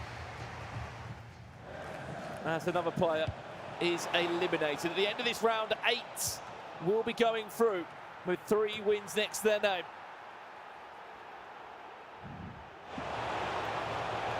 Well, this is the update. You pointed towards it, Shells. Jafonso 6-5 up. Wow. Once again, to execute the play lock and that timing. I'm not too fast. Every time I try to play lock that quickly, I just end up running out the pitch. But I think Jafonso is so patient on the ball. I see Google try. That could be 2 Man City boys booking themselves a place into the knockouts. It shows how hard the work the team has been putting in. But yeah, I mean, Jafonso is so patient on the ball, Tuga's so patient defending. It's actually a chess match between the two. Stingray also, actually. He's also through. 3 of them. I mean, Shells, if you went for that LCQ, mate, could have been another one there. Jafonso 7-5 up. Yeah, okay, it's over. Should be. To think he was minutes away from losing, he scored a 90th minute equaliser. If I actually have to say something now, then I think when you talk about being 2-0 and then choke, I think really now, I just say now, I think Tuga could be the one who could actually do that. Just because I think that in the past he has been extremely good, but now it seemed like he was back. He had the momentum 2-0, and to lose now after leading in 90 minutes, I think, or I feel for him, that could be something that he's going to think too much about. And if he's going to lose the next game, as Shell said, then the 2-2 game, I think he would. I think he would be too scared to play. But that could happen to anyone, though. Well, you just said Tuga was back about 10 in-game minutes ago. Yeah, now you say he's going to bottle 2-0 to 2-3. I don't say it's going to happen. I just say if that could happen, I have the feeling that could be like him, because it really seemed like he was back, and to then choke like this is something that can affect everyone. But in my opinion, I think it's quite harsh to say it's a choke, because yeah, he might lose that game, but the next round you could play someone like, for example, Tex Lasada, and loses to them ain't no That is Just true. show him that, but that's the beauty and the dark side of Swiss is that anything it can happen and it's so unpredictable. But usually the best players on the day will always make it out. Well, someone else who's also 2-0 at the moment, we heard from him when he was speaking to Case, is Adida. 2-0 he is at the moment. He's in a 6-6 game against Happy. If you remember right, Happy qualified for the FC Pro Open not last year, the year before, on a penalty shootout in London. He could be on his way to a penalty shootout here. To find himself into the round of 32. What a save off the toes of the goalkeeper. I'm not gonna lie, that build-up from Happy was sensational. He isn't done yet, Shells. He might get one more bite at it. He's going to fall back Liao. I think he panicked. Penalties to go 3-0 here. I say Heavy's gonna win. I don't know, when you miss a big chance like that, sometimes I feel like you lose the momentum in the penalty shootout, but... These penalty shootouts, by the way, like... We will be back for pens, don't worry. I just say, on paper, like, you should save 1 out of 5 since it's like 20%, but I feel like it is so impossible to save. It really? Is, I feel like it's impossible. I'm better at saving than taking. It's so impossible. I understand nothing when I watch like anything. I feel like it's so random. You just shoot and hope that it's going. Well then, penalties here. Winner of this will go 3-0. Happy first to miss. I jinxed. Big chance for Adida. I misses completely as well. jinxed. Back to Happy now with Lavelle.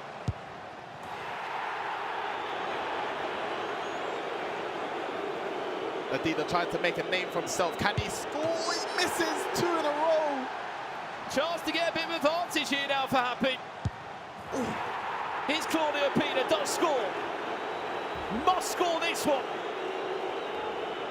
Marcus Dorente does. We go into round 5. Needs to save this or it's all over. Marcus Dorente misses. Must score. That's crazy. For Nico Williams. Does. We go into sudden death, Shells. I don't know what's going to happen, Happy. I say Adidas going to win now. I feel like the momentum is in Adidas' favour, but Happy must to score. Teller of all players for Adida. Does. We go into round 7. Reinders scores. Back to Adida. I think this could be it. I think this... Happy might save this. No. Reinders. Round 8. The sudden death continues. Ooh, something tells me I see Adida more saving a pen, but Happy has put himself in a position once again to book himself a spot. Alfonso Davies just about gets his penalty right. Round 9. Yeah, Adida is closer to save, I also think. But I don't know, it can go both ways. Chiellini, we're getting through the whole team now. Chiellini on one, Yapstam on the other. Adida. Misses! Happy gets his 3rd win. And gets 1 step closer to an FC Pro Open. That man loves penalties. Just every global qualifier, there's always penalty drama involved, Shells. I mean, Happy doesn't look too happy there, but commiserates to Adida, but wow, that penalty shot was intense. I really thought Adida was gonna save one, but Happy keeping his cool and booked himself into the knockout spot, into the knockouts tomorrow. Wow. Someone else has put themselves a spot in the knockouts is Guga Ferez, Manchester City's newest signing as well, alongside Jafonzo. He is into that all-important next stage of the competition. Anders Vergang, have you enjoyed commentating with us? Yeah, it's been fun to finally do your job and have free fun playing. So I'm just enjoying here. No, you have been good. What's your plan for the rest of the weekend? Because you're not playing. If you didn't know, he's already qualified off the back of his result last year. Are you just watching the action and just seeing how it all unfolds? I'm just enjoying it. It's fun to watch everyone play and hear you commentate. I'm just enjoying it. It's fun for me. I'm enjoying. Absolutely. Well, look, Shells, we're in an all-important round, as we said. Round 3. People are qualifying. People are going through to the knockouts. It's huge. I mean, it's huge. It's sad to see. You can see people in tears after losing, people celebrating when they're winning, but it's getting more closer and closer. Absolutely. 2 more big rounds on the way. Only 32 will make it through to tomorrow, and it's coming up next.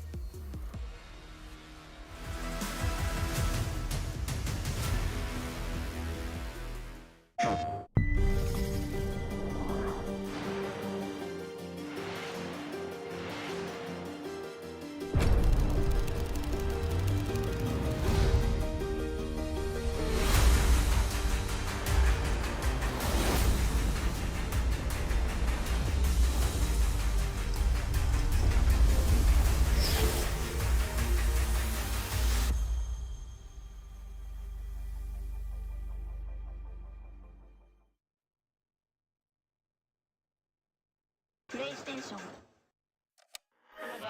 Made from battery. EA Sports. To the game. Sport is everything. For decades, we've lived it, played it. It's tribal, it's primal.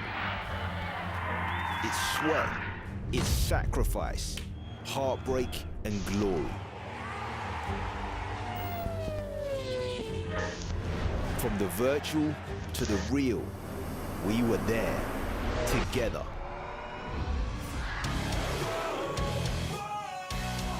Heroes, villains, rivalries and legends. Triumph, disaster, every moment in between. Whatever you play, whatever you love, this is your arena. This is more than a game. This is sport, everywhere, always. Sport is the EA Sports app. Hello and welcome to the E-Euro.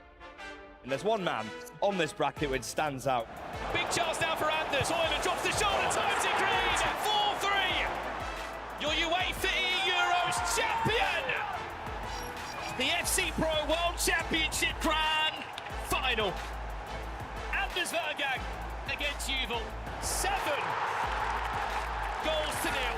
Anders Vergang, FC Pro World Champion. Here we go. Grand final time in the FC Pro Open. One of these two will be the second player to lift that FC Pro Open trophy. Can he get round the goalkeeper? Are we witnessing one of the best FC Pro players we have ever seen? Anders Vergang, FC Pro Open champion.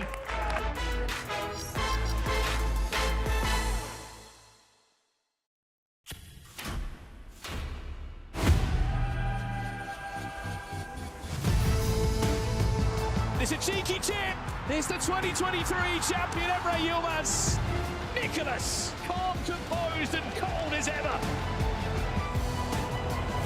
Mike Marley has come to play in Munich. It's going to bounce nicely for Anders.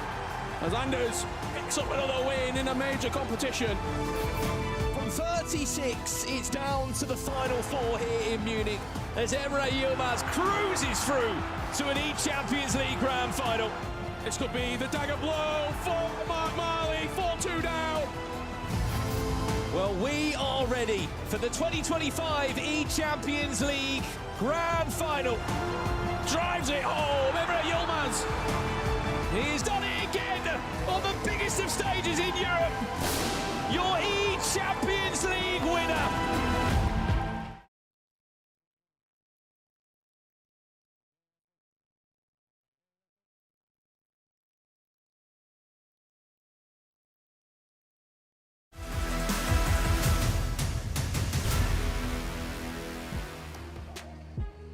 Welcome back to the FC Pro Open Global Qualifiers here at DreamHack Atlanta alongside myself. We've got Shori and Shells. Shori, big smile on your face because what a night it has been so far. Absolutely unbelievable. I think the main thing about that round that we've got to talk about is the fact we've got players actually out of the tournament right there. We do, yeah. I think my main shock I want to talk about, Levy Finn. I know. He's out now, Shells, and I don't think that's a player that any of us would have predicted would be out at this stage, right? Especially in 0-3, but it can happen. We're playing against the best players in the world, and I'm sure Levy Finn will be disappointed, but he's going to be back later on in the season, but he will not be at the Pro Open, which will be a tough half. Okay, we can have a look at some of the results here. We can also have a look at who has qualified, who has been knocked out as well. Some crazy games. I mean, Asada, 19-10. What on earth happened there? Brandon Smith thought that there was a typo or something was going on, but it happened. Asada is just one of the best players going forward. I have no surprise. If I was playing, it probably would have been 29 for him. That's how good he is going forward. Want to touch on Stingray as well. Yeah. Sting, straight out of Swiss, 9 points, done fantastically well. Cameron Rock as well, done really, really well. I scored 11 right there. Some of the English boys put us on the map. I think Stingray beating Johnny, that's a great win, especially booking himself into the knockouts as well. I think that's a fantastic. Yeah, so Stingray actually said that that win really meant something to him. Like, that was a big, big win for him. We can have a look at some of the highlights here now, boys. Absolutely, and we see Chris de Boer absolutely took over this game against MS Dasari. It was looking really close, looking like Dasari was going to come out with a win at one point. Sting, I'm sure we're going to see him absolutely cooking in the box here. A lovely bit of passing play and a nice finish there. And Sting, I spoke to him after he just finished his game there, seems extremely confident. He's one of them guys who are back to go 5-0 at this point, Shells. I think with Sting, he can score every type of goal in FC. I think even for myself, I scored some goals here and there, but Sting can score crosses, first time through balls, patient build-up play, he's got it all. And got a much-needed win. Finally, Shori. Well, we were speaking about this in the previous time that we did the sort of results. He keeps himself alive at 2. You called it, to be fair. 1 and 2, should I say. I did call it. I think he's the man that you definitely back to get to 3 and 2 and start having a really good run. A nice little wait for the keeper movement there and the pass across goal. And I did keep touching on this in commentary about the triggered runs that we have from these players constantly, Shells. You can't, it's so hard to stop him, and at this level, sure, we know you can't stop them the whole game. It's a 9-minute half. Let me fin, you can see it. Hit him in the heart. And we've seen tears here in the pit, boys, here in Atlanta, because we know there's so much riding on this weekend. It's so much, it means so much to these players. You qualify for the Pro Open, Shell's touched on it before, you secure contracts for yourself. Securing futures, it's a big part of your life. As we saw a crazy last-minute goal there from Tuga. But we had a response, Shells. Yeah, I mean, at this stage, all these players have tried so hard preparing for themselves for the tournament. So it's going to hurt in these crucial moments. As you can see, people start to get knocked out. Montaxo versus Kasia, an Italian affair. And we saw Jafonso and Tuga, Portuguese affair. It was a great matchups in these rounds. Kasia pulling up to play a lot part there. Fantastically well. This was good. This game. You kind of like didn't know who you were rooting for. Both desperate for the win to book their spot for tomorrow's knockouts. But I think Happy was really good, and I thought he was going to score in the 120th minute, but Nadida, I thought he was going to save the pens. I thought the momentum was his favour, but Happy got the result that he was looking for. I thought you were going to hit us with the Happy's extremely happy with that one. I thought that was going to come out. I left that for you, I do want to say a special shout out to Happy, because beating Tex, that's one of the hardest people to beat in the whole tournament, and to get through Swiss, people probably wouldn't have predicted Happy to go 3-0. Yeah. So I'm happy for him. Sorry. And with both of you being next to me, our pro players, we've spoken about how hard Swiss is as a format to get out of, but you both will know what these guys are going through. And it's intense, isn't it? Just being here and being around the pit, we've seen all sorts of emotions, but it works both ways, right? The momentum can really go in your favor if you're like Stingray and you're winning, but the games come so quickly, so if it's not going your way, it must be so hard to get back in the zone. Definitely. I think when we touch on players who go 0-2 and then pull it back to 3-2, it's the same way that being 2-0, it doesn't just mean you're through Swiss. You're not just fine. Yeah, you've got some games you can buffer. You can have a chance of losing 1 or 2, but it can catch up on you, should I say, real quick. That's why I will say, you just got to control the controllables. One game at a time, and just hope that you play your best, and you'll see yourself to the knockouts. Okay, well, don't go anywhere, because we have another round coming up next. We'll see you there.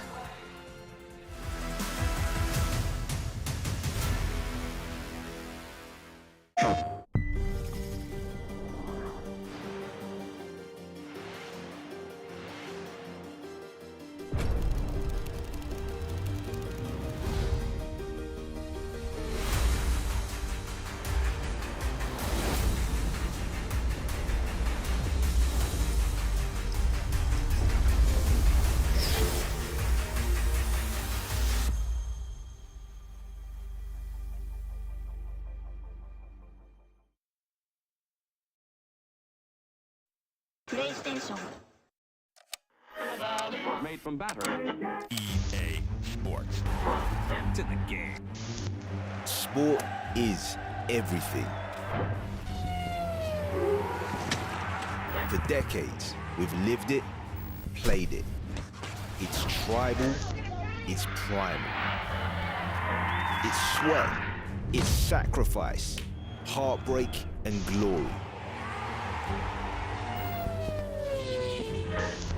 From the virtual to the real, we were there, together.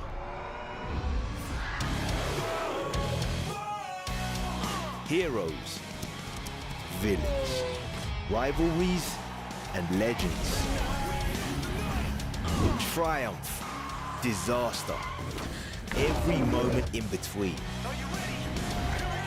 Whatever you play, whatever you love, this is your arena. This is more than a game. This is sport, everywhere, always. Sport is the EA Sports app. Strap yourselves in, ladies and gentlemen, because this is the big one. He's in! He's on his way to the final! Scores! Anders is an FC Pro finalist. This is it. Your FC Pro Open Grand Final. PH in against Anders Vergang. Only one can call themselves champion. There's Haaland in the air towards the post. Back to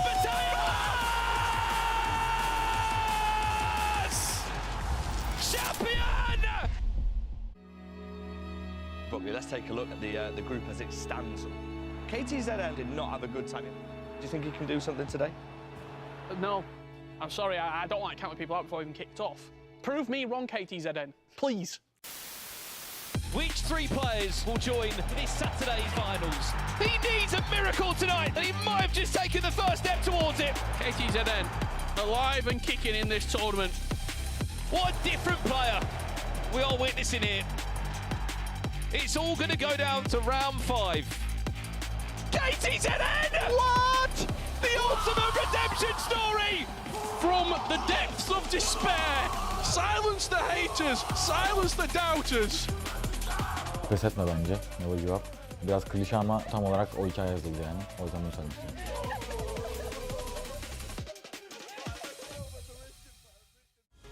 Well, how about this then?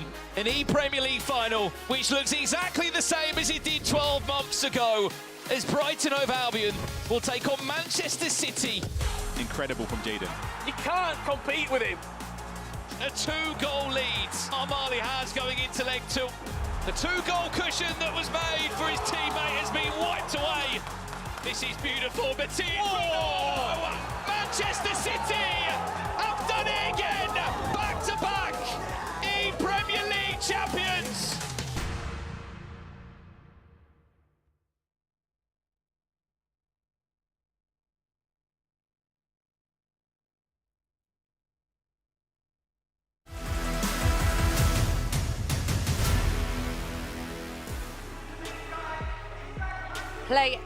Play FC 26 and win prizes on PlayStation tournaments.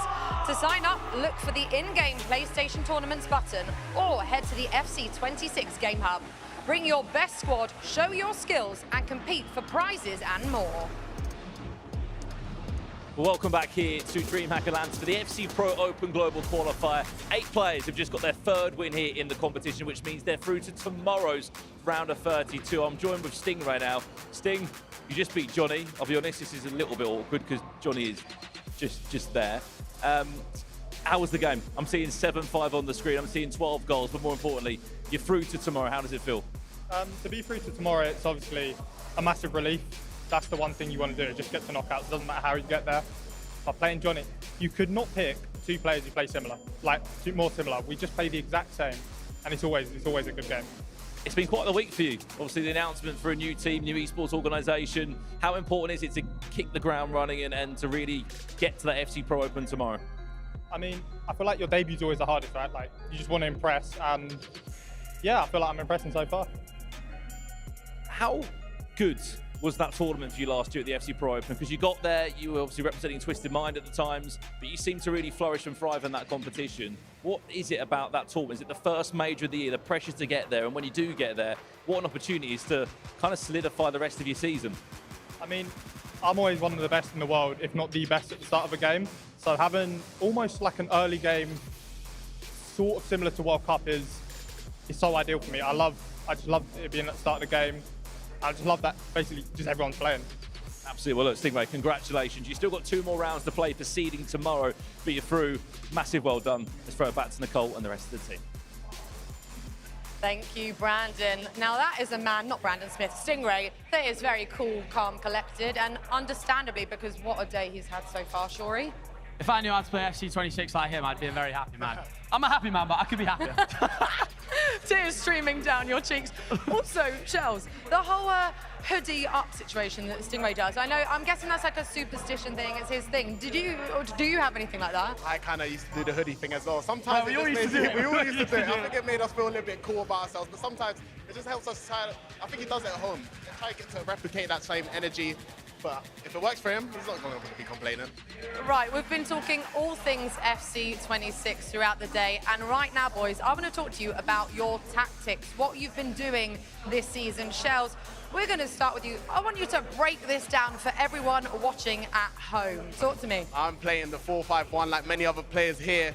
As you can see, I've got advanced forwards on the striker, I think is the main role, and you can see I don't have Pino, but I need the ++ up front. We've got inside forward on both the wingers, box-to-box in the middle, which I think is the key thing in this formation. I think the box-to-box role is the best AI defensive role for midfielders, so having it in the middle will allow the AI to track back for you, and you can still be on De Jong and Bonmati to defend a lot of areas. And lots of play styles there, Shells? Yes, of course, we've got Bonmati with the technical plus, and of course with the patch being back to normal recently. She's incredible in the ball, and see in the ball as the playmaker role, she pushes forward, finds herself in the box, and she's really good in the box with a finesse shot as well. And did you say you haven't lost a game with these tactics in Champs? Yeah, I'm actually undefeated in Champs, which I did miss last week, and I was a bit busy, but I'm undefeated. I promise, I'm undefeated. But it is a bit with the fullback defend. I think in Champs it's a bit hard. You have to be really crucial in triggering your fullbacks, otherwise you're going to find a tough time to score. But having Pino up front with a decisive pass will help you break down defenders a lot more better. And Shells, how has your approach changed this season? I think I'm just trying to have fun. I think I put a lot of pressure on myself when I play, so this year I kind of enjoying the dribbling, so I've been a bit more saucy on the sticks, and streaming as well. The chat is helping me a lot mentally, but just trying to have some more fun on the pitch. Okay, Shori's next. Let's have a little look. Ooh, who's ready for these? Who's ready for these bad boys then? Well, guys, we have got the 4-2-3-1 wide variation. Now, for you guys at home, especially if you're in Champs getting sort of 6, 7, 8 wins along those lines, you can use it at the higher level, so I'm not getting that many wins, just so you know. I have had 50 of those with this. But extremely basic tactics I've got on here for you guys at home. Defend on both of the fullbacks, as Shells was just touching on right there. Triggering runs is helpful, but for you guys who are getting those sort of amount of wins, just have those players back is safer. Then on the CDMs, I've actually got deep line playmaker on both of them, because that's one of the most meta things in game. Vitinha and Ryan is absolutely flying that. This is with the ball now as well. Shadow striker on my cam. Alexander Isak up top on advanced forward. Advanced forward you want on every single striker, I would say, in this game. And inside forward every time, guys. Make sure you're using inside forward on your wingers. It's the most meta thing, Shells. I've got a question for you. Why Shadow striker? Because I need that help from the playmaker in the middle, so why Shadow? Well, I like the plus. You see, I like the sometimes the in-game roles are really helpful. I look out for the green, Shells. We love a green. And they removed the time finishing, so you got to get the green somewhere else. Find it somewhere. I feel like I could just leave you two chatting together for quite a while. We do a podcast on it, really. This is lovely. What is the formation then that everyone at home should be using right now in FC26? Oh, Shells. It's a tough question. I think the last few years, which is a nice thing to see, you can actually use different formations. You can see successful people using 4-4-2, which I think is the best FC formation overall, but it's very hard to master. But for me, defense wins championships. So 4-5-1, try clamp up and hit them on the counter-attack. 4-2-3-1. I got to stick to my guns. Absolutely. You can use either variation as well. You can have the cams in there. You can have the left mid and right mid in there. It's a versatile formation. It's like, it reminds me of like the Tex basics from back in the day. And basically, what I just copy Tex because he wins everything. And how do you feel like you're playing at the moment this season, Shori? A couple 50 of those, you know, on the old chaps. Couple heavy losses as well. If I was Shells' ability here, I'd be a lot happier. But no, I'm still playing well. Like I said, playing with a smile on my face, like you said before, Shells. That's what I'm trying to do. That's what everyone should do at home playing FC. And guys, I need to bring up the fact that the three of us went to the aquarium the other day because we are obviously here in Atlanta. DreamHack, so much going on here, but we had a little trip out. You know, that's what you do when you're here for FC in Atlanta. We had a awesome time. Sorry, I had to pull that out. All right, we're going to stop this here. Brandon is with Christopher. Brandon, over to you. Yeah, thank you so much, and cheers for the invite to the aquarium yesterday. You did invite me, didn't want to come. Speaking of Chris de Boer, congratulations, by the way, mate. You are through already to the round of 32 tomorrow. How does that feel, first and foremost? I mean, you've had quite the season, so close last year in the Dutch Eredivisie, obviously winning that championship against Gio Bundy. You're here, you're in an incredible situation where tomorrow you could qualify for the FC Pro Open. Of course, a big relief. Going 3-0, always just a good feeling of already knowing you're going to be there tomorrow. But it's not done. 2 more games, of course. And yeah, last season was my breakthrough season. Qualifying for a World Cup and ECL by going and losing the final, unfortunately. And maybe it goes underrated, but I've also won a qualifier. So I think I'm getting to a high level, and today I've showed it again, I think. You just played against Mr. Sari, the king of the jungle, a man that's got so much respect for him, a world champion in his own right. When you go into a game like that, do you care about what you're up against in terms of the record, the career, the brand that he has, or are you just like, look, I'm better than you and I'm going to beat you? Well, I respect Mr. Sari a lot. I really like how he plays. Of course, we as Team Liquid and Falcons are maybe rival, like in terms of organization, we're like rivals, but I respect him a lot, and I always want him to do well. But yeah, when I'm gonna play him, I'm not gonna have any mercy. I'm just gonna play my game, and then yeah, this time I won. Maybe next time he can have a shot again. I've just heard in my ear as well that you're playing Gueric in the next round of the competition. He came through the last chance qualifier, one of the 9 players to do so. He's from Brazil. He's also unbeaten so far. Do you know much about him? Are you looking forward to that one? I heard my teammate Gabriel Young say that he is really good, so I expect a really good player. And he came through the LCQ. I think that says already that you're at a high level. So yeah, let's go. Let's go indeed. Chris de Boer, congratulations. You are in to tomorrow's knockouts, regardless of what happens in these last 2 rounds. You're probably thinking, why is the FC Pro Open such a big competition? Well, here's a look back on last year's grand final to understand more. It all comes down to this. Are you ready for this? What a game. Over 50,000 signed up online. What a turnaround! After 4 months of play. Countless goals. Surely not from there. Endless drama. All of the tears. All of the passion. L'agonie. La intensidad. And only one can become champion. It's time to show the world who is #1. For the glory. For the club. The FC Pro Open Final. Well then, here we go. Grand final time in the FC Pro Open, live from London. One of these two will pick up $100,000 and be the second player to lift that FC Pro Open trophy. Is Anders Vergang early doors? What a tackle, penalty! 5 minutes in, this is the dream start. And he will lead this grand final by a goal to 0. You've got to hit it. Is this going in? You've got to hit it. They're like penalties if you get these right. Dead ball plus. Cole Palmer steps up from the free kick and it goes in! 7 minutes in, Obrun, he is back. Here's Elisa! The world champion is back in front. Sauer into on ring, wants to save again. Buffon, he's just taken out his legs. Save again, and it's victory! On the 3rd time of asking. I have no idea how that's bundled into the back of the net. Omri, nice step over exit! And there it is! He's been trying to perfect that finish. Big charge, big son! Well, it's the biggest gap we've seen in this grand final so far, a 2-goal gap. Is he going to be caught out? Maybe he will. Thierry Henry! That time! He didn't waste the opportunity. Around the goalkeeper! Oh, big chance for Obrun!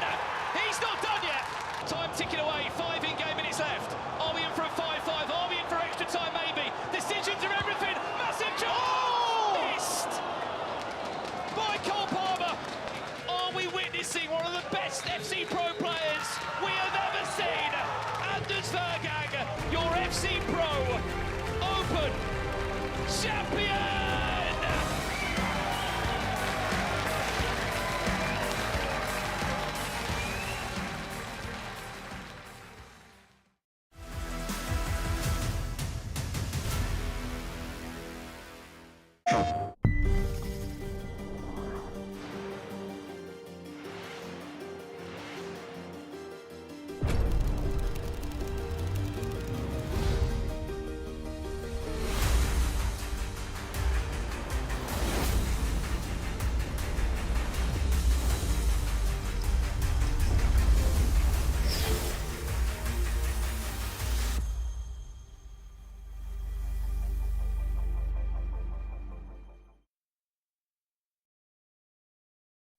PlayStation.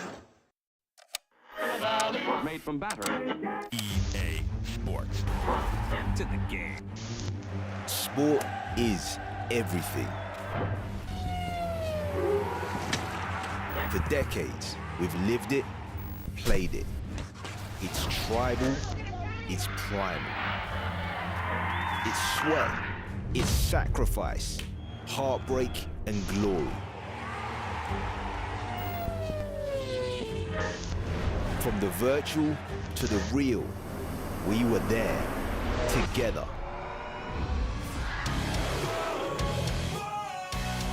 Heroes, villains, rivalries and legends. Triumph, disaster, every moment in between. Whatever you play, whatever you love, this is your arena. This is more than a game. This is sport. Everywhere, always. Sport is the EA Sports app. Here we go then. We're into our semi-finals. Will it be Resende of Real Sporting or Di Fernandez of Cadiz? Kaka for a hat-trick! Resende! How on earth is this not the grand final? It's the semi-final. Nicholas against Emre Yilmaz. Nicholas, he's on his way to another grand final. Well, here we go then. It is time for the La Liga FC Pro Grand Final. Got a second, Nicholas looking to get things going early doors. Sharon Reed just about on side. Nicholas! Well and truly on his way. That's game set match. The Iceman does it once again. 2 years in a row. Nicholas, your La Liga FC Pro champion. Welcome to the FC Pro World Championship. Joel did go through here in planes. Here is Group B, which includes Nicholas 99. It's a really tough group, and yeah, let's see tomorrow what happens. Next 3 days could be a chance, could be an open goal. Well, well, well. Yuval Belly, fresh from the plains yesterday, is going to say, look, I'm here to play. Welcome to the knockout stage. What about Manu Bashore versus Yuval? Oh no, not the finesse! Well, well, well. Another twist in the tail here in Berlin. 2 massive quarterfinals. Emre Yilmaz versus Yuval. Yuval, an FC Pro World Championship semi-finalist. Yuval against Jafonso. Someone has to miss, and he does miss! I never made it to the top level. He beat so many good players. I think I proved that I'm good enough. It doesn't matter the name, I'm not afraid of anyone.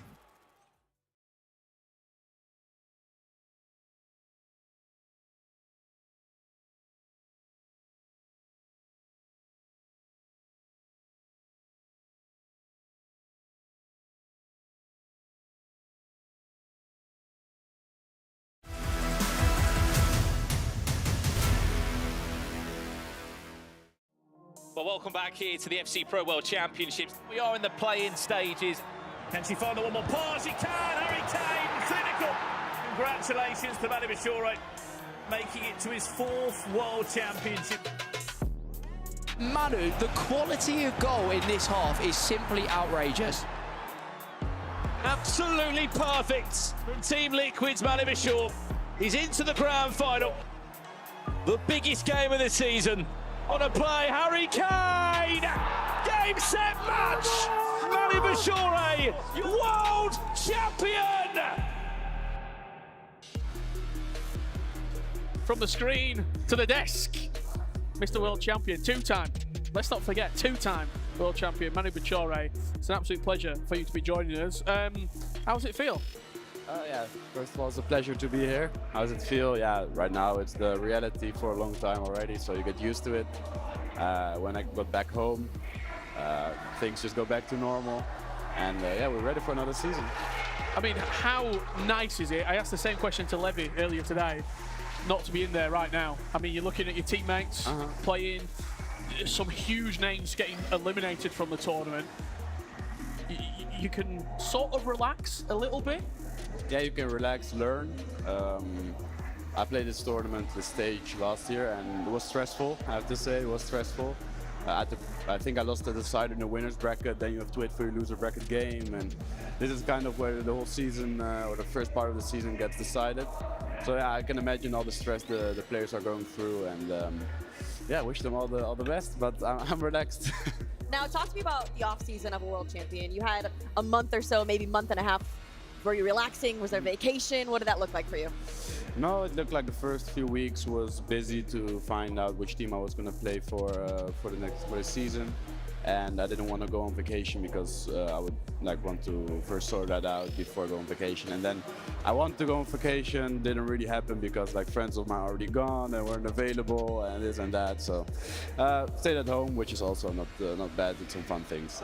When you look back at the summer and you look back at the FC Pro World Championships, at the Esports World Cup, obviously every player goes in thinking, I'm going to win.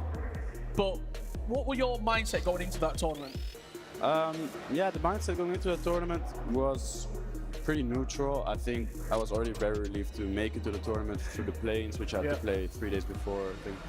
So whenever I got to the tournament, it was just like, yeah, let's see, we just take it game by game. And I didn't really look at brackets and this and that, just play the game and see where we get. And you went through the play-ins, you had to qualify in. For the players who played the last chance qualifier here, do you think that gives them that little bit more momentum? I mean, we've seen a number of players come through the LCQ who are playing really, really well now. It just clears all the doubt you may have, before going into the tournament. So I think when you arrive at the tournament, it's always this nervousness around the first game, these doubts that whether you're going to bring the level you've been showing in practice or not. And whenever you already finish a tournament, like the last chance qualifier, like the play-ins, this doubt kind of fades away and you go into it confident. Now, you've been able to sit back and watch the competition the past 2 days. Any surprises from what you've seen? Surprises. Yeah, there's always a few surprises, but this is because we have so many good players as well. I think Fuma not making it through was a surprise to me.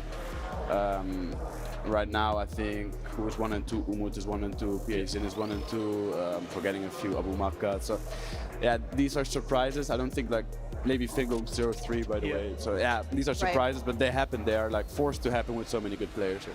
And how is FC26 treating you? Obviously, we've not seen you play really that much this year. I think keeping it behind closed doors a little bit. No, I've been streaming a bit. Check him out. Check out the champ.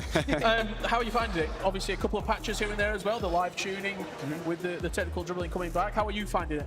I actually find it pretty similar to the end of last year, so I guess that's not a bad thing for me. No, I enjoy grinding the game. I enjoy constantly learning, adapting, and yeah, I like playing some cups from time to time, some FUT champs, and yeah, it's fun. How do you feel about the live tuning in general of the game? It feels like they really are listening to the community, both the pro side and the average player at home. We could see a change from last week to this week. So as a pro player, how does that affect your game, being able to be adaptable?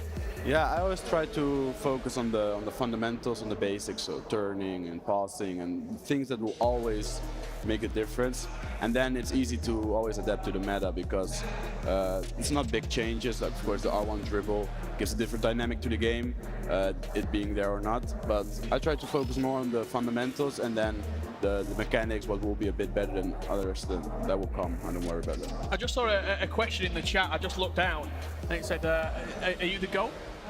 Yeah, this is not up to me. I mean, yeah, I know others may have an opinion about it, but You can't it's difficult to... You can't argue with a two-time. Two world championships. I'm happy to be in the conversation. Okay, we'll take Let that. us know in the chat. Is Manu the GOAT? Let us know. You guys can decide. One final question.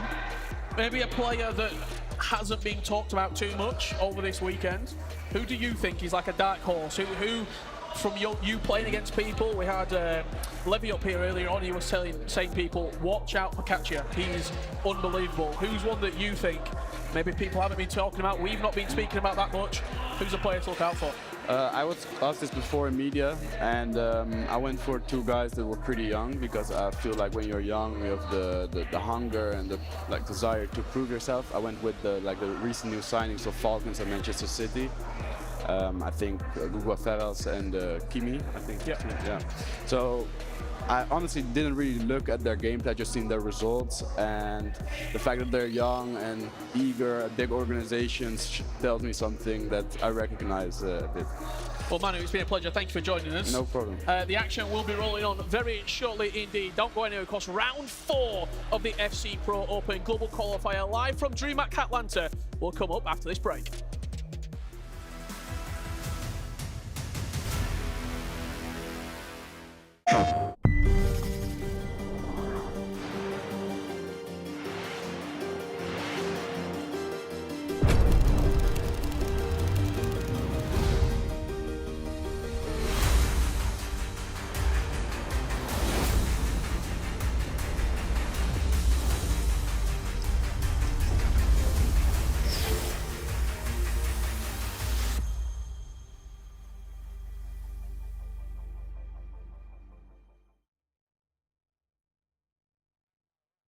PlayStation. Made from battery. EA Sports. To the game. Sport is everything. For decades, we've lived it, played it. It's tribal, it's primal. It's sweat, it's sacrifice, heartbreak and glory. From the virtual to the real, we were there, together.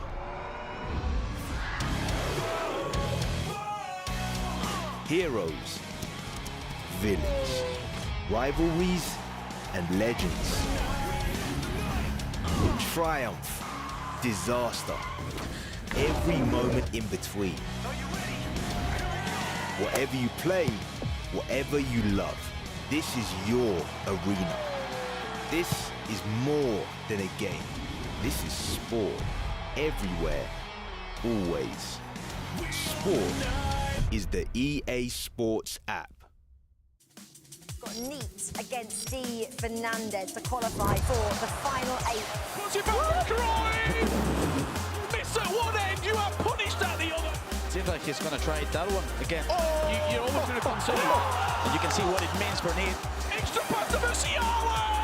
Dave Fernandez sporting penalties for the first time in the knockouts. Saved by Donnarumma. Mbappe steps up to the spot, slots it in.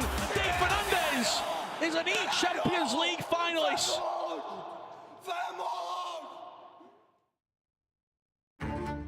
My name is Young, and this is my story. I was born and grew up in Rio de Janeiro, Brazil. It was a perfect childhood with my parents all the time, also my grandmother and my grandfather as well, so it was kind of perfect for me. I think I played football since 3-4 years old. My first academy was like with 6 years old, and my dad made me like to play almost every day with him. He was so important for me in professional because he tried to be a professional as well, and he couldn't, so he tried to make me a professional, but in the end I'm a professional gamer, but he's like proud of me as well, so it's all fine in the end. I decided to compete in esports, I think was 20, when I was like playing weekend leagues a lot, and then I got like a 27 victory. That time was what you need to play a competitive tournament, and then I just saw in the website that I can play, and then I just subscribed myself, and in my first tournament I got like top 9 of South America, so I was like, okay, I think I know how to play this game a little bit. That was my beginning. Since 23, that was like my worst year by far. The beginning was not good, and every time the results was not coming. In the end, I worked like crazy a lot to be like the champion of Portugal, and everything went right. So that time was like just relieved. I cried a lot. I'm an emotional guy, so it was like very important for me to win this and qualify to be Champions League.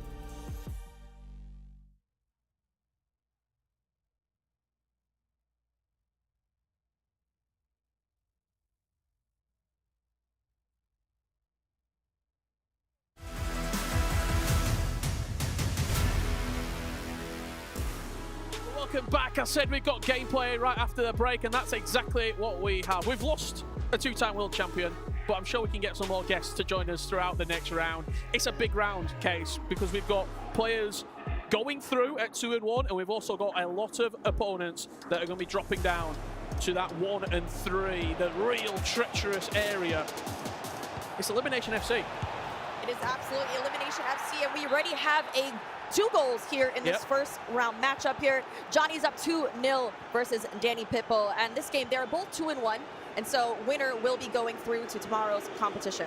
You can see in red on the left-hand side of your screen, they're the players who have been eliminated from the tournament. Buzinho, Giston, Levi Finn, Malik, Mark Zhu, Prodigio, Rastarata, and Webb Nasri, all eliminated from the FC Pro Open for the 2026 season. And those in green will be definitely there tomorrow, whereas Danny Pitbull finds 1 goal back. Chris the ball right now, 12 points out of 12. That's a live update. This is a jam-packed game. We're only 16 minutes in, already 3 goals as we hop over to MS Dostry versus Mark 11. 2 players that are also 2-1 in the competition. So whoever wins this will be through to tomorrow's competition as well. MS Dostry with an early goal inside the first 5 minutes here. As you can also see the fixtures at the bottom of the screen alongside MS Dostry's draft. Theo Hernandez, Marquinhos, Rio and Valverde. A midfield 3 of Mati, Vitinha and Reinders. 2 of those players we highlighted earlier in the affordable players to use. Rafael Leao and Lauren James in behind Kylian and Mbappe. Thoughts on that draft, Case? I mean, I love a Reinders. He's my favorite player on my team. I use him every single weekend, and so he's definitely my MVP, so happy to see him on there. I'm not biased or anything, though. On the other side of it, Mark 11, Eder Militao, he's a different player alongside Salah and Xavi. Mati in the 10, and then I'm going to guess it's Claudia Pina. It's not. It's Rafael Leao leading the line. 39 of the 64 players did choose Claudia Pina. And she's off the bench there. That's a little bit risky out the back, but just about gets away with it. This is an interesting matchup because Mark 11, his first game was so stressful. He had that matchup against Guga, and in the final moments, he threw it away. He was up 4-1 as we see the attack. Big save in from Casillas. It's a penalty. I'm pretty sure the referee played an advantage. Believe so. The advantage didn't come to anything. And Mark 11, from 12 yards out, slots it into the bottom left corner, and now we've got a tied game.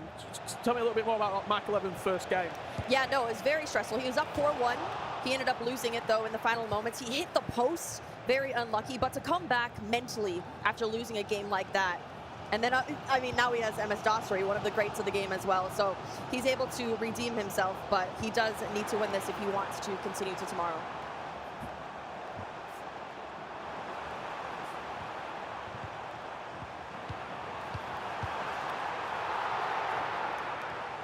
We also have to highlight 2 fantastic esports organisations as well behind these 2 players. Obviously, Team Falcons with MS Dostry, his baby, you could say, as an org. And then on the other side of the stage, Team Footways, who have had unbelievable success, especially in the last few years, with not only Mark 11 in the 2023 World Championships, but the 2v2 team of Nick and Ethan in that same season. Mark at 2 Pro Opens as well. It's 2 teams that care deeply about the esport. Yeah. They invest a lot of time and energy and money into this as well, and it's great to see their players succeed at a high level. Yes. Happy with 12 points from 12. That's just gone away. An equaliser must have been scored. There's catchy live updates. He was a player to watch, Levi David said earlier, and look at him now with a maximum points haul. corner, whipped into the box. It's going to be play locked down from Rio Ferdinand. There's the header, but Matti putting a head in where it matters. And we'll try to keep you guys updated at home for all the other matches going on, because we are in a situation where we will be saying goodbye to a few competitors as well. So as we see the scores come in on the bottom of the screen, we'll be sure to keep you updated. That's going to bounce nicely. A well-driven shot from Michael Evan. He went to do the L1R1 cut back inside, and it just bobbled very, very nicely for him. Let's get another look at this goal. Just there as he went to come back inside. Rio Ferdinand not strong enough, and Liao with the presence. Let's have a look what's happening across the games then, Case. Absolutely. PH Zin, rough start to today, but it looks like he is all level here in this matchup. This is an interesting one because they're both 1 and 2, I believe. So lose and you do go home.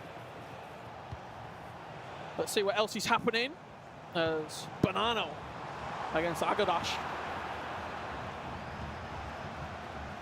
Quite surprising with Bonanno's performance. He won his first game, then lost 2 in a row. He did, yes. Yeah, he lost 2 in a row, but tough matchups. And so you have to bounce back from those. Another tough matchup here. It's funny because I feel like a lot of people who are in this 1 and 2 position, they could be matching up against really top-tier players. That's just how this competition works. Low driven from Claudia Pina. Agadash 2-1 up inside 27 minutes. Umit's leading 3-1 against Bedov. Umit's hanging in there. Got some tunes. Absolutely. I'm here for it.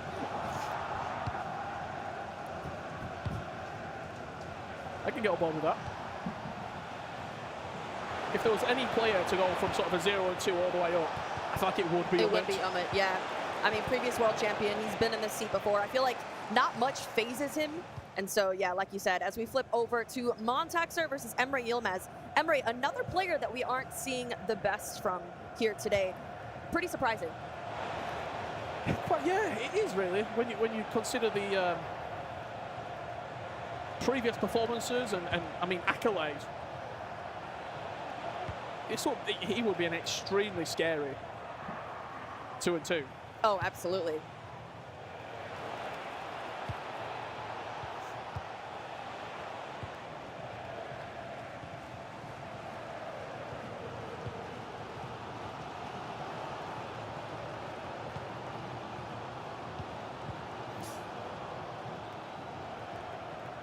Just stay on this one for a little while. It's an absolute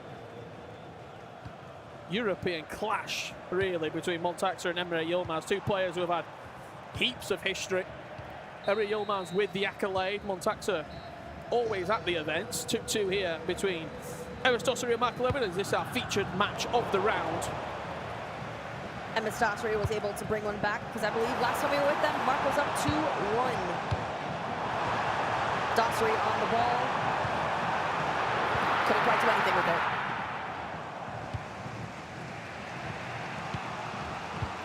Surprised by Emerstossery's performances? Here's the thing about Emerstossery. He will forever be a legend in this scene. And I know that maybe the last 2 or so years, there have been other players from his region that might have overtaken him in the standings, but he's still hanging on, and I appreciate it. You can just tell how much he cares about this esport. Because he's still here, and he's been here for a very long time. Just having a look at some of those games coming in from the bottom of the screen. Samu Gamer 4-1 up against Predicted Ash. KTZN 3-2 against Naylor. Neat against Bittle 4-1. As Umit gets one peg back through Bedov. 4-2 now, the score. Alihan Line and Adida 3-3. Only game that's not got a goal is Texas matching his Baldor. No. Another interesting game here. I know this one is only for seeding, but Jafonzo versus Guga. Guga's currently winning. What a fantastic young player coming into the scene and just surprising everyone. You love to see it. I love players that do that. Play lock through the gap. Michael Evan, huge chance. 1-1. Rafael Liao bearing down on goal, and Casillas is equal to it.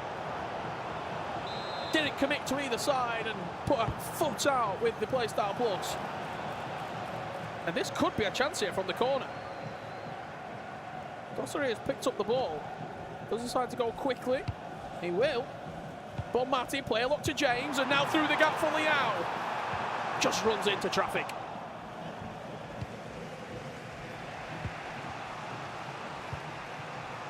Probably just wanted that extra pass through the gap that didn't quite open up. Let us know in the chat who you guys are working for. There are a lot of Furky fans in the chat. Let us know who you're rooting for this round.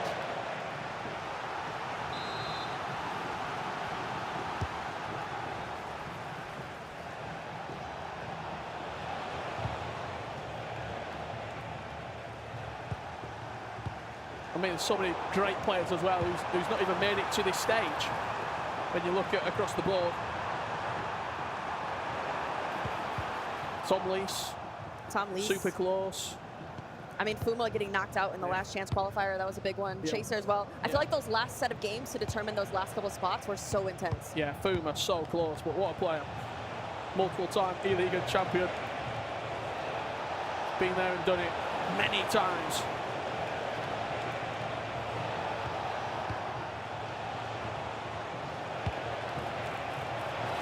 Chance through the gap. What a save once again from Iker Casillas.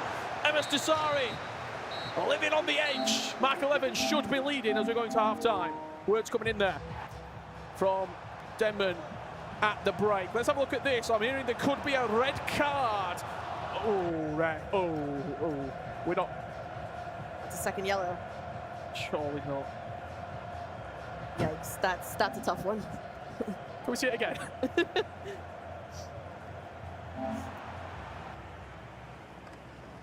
Montaxa still leading here against Emre Yilmaz. There has been a couple of goals since we last saw it.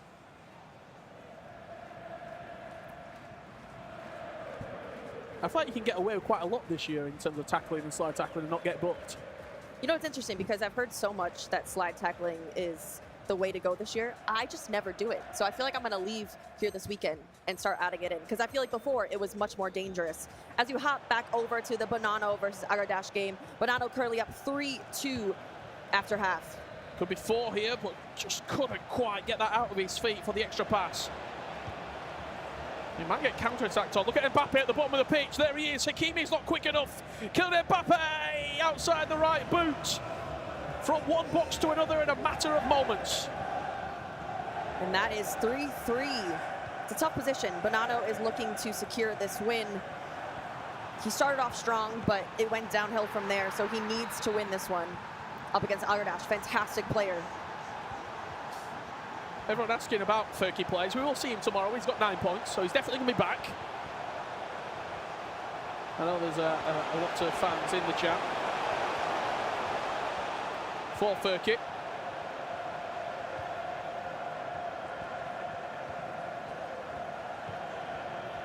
Corner. Drifted into the back post. Really good defending though from Agadash. He pulled Stam out and into the lane in which the ball was going to get headed down into him again. With one swift through ball, he could make it 4 goals to 3, but a big save. Beautiful through ball though.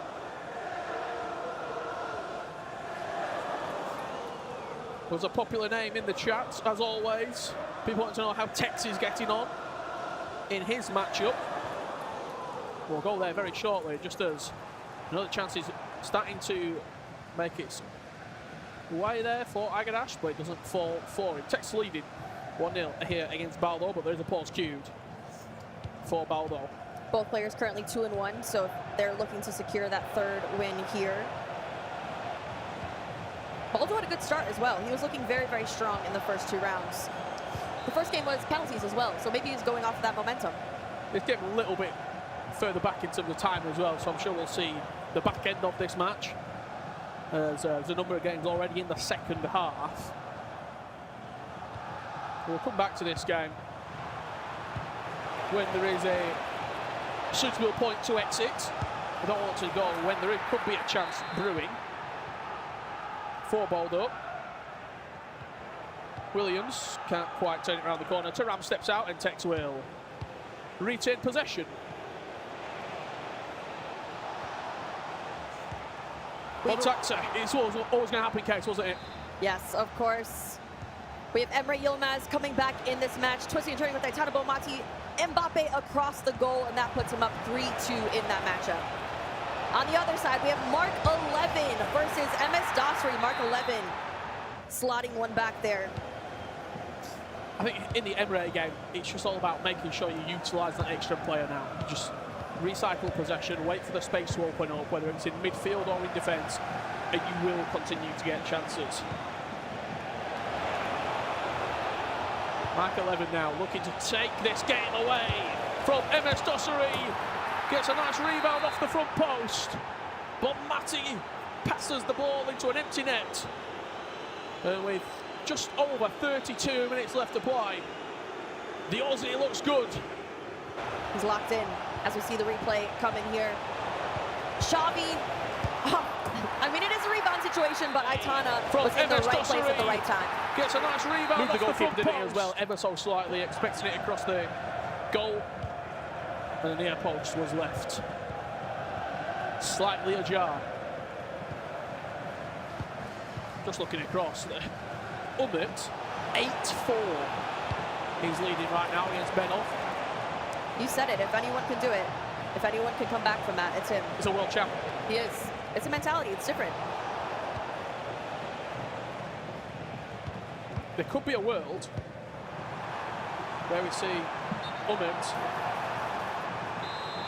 against MS Dosseri. Wow.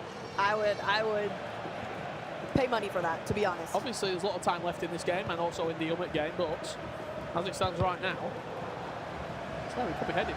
Another interesting scoreline here on the screen. Alihan versus Adida, both two young players coming in trying to make a difference. 6'5", Adida is currently beating Alihan.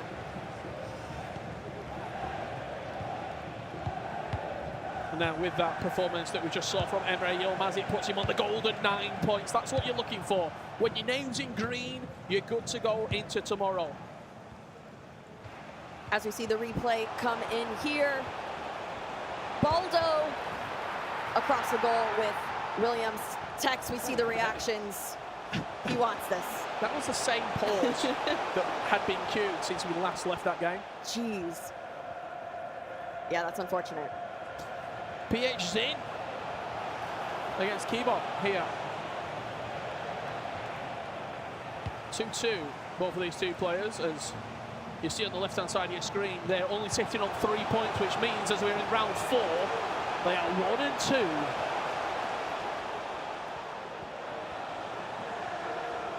Elimination FC could be the inaugural FC Pro Open champion, not even making it to the top 24 this year. It's a lovely through ball. He's in on goal. Kylian Mbappe just offside. Offside, just offside. You saw a flash of green at the bottom of the screen there. MS Dosseri with one back, 5-3 now against Mark 11. Surprised with PH in? I mean, I think last year in general, he wasn't at the level that he wanted to be at. Right. That he accepts himself. As we see this replay come in here. Great through ball into Mbappe. Agradash tying it up, but Bonanno has a quick answer. Twisting and turning with Aitana Bonmati. Reinders, I said it. I did say, one of the greatest players in the game. We see the celebration. Again, not biased whatsoever. As we were just about to talk a little bit about PH. Yeah, so he didn't play in a league last year, and so I do think that there were questions as to where he was at in this game. And so I'm not saying I'm surprised, but again, he's won this competition before, and so we do expect him to be at the top of the pack. Agradash and Bonanno, live action here. And we have to remind you where they stand currently in the table. You see Agradash 3 points to his name, Bonanno 3 points to his name. We've played 3 rounds, that means they are 1 and 2.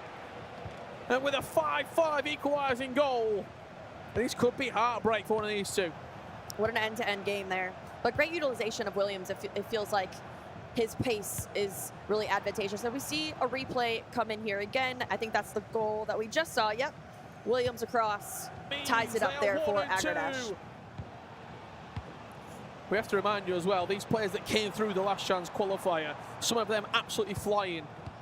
Some of them had a rough start. Ummett was in that LCQ. He did qualify, and he started today 0 and 2. After this result, he'll be 2 and 2 going into round 5.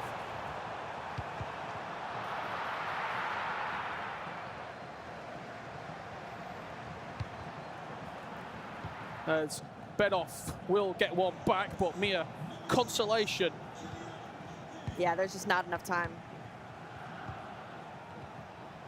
The other players coming through that last chance qualifier: Neats, Danny Pitbull, Hezers, Gueric, Nathan S.R. Baldo, Max Krullemeyer, ISO Power, Emre Yilmaz, 3-2 up here. Surprised that this game hasn't got further out of reach from Montaxa, with being down to 10 men as well. Yeah, it's interesting. I feel like we're not seeing that it's affecting him too much. But again, he's a seasoned player. He knows exactly what to do in those situations. Granted, how often is he getting red card? Probably not that often, but he knows what to do in these situations. And that is just offside. But that would have been 3-3. Let's jump on board here with Danny Pitbull and Johnny. 5-3, Johnny leading. And it is about to wrap up here. With both of these two on 6 points, Johnny will be going in to tomorrow's bracket play. Danny Pitbull, not a player you want to be facing at 2-2.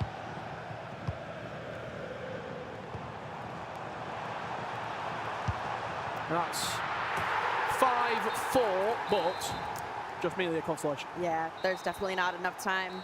Final whistle there. Johnny will be moving on to tomorrow. Danny Pitbull will have to stick around and see if he does lock in one more win, because he needs it at this point. I mean, Danny Pitbull's matchmaking as well. I have to talk about this. He played Prodigo in the first round. He won 6-5. He then played MS Dossery and Johnny. Wow. In his next two games, he lost 8-7 against MS Dossery. He then beat Predicted Ash 7-6, and now he's just lost 5-4. Every game he's played has been one goal. And he's made it through the last chance qualifier as well. Yeah. So he's just been playing his heart out this entire weekend. As we head back over to the Tex versus Boldo game replay coming in here. Tex makes it 2-1. Smashes it home at the near post.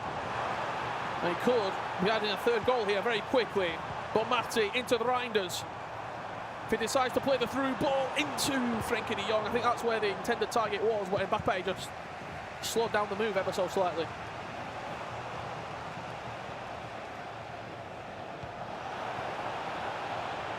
Boldo just can't quite fire that pass through the lane that Yapstam was covering. Valen 11-3 against Akmel JHD. Trimming's back 7-3 up against Moza. Neat 9-3 up against Biton. And that game there, Agadash versus Banano, I can confirm he's in extra time right now. I'm sure we'll see it wrapping up. Paulo Neto currently winning 10-3 against Gianluca. That'll slot him into that third game that he desperately needs for tomorrow as well. Replay coming in here for the Montaxer versus Emre Yilmaz. Montaxer somehow gets the ball, makes it 4-3. 4-3, and he's down to 10 men. Montaxer with the performance of the day right now, as PH Zin will go 3-2 up. Mark 11, MS Dossery is on the comeback charge. It was 5-2 when we left it, now 5-4 with 10 minutes left to play.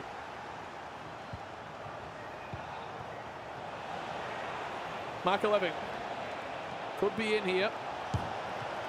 Good finesse shot, Casillas with the save. Let's see what he does from the corner here, because we have seen quite a few different variations. The last one he did, he went to float it into the back post and then player lock header it down. Is that what we do this time around? It's a short corner. The answer is no. Correct. Lavelle with the ping pass plus can fire that ball through, but Reinders just says, not today, give me the ball back. And we could have a counter-attack here on the cards. Pina with a through ball. Hakimi stretching his legs to force Mbappe away from danger. Let's see what else is happening. Agadash against Banano. Banano with Pina, lovely cancel inside the box, and retakes the lead at 6-5. This time around. That game is very, very end-to-end. Curious how that one ends up. As we head back over to the Mark 11 versus MS Dossery, at this point we need Mark 11 to hang on to that possession. But knowing MS Dossery, he might have a trick up his sleeve. We're going to be covering this game until full time now. This is where all the attention is. MS Dottery against Mark 11. You win this, you go into tomorrow's brackets guaranteed. You lose, you're going into a 2-2. A winner take all. You rise into the top 32, or you will fall out the competition in round 5. That is where everything is on the line. As Rodman pickpockets the pass there, but what a tackle. That is risky, and risk equals reward for Mark 11. Sliding challenge with Marquinhos. And with 2 additional minutes to go, can Footwear's Mark 11 get himself over the line? Rides the challenge, doesn't even want to try and score the goal, but gives away the ball, and with 20 seconds left to play, MS Dossery might have a chance. Pina into Rodman, driving down the byline. Play a lot cancelling, forcing Mark to make a decision. Mbappe in the back post, off the post. MS Dossery, so close yet so far.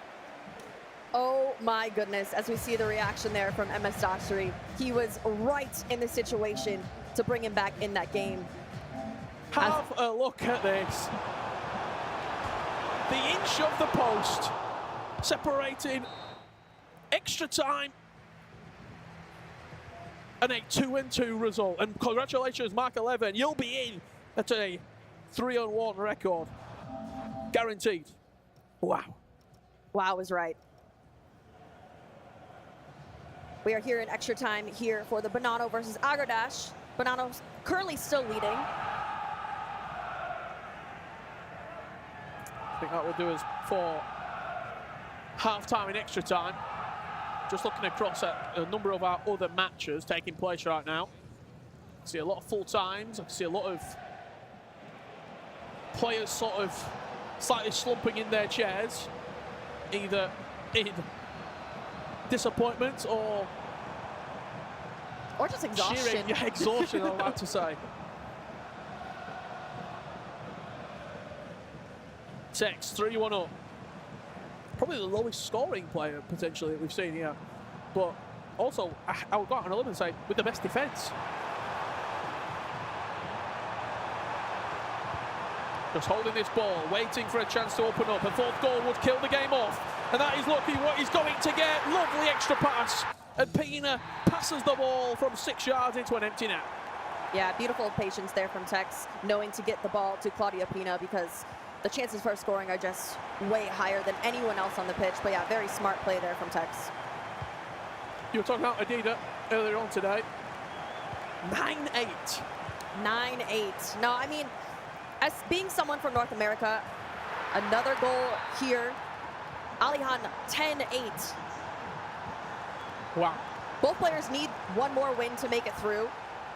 So if Adida, if all stands here, he'll need to still play one more game. But it's so tough because he had 2 such great matches to start the day off as well. And it shows how quickly it can turn. Right. You lose, what was it, a penalty shootout? You come into the 4th round, he plays Alihan Lyon. He beat Emre Yilmaz. Yeah, a ruthless player. 10 goals conceded. You go into that last game thinking, well, I've already had 2 chances. I've squandered both of them. You might end up playing against them, mate. You might end up playing against Bonanno or Emre Yilmaz. As these matches delivering game after game. If that is a full-time result, by the way, between Montacha and Emre Yilmaz, I've got to go out and say that's the performance of the day right there. As Adida gets one back, 10-9. He's still in it. Plenty of time left.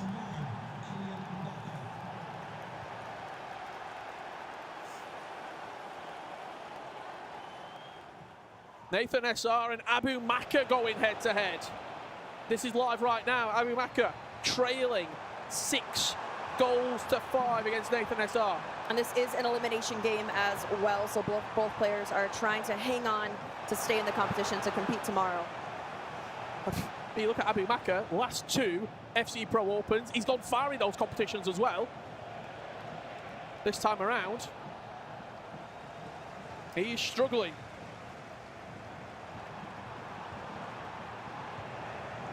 He could be eliminated. He's pressing high up the pitch. And he's just trying to force a mistake from Nathan SR. But Nathan will always go forward. If he's got a chance to score, he wants to score. Clever foul.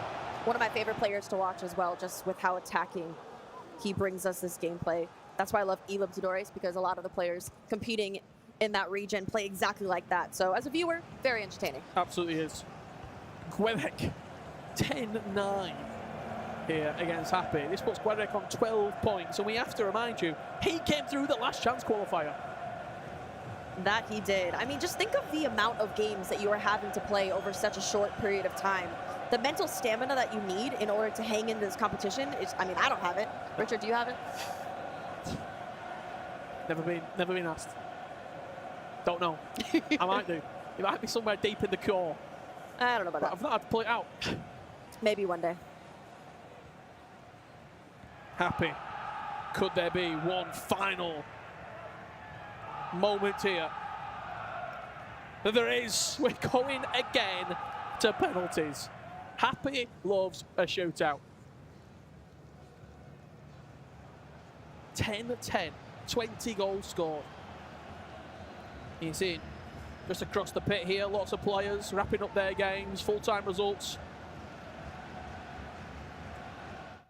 As we see the replay come in here for that equalizer goal.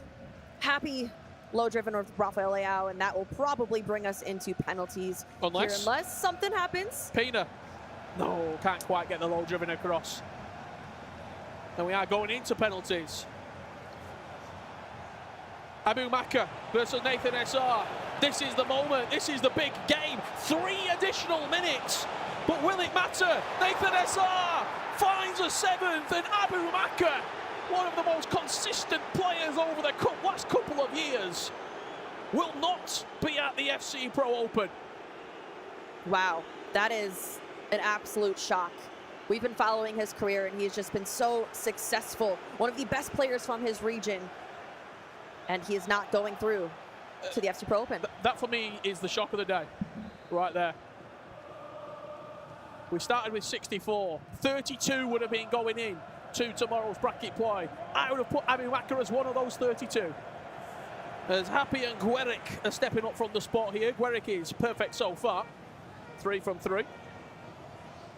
With Zil Roberto slamming it in off the post, and Happy must score this early into the shootout. It's Claudia Pina, and straight down the middle. Guerrec to win it. Theo Hernandez, this will put him on 12 points out of 12. A perfect run for Guerrec will continue as he extends to 4-0. Happy having so many penalty shootouts, but it just doesn't always go your way. Guerrec, what a player, and what a performance he's had over this last couple of days. Yuval and Bader in a 6-5 result here. Extra time is certainly the topic of discussion here at DreamHack Atlanta. Back over to our Alihan versus Adida game. Alihan still leading as we are in this second half of extra time here. Adida needs a goal. And you can see there on the left-hand side of the screen, as it stands right now, Adida will be 2-2 with Alihan Lyon once again re-establishing that 2-goal lead with only, what, 6 minutes left to play. We see the replay coming here. Starts off with Mbappe. Easy finish there from Stoichkov. And there's not much FC left to play here. Only 1 round of Swiss remains for the first day of your FC Pro Open Global Qualifier. And this is another qualification game as well. So as it stands, Yuval will be playing tomorrow as well. Last year, a FC Pro Open player, and made it into the top 24. It's the tournament that everyone wants to be at, the Pro Open. And Yuval will be in the conversation come tomorrow. Again, nobody wanted to play him. If you're in one of those brackets of 8 players and Yuval's in there, you're not very happy about it. 11-10. Alihan Lyon leading against Adida. Last game of the round here before we head into the all-important, decisive round 5 of Swiss. Offside trap coming in, allowing Alihan Lyon to have the entire half at his disposal. 5 shots, 3 goals, hat-trick for Mbappe. Can we say game, set and match? I believe so. I don't know if there's enough time here, but it's not the end of the road yet. There still is one more opportunity here for Adida. It's just unfortunate to go from 2-0 now to 2-2, so he needs to somehow bring it back and win that last game. But for Alihan, he is locked in his spot for tomorrow. Locked and loaded is Alihan Lyon. Last time we saw him out in action, obviously, straight from kickoff. Adida's got one back. Maybe we're not. Yeah, there's quite time there yet. I take it back. So many goals. 23 goals in one game.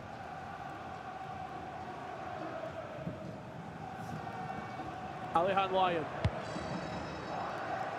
will confirm his results and will be in the hunt come tomorrow, come bracket play, because that's a mistake from Adida. He runs the ball out of play. Alihan Lyon with RB Leipzig does the job that he needed to do.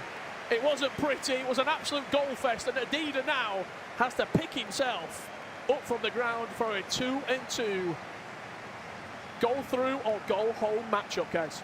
Absolutely. It just goes to show how things can change at the blink of an eye. But for some players, they are looking pretty going into tomorrow. This last round, Rich, is about to be intense, though. Intense, the perfect word to describe it here from DreamHack at Atlanta. 1 round to book your place into tomorrow's bracket play. You lose the next game at a 2-2 record. Unfortunately, the Pro Open for FC26 will not have your name on it. The biggest round of the season so far is coming up right after this.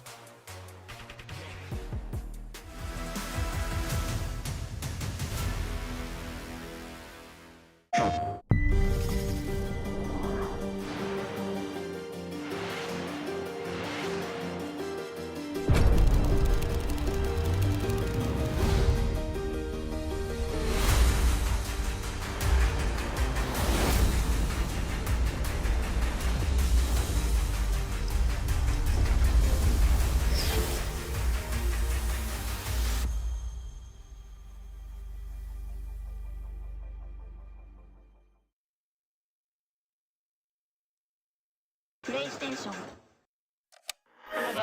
Made from battery. EA Sports. To the game. Sport is everything. For decades, we've lived it, played it. It's tribal, it's primal.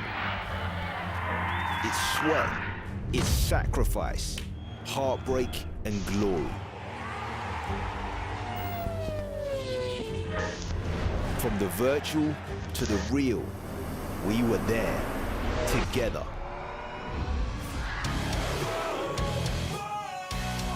Heroes, villains, rivalries, and legends. Triumph, disaster, every moment in between. Whatever you play, whatever you love, this is your arena. This is more than a game. This is sport, everywhere, always.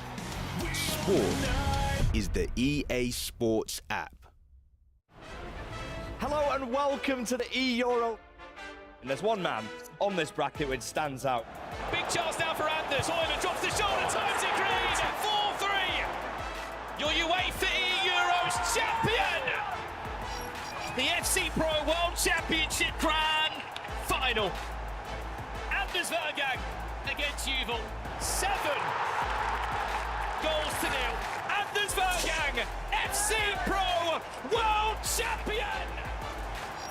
Here we go. Grand final time in the FC Pro Open. One of these two will be the second player to lift that FC Pro Open trophy. Can he get round the goalkeeper? Are we witnessing one of the best FC Pro players we have ever seen? Anders Vergang, FC Pro Open champion.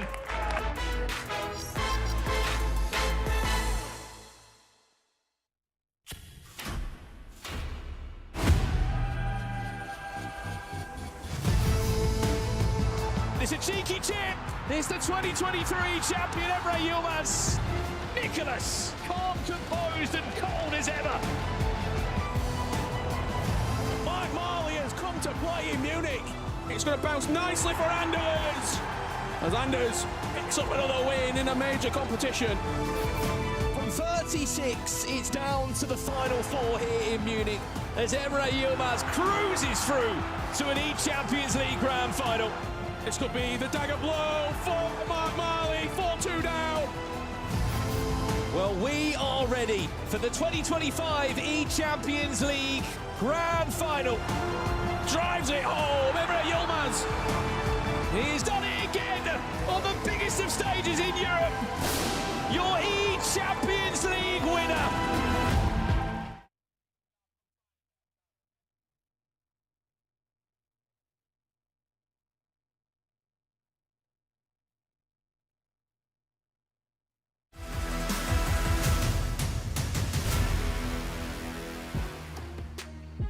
Welcome back to the FC Pro Open Global Qualifier live from Atlanta alongside myself.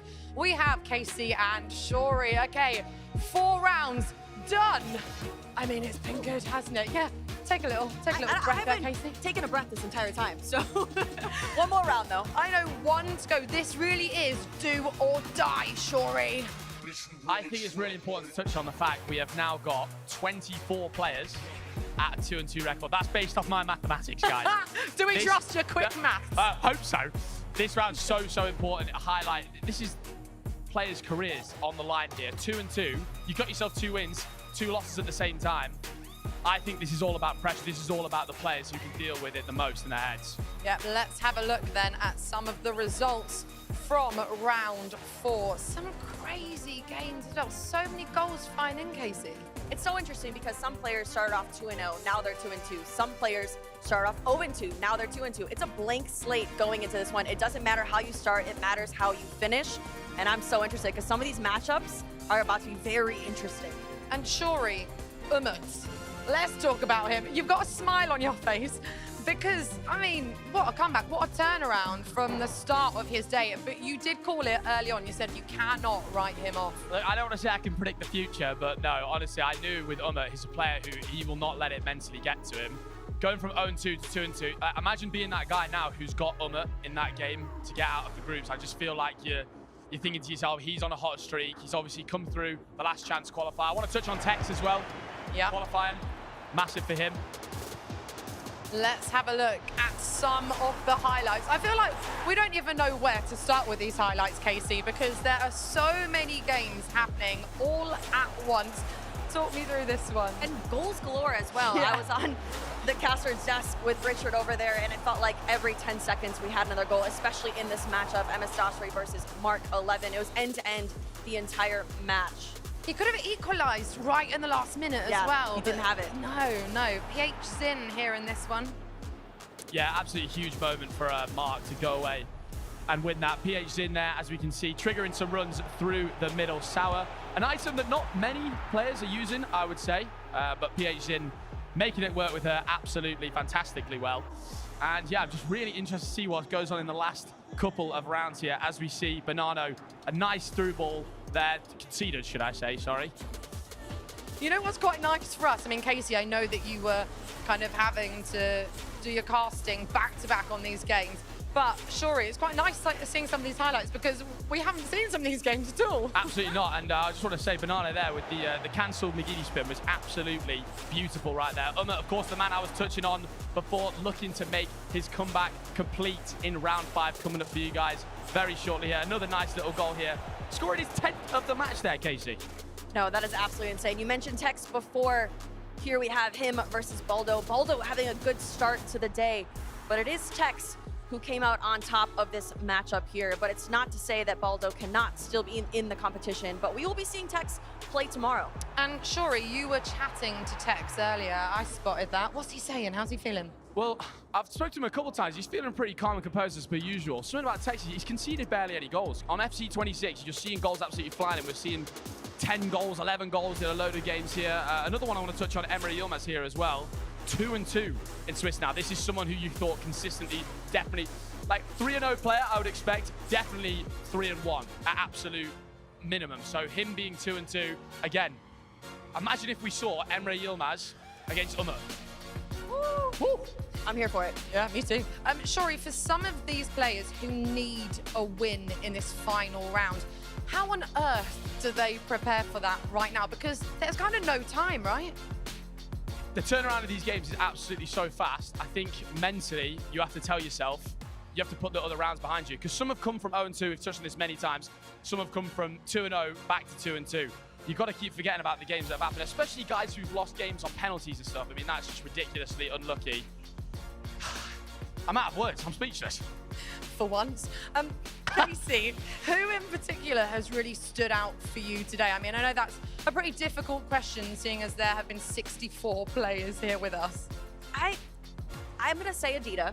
He started off the day so strong, and he's still in the competition. He needs to win this last game. Obviously, last game, unfortunate for him, but I think he has what it takes to come back and win this last one, because he has to do it if he wants to play tomorrow.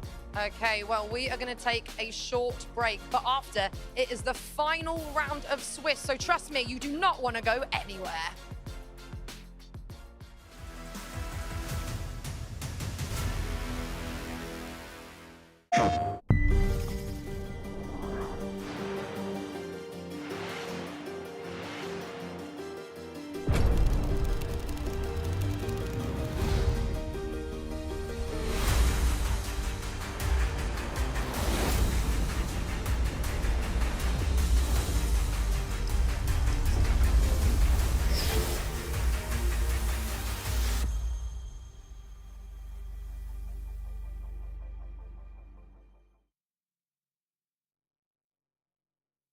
PlayStation. Made from battery. EA Sports. To the game. Sport is everything.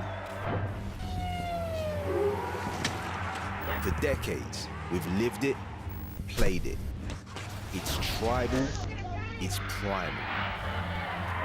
It's sweat, it's sacrifice, heartbreak and glory. From the virtual to the real, we were there, together.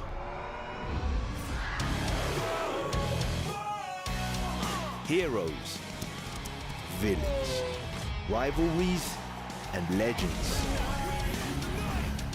Triumph, disaster, every moment in between. Whatever you play, whatever you love, this is your arena. This is more than a game. This is sport, everywhere, always. Sport is the EA Sports app. Strap yourselves in, ladies and gentlemen, because this is the big one. It's in! It's on his way to the final! Scores! Anders is an FC Pro finalist! This is it! Your FC Pro Open Grand Final, PH in against Anders Vergang. Only one can call themselves champion. There's Haaland in the air towards the post. Back to Mateus! Champion! Probably, let's take a look at the group as it stands. KTZN did not have a good time. Do you think he can do something today? No. I'm sorry, I don't like counting people out before even kicked off. Prove me wrong, KTZN, please. Which three players will join this Saturday's finals? He needs a miracle tonight, and he might have just taken the first step towards it. KTZN, alive and kicking in this tournament. What a different player we are witnessing here. It's all going to go down to round 5. KTZN! What? The ultimate redemption story from the depths of despair. Silence the haters, silence the doubters. Pes etme bence. Never give up. Biraz klişe ama tam olarak o hikaye yazıldı yani. O yüzden bunu söylemek istiyorum.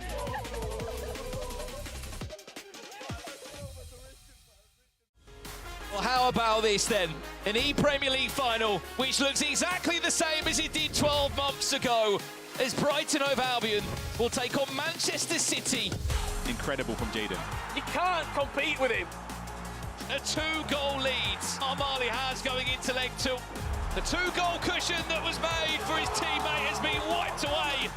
This is beautiful, but Manchester City have done it again, back-to-back E-Premier League champions.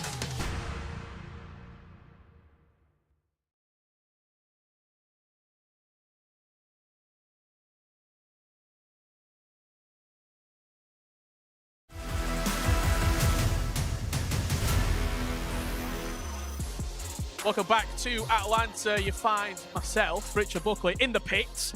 It's pretty intense down here. I'm here with the reigning defending EPL champion. We'll get to that later on in the year. FC Pro Open Global Qualifier, Matty. Started the day with a win, then 2 losses, then we just got a win in the last round. How are we feeling? Oh yeah, I won the first match and after 2 bad matches, but still I'm alive. 2-2, I need 1 performance good, and today is another day, so I need to win now. I want to ask you how it is in the pits, because it's very lively. There's a lot of noise, not only from your other players, but other games, a lot of lights. How are you finding it in here? It's so difficult to play the 100% here because all the sounds, but you need to try to be the best here, so you need to adapt it. And I've got to ask you, you can just see someone over your shoulder. You've got a few new teammates this year. How are you looking forward to the rest of the season that's going to come up? The teammates right now, incredible today. So now I'm happy with them, and nothing. I need to learn about them. I'll let you lock in. I know there's a lot going on right now. Big game coming up. Very best of luck, and we'll see you very soon. Nicole, back to you. Thank you, guys. I think that was Richard Buckley's first time actually down here in the pit. And he looked a bit petrified, which I understand because it's a bit chaotic here, isn't it? You've got players kind of accidentally walking into shot. But this is what it's all about here in Atlanta, Casey. No, we love it. It's an absolute LAN event, and they're just everywhere trying to get back into positions. And so I'm ready for this last round. Me too. But first, we've been talking all things FC 26. Now, I want to chat to the both of you about your favorite playstyle. So, talk to me, Casey. What's the best one in FC 26 right now? I mean, it's by far has to be the low-driven playstyle. Okay. This year, we've talked about her so much. Queen Claudia Pina. It's interesting because you can literally go to her Instagram and people are thanking her for how effective this playstyle is on her item. If you look at it here, we have a replay from the Abu Maka Gianluca game. As it's dribbling in, we see the low driven across the goal, but with the playstyle plus, it is just that much more effective. A regular low driven is effective in this game, but if you have the playstyle plus, it is just that much more effective as well. Yeah, definitely important to mention how you actually do it. Literally just powering up a shot with circle and then just pressing circle again. It really is as simple as that. Like we used to time finish in previous years, and low drivens, Casey, you know, like you said, it's your favorite playstyle. My favorite. Use it all the time. I do. Every single weekend. Shori, what have you gone for? Well, you see, I don't disagree with the low. It sounds like you're about to, Shori. I'm pulling up to Finesse Factory, honestly, right? Okay, Finesse. why?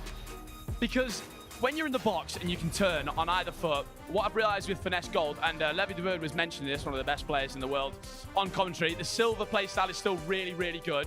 But with the gold one, I feel like even if a player's not got 5-star weak foot, if you turn in the box on that finesse shot, it's just ridiculous in the box, and you can find the top corners. And what you'll find a lot with finesse shots, doing it literally just with R1 and circle to do that in the box, is the fact that even if someone moves the keeper the right way, if you put it into the top corner with a finesse, a lot of the time the keeper still won't save it. And we're seeing loads of nice highlights here of players utilizing the finesse playstyle. It's just the way you can turn and shoot in the box so quickly with a lot of these agile players, which of course a lot of the pros here are using.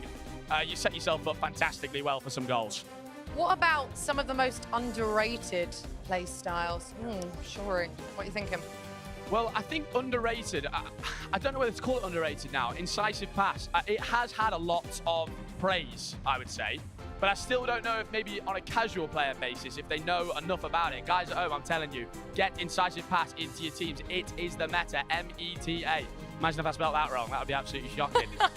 Casey, you got an underrated one? I'll throw Bruiser into the mix. I do feel like with the recent patch that has been more effective using those type of players.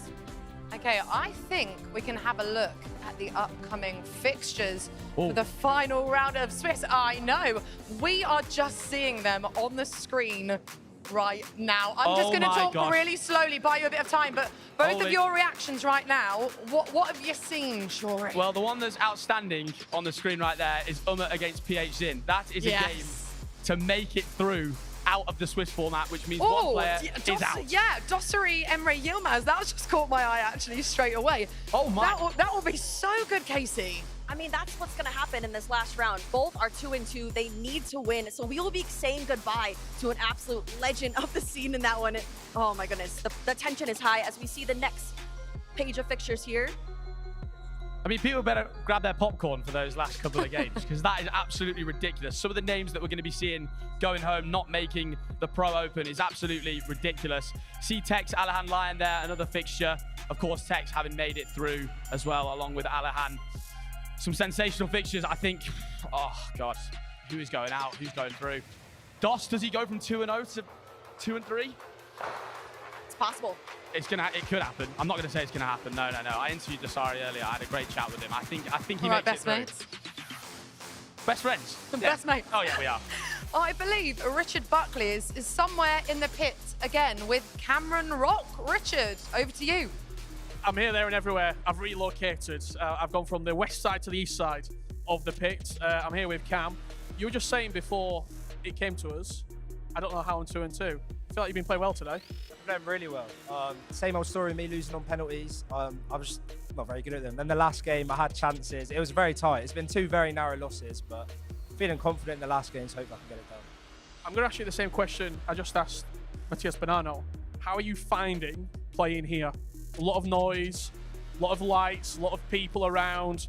I mean, I'm getting in the background here. I've got a partition going up because 2 players are playing against each other. How are you finding this? It's a good atmosphere. I mean, when someone screams Vamos about a metre away from you, it makes you jump a little bit. But bar that, it's a great atmosphere. Hearing people celebrating to go through, and hopefully I can give some rules in about 25 minutes time. Well, it's quite interesting you said Vamos because you're playing against an Argentine player now in this last round. Giuliano, you were just saying you don't know too much about him. Does that help you when you don't know against someone? Say if you played against someone that you qualified against in Europe West, do you prefer playing against someone you know or someone that's complete unknown to you? I think it goes both ways. They don't know what I'm going to do, I don't know what they're going to do. So I guess it's better than having a proper idea. So yeah, I'm not sure what to expect. I'm sure he's in the same boat. So we'll just see what happens. We'll see what happens indeed. Good luck, mate. I'll let you lock in. Brandon, Shells, round 5, take it away. Thank you so much, Richard. Yes, this is the big one, my favourite Swiss round. Myself and Shells got the pleasure of guiding you through this one. 20 players are already there to tomorrow, Shells. After this game, 12 more will join. Did you see that fixture list? Some of them fixtures list. Listen, I couldn't keep my eyes on one just fixture. There's 2. Dossary versus Emre Yilmaz. As you can straight away see, Emre Yilmaz going 1-0 up. And speaking about Dossary, starting off 2-0, finds himself 2-2. He could be going home. Well, Hermes Dossary against the 2-time E-Champions League winner. One of them will be eliminated. One of them will not be in the FC Pro Open this year. The other will be able to keep on dreaming. They'll be back tomorrow to try and finish the job. The other game that we have to speak about as well, Shells, Umit against PH Zin. A world champion against an FC Pro player. What a game this is going to be, by the way. Dossary bites back minutes later, 5 minutes in, we're already all square. And this is round 5, Brandon. Players have been playing all day, so they're fully warmed up, but this is where the fatigue can kick in as well. But you got to fight and give it your all because you could be going home and you could be booking yourself a place into the knockout spot and still have a chance to qualify for the FC Pro Open. I mean, chat, we can still see a lot of people asking about Tex. Tex is through. That's why we're keeping more of a close eye on these games because these players aren't confirmed to be going through. There are 12 matches out of the 22 in this round that have got elimination or qualification on the line. Hence why we will keep you up to date, as always, of all the games, but these are the ones that are in focus. Quick mention as well, PH Jin versus Umit. What a game that will be as well. Loser goes home. There's going to be some emotion, isn't there, in this round? There's going to be emotion everywhere, and this is the beauty of the Swiss round, because anything is possible. It's so unpredictable. To be 2-0, find yourself 2-2, 3-0 straight away. Now you're just playing for seeding. What a ball that is. MS Desari looking to go 2-up here, he will. What a run from Riders. 10 minutes in. From 1-0 down to 2-up, the king of the jungle leads it. Johnny Reinders, one of the top goal scorers of today. But I've been hearing Emre's been kind of struggling early on in this game, and the thing was, Emre, when he gets going, usually later on down the season, he's just unstoppable. Of course, winning the ECL 2 times in a row. Oh my. Ooh. Winning the ECL 2 times in a row. Emre usually heats up at the right time, but it will be a big disappointment for him for his journey to come. Well, another one of those games that has a lot on the line. It's D. Fernandez against Matthias Banana. We just heard from him speaking with Richard. He said how impressed he's been by his teammates at Manchester City, and he wants to join them tomorrow in the knockout rounds. Desari might also be there. 3-1. What a fight he's putting up here against Emre Yilmaz. It's just the timing once again, triggering Lauren James to be just waiting for the perfect time to play the through ball with a decisive pass with Vitinha midfield. Desari, it's good to see him back, and he's given Emre a run for his money, which is, I mean, last year you probably wouldn't say it, but it's good to see Desari back on top. We'll meet against PHG. When we have an update from you in that game, we will give it to you. Over here, though, D. Fernandez, Banana. This is live now. Goalless as it stands. As Bonmati will try and open up the space into Frankie de Jong, who tried to get his left boot around the shot but couldn't really get the angle. Well, here's the update in this one. Umit PH in. And it's Umit that leads after just 57 seconds in the game. Tuga Samu Gamers also another 2-2 match. And these are all games, just as we said, these are all 2-2. This is crazy stuff. This is also another 2-2 game. Neat against Lucas. Lucas leading by a goal to 0 there. We'll jump back to this one for the time being. This is live still, 0-0. I think this is a big game here, especially for Banana. All of his City teammates have made it through till tomorrow. He will be very devastated if he doesn't clutch up here. And I've seen him behind the scenes. He wants to win every game he plays. Practice, and he goes 1-0 up straight away from a knockdown off a corner. But he wants this win because he doesn't want to be the only City boy missing out. I was going to ask you, how does that feel when you're seeing your teammates around you? They're all in the knockouts already, and it's just you that's waiting to get over the line.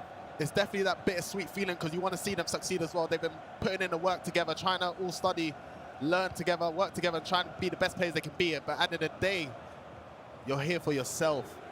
But to be the only one going out is definitely going to hurt him a little bit more. But Banana is a fantastic player, and I'm sure he's going to give it his all. Emre Yilmaz bundled off the ball by Marquinhos. You surprised about that pick of player there, Chelsea? He's been picked 39 times across all these teams, Marquinhos. I mean, it's that goal intercept to try and stop the through balls. Oh my days. The only way you can slow down these through balls is with intercept, and even with that, it's not enough sometimes. But as you can see, Desari catching Emre on the transition once again, but he's punishing every single time. MS Desari, you would be right to say, if you sit here right now and you look on paper of the form of these two players in the last 2 years, Emre Yilmaz's trajectory has been going up and up and up. MS Desari, we just haven't been able to see him. Yeah, this is my first time watching Desari in a few years, and someone asked me earlier, what's your thoughts of Desari? I'm like, I haven't really watched him play. But to see him back giving Emre Yilmaz 4-1 up, there's still a lot to play for, but Desari's been playing really well today. He was 2-0 and found himself 2-2, but that can happen in Swiss. But it doesn't matter as long as you get them 3 wins at the end of the day. What a game this is, by the way, between these two, end to end. Remember, whoever loses this game is out. It's as simple as that. You win, you just about go through to the round of 32 tomorrow. I say the round of 32, it's a completely different format tomorrow. It's not a straight knockout. Those 32 players will be split into individual groups, 8 players in each group. And half of each will be going through. Emis Dasari is putting on one of the best performances we've ever seen from him. 5-1. What are we witnessing right now, Chels? I don't know, man. I'm kind of a bit shocked by Emre, but you've got to give credit to Dasari. Usually you don't really see Emre kind of lose his momentum and lose his flow in attack, but Dasari's stopping his attack and just going right back at him.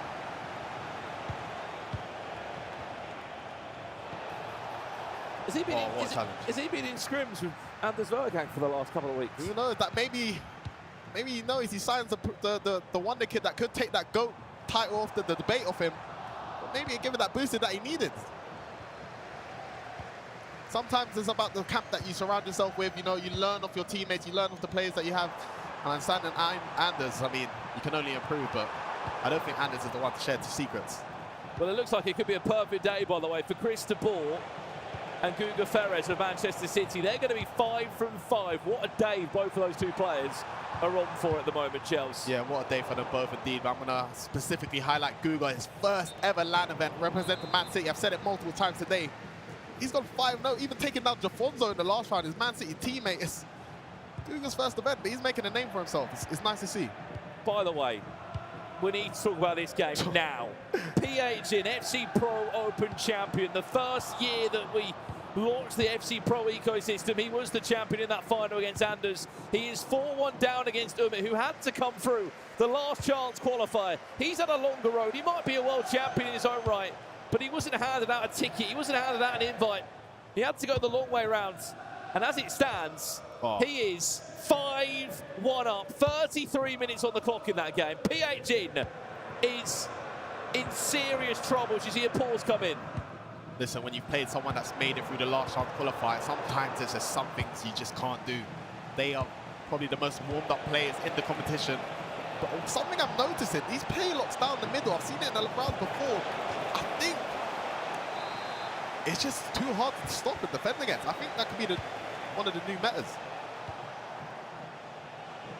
I don't know when PH will get that pause. He could be lucky if he gets it before half time. And that's the thing, when Umit gets going as well, you need everything to slow him down. His through balls are vicious. As you can see him triggering Mbappe straight away. Watch how he triggers his play. He does it so well. And with the through balls in this game, Umit is showing his dominance once again. Peanut finding Mbappe.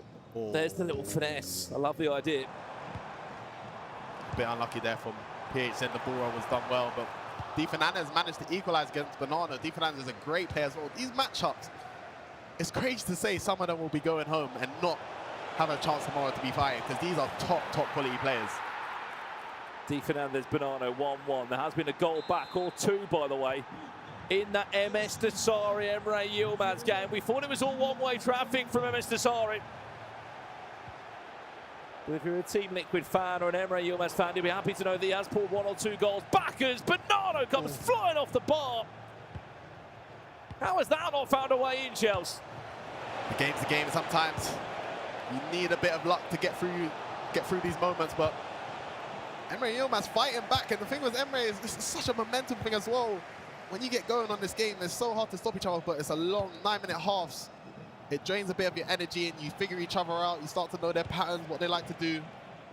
Well, this is live, we should say. We have missed 2 goals in the game. Emis Dasari was 5-1 up.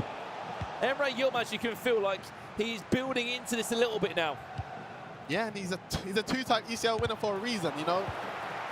That was the second goal he got, Shells, and he got a third just minutes later. Yeah, he done very well to bait the run with Mbappe, waiting for the right time for him to pull up the defender. And great finish, the composure there from Emre. Still a lot of time left, but it's kind of weird to say that he's still in this game, because I did think Dasari was going to be running away with it. 2 minutes away from half-time. This is not disappointed at all. When we saw it on the fixture list for round 5 of Swiss, we knew it was going to be a good game, but I didn't expect to have 8 goals in the first 45 minutes. Remember, winner goes through, loser out. They will not be at the FC Pro Open. So much riding on this one. And the best part is we've still got a second half. And we still got so many other games going on as well. Tuga, Samu, Gamer, both trying to stay in the competition. That's 1-1 as well. It's like I said, it's crazy. Some of these players, like, we're going home. I expect them to see them fighting for the Pro Open spot. It's crazy. Who else is crazy? Umit is 6-1 up in this game, Shells. Claudia Peter. There's something. Made it 6. Oh, it wasn't even stopped. It's a penalty. What a chance this was for Umit to go 7-1 up. It's Mohamed Salah from the spot. And if we can get a camera on that PH in area right now, in this booth, in this pit, I mean, surely there's going to be tears in his eyes because he is 6 goals down at half-time. How on earth do you pull yourself out of that one? Listen, anything is possible. At the end of the day, it's always tough because you feel like your dreams are just getting taken away from you, but you've got to give it your all because you've got to control the controllables. 9-minute halves, anything can happen. Sometimes you get a bit too comfortable on the ball, making bit mistakes. You just need that one goal to try and get that rhythm back. But it's going to be a tough mountain to climb for PXN to do. Update in Tuga against Samu Gamer. I know a few of you are asking in the chat. Tuga is leading 2-1 in that game. That's about to go into half-time. One thing we've learned here in DreamHack Atlanta, sorry Shells, is that nobody is safe. You could be a world champion, you could be an E-Champions League winner. Speaking of E-Champions League winners, he's just pulled another one back. 5-4. The extra pass was naughty. And that's the things can change. But like you said, these are all world champions. But of course, this is a new game. Everyone's back at square one. But this is the important moments to try and keep your tournament alive. Of course, it's so early on in the season, but the Pro Open spot, we know how important it is to qualify for this event. The first one of the year, but it's of course probably the biggest major coming up to the World Cup. You want to qualify because it does guarantee you a contract next season.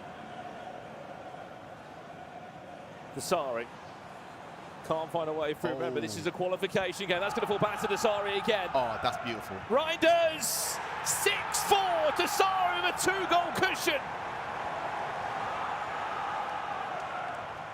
It even got a round of applause from you, Shells. That's fundamental. That's old school stuff.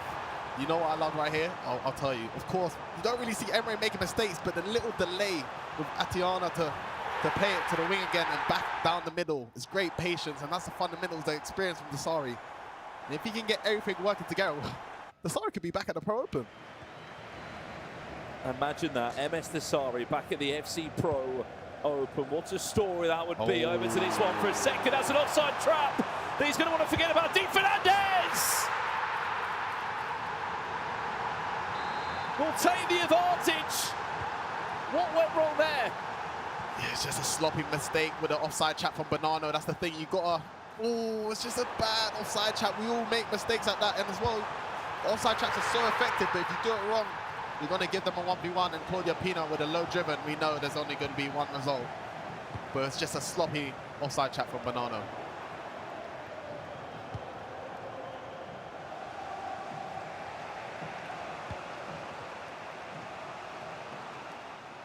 What's happening over in this game? Darkly Faku Cohen. Speaking of players that are in the FC Pro Open, the last 2 years, Faku Cohen was that player. It's not looking so convincing as it stands. Speaking of Darky as well, I think he went undefeated in the qualifiers, but it's 6-5 over here. Shells. What? He's just pulled one back. It's 6-5. Emre Yilmaz is only 1 goal behind MS Dasari in this game.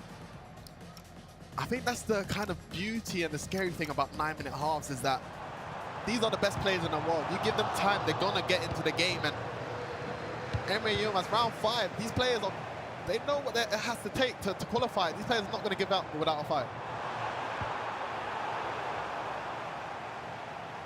I mean, chat, we can see you as well. Who is winning this game? Let us know. MS Dasari or Emre Yilmaz. Only one can find their way into the 32 tomorrow. Remember, we will be live all day tomorrow for the all-important qualification stages of the tournament. You come back tomorrow, you win 2 games. You qualify for the FC Pro Open. It's not looking this easy for Matthias Banana. How about that one? Clip it, save it, rewind it. What an incredible finish that is from Di Fernandez. And that was great build-up from Neat there to equalize as well. But that little left stick dribbling with Bonmati, she is so good on the ball. And with the technical as well, she's pretty much unguardable when she has the ball at her feet. But where's he going to fall? Bonmati saved by Ika Casillas. Thought that could have been a pen. Lofted in, bouncing around in the box. Where's he going to end up? Marquinhos does give away a foul in the end and has a chance to breathe. I need a breath from myself. Defending them little knockdowns in the box is so hard. You got to be so proactive, trying to make the switch, bring the right player, make sure they're there for the block as well. Emery done very well to hold on to that. Speak about pro players' mentality as well, Shells. He was 5-1 down, but he's not giving up. Here's Mbappe. Wrong choice of shot there, I think, from Nassari, but this is the highest level. He probably anticipated the keeper movement. That's what I mean. There's a mind game throughout the whole game. It's so exciting to watch with these two top players going at it. I was asking about Tuga. 3-2. He is leading against Samu Gamer. Di Fernandez 4-3 up. Banana has pulled a goal back in that game. Speaking of goals, Emre Yilmaz coming so close. Wins a corner. I feel like I'm kind of noticing a little pattern. I feel like most players are shooting at the near post because worst case scenario, they get themselves a corner. But I thought he could have gone across goal there.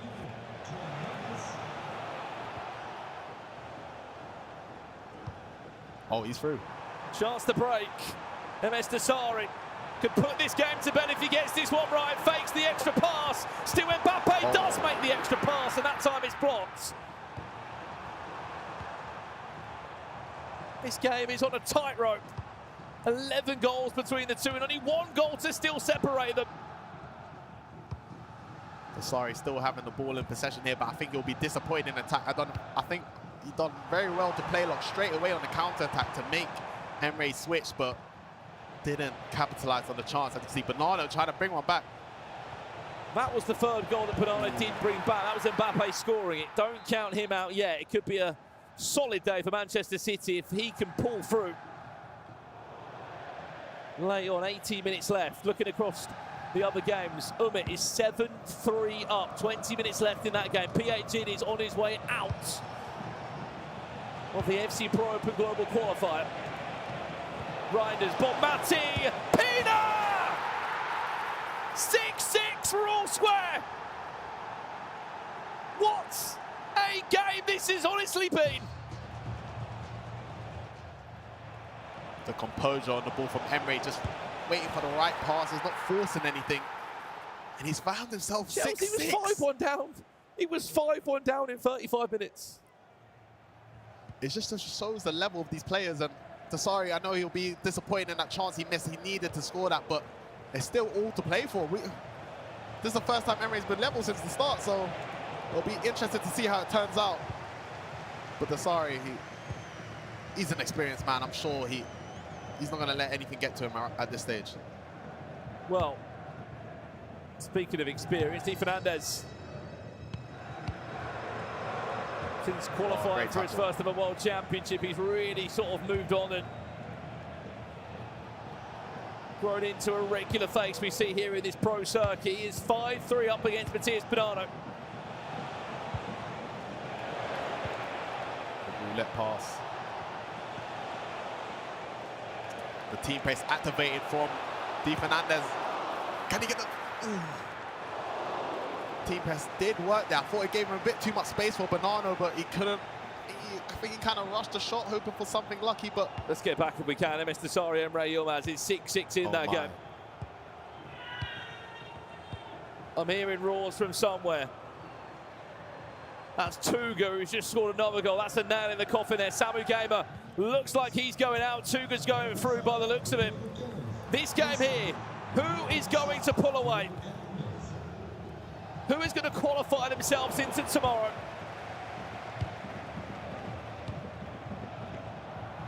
Mateus. Great tackle. Pina, that was cheerleading there. Of all icon shells in this team, he's gone for cheerleading. It's a play-style game. Chiellini, I think some people like a bit scared to maybe use items that they're not maybe that popular, but you've got to find what works for you. And Pina with a finesse shot gains another corner. these corners have been a big difference to settling people's days, if not. Some people can survive with corners, make a career of corners. If there's one man that knows how to take a set piece, it'll be this man. Oh. Emre Yilmaz fakes a power shot. Oh, and then he goes for a follow there. That was near enough perfection there from Emre Yilmaz. Another corner this time, played short, then goes all the way out. Bate Kimi. Bomati, Casado. Ooh, it's a good challenge. Both these players, this is exciting to see. They're making the last-ditch tackles every single time. I don't think their midfields are even playing this game. It's your centre-backs and your strikers just going at each other. This is exciting. This could go to extra time, though. Oh. Qualification game, as we said. You don't win this, you're going back to the drawing board. You're waiting for your league to kick off, whichever league you're playing in, for then to have the hope of trying to get to the World Championships. So much comes of being in the FC Pro Open. It's even with that momentum of still feeling like you have something to play for throughout the season. These guys that qualify for the Pro Open, because you're practicing every single day, you're just at a level where some people, they take a break, a couple of weeks off because it's hard to grind every day when you don't have. Hang on a second. What shots this could be for Emre Yilmaz and Mbappe, stopped by Casillas. If we have a quick second, could we jump over to Umit against PH in? Don't tell me PH in. Just to say it's done. Oh. Controllers are down, game is done. PH in is eliminated, he is out. In the FC Pro Open Global Qualifier, he's probably not even at his console anymore. He will not be there this year.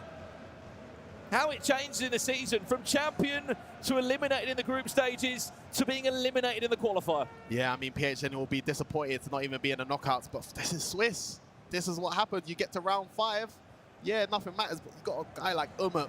That is one of the worst matchups you could ever face, let alone in round 5, but you've got to give props, credit to Umut, who's come through the LQE.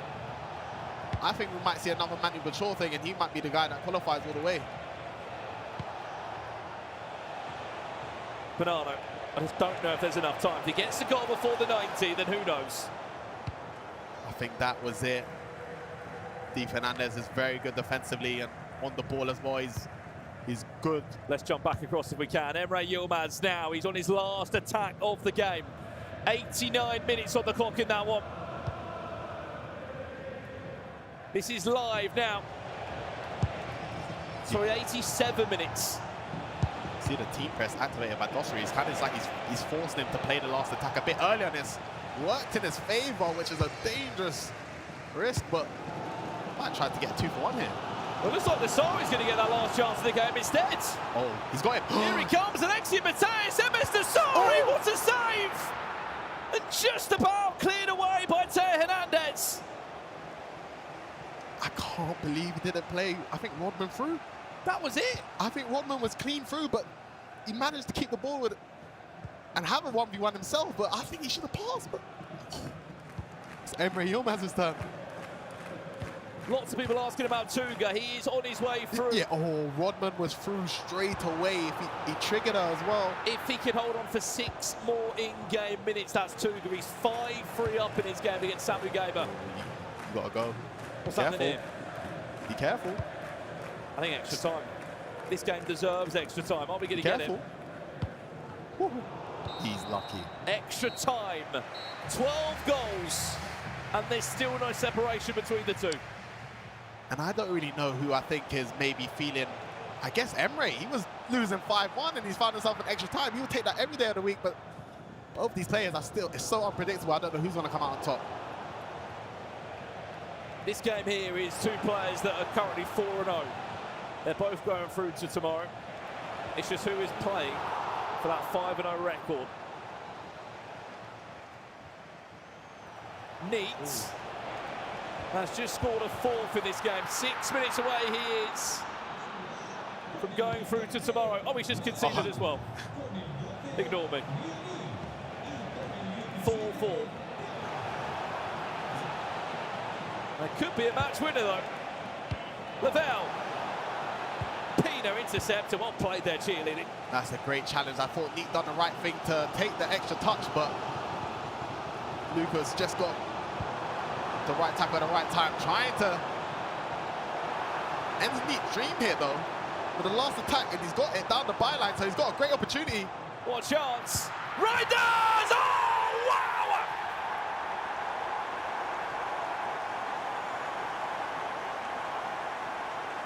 Lucas might just have sent himself into the round of 32 tomorrow. It had to be perfect. And by God it was. Just had to look over to Neat there. I would like to say, well, fair play to him. He fought so hard through the LQE, got himself to the last round, and just lost it in the 90th minute. It's gonna be a brutal one. But Lucas, wow, it was clinical from him. You can cast your mind back. He's been to an FC Pro Open before as Lucas the German. And he wants to be back there again. Right, let's jump to this one now. The game of the round. 6-6. Team press activated for Dosari again. You can see, ooh, what was that? MS Dosari against Emre Yilmaz. MS Dosari finds himself 7-6 down. That's the first time in the game, Shells, that he's been behind since he went 1-0 down in the first 2 minutes. Other than that, it's been all Dosari on top. What a goal this is. That skill he done with Pina and the Bomati and the player lock. To even get this pass off, that's the only thing you could have done in that situation. It's so hard to do. I play lock and I walk up the pitch by accident. Just like that. What more can you say? Honestly, sit back, watch and enjoy. You are watching two of the all-time greats of this e-sport go toe-to-toe. I think it's going to be a pen shoot. Oh, that could have been a pen. 7-7. The trigger again from Mbappe. You have to watch it. Both these players are playing. Going forward, they're playing exceptional stuff, honestly. The triggers that they're doing, you have to watch it. You can see Nico Williams top screen again. You have to watch it. What about that is, by the way, Nuno Mendes.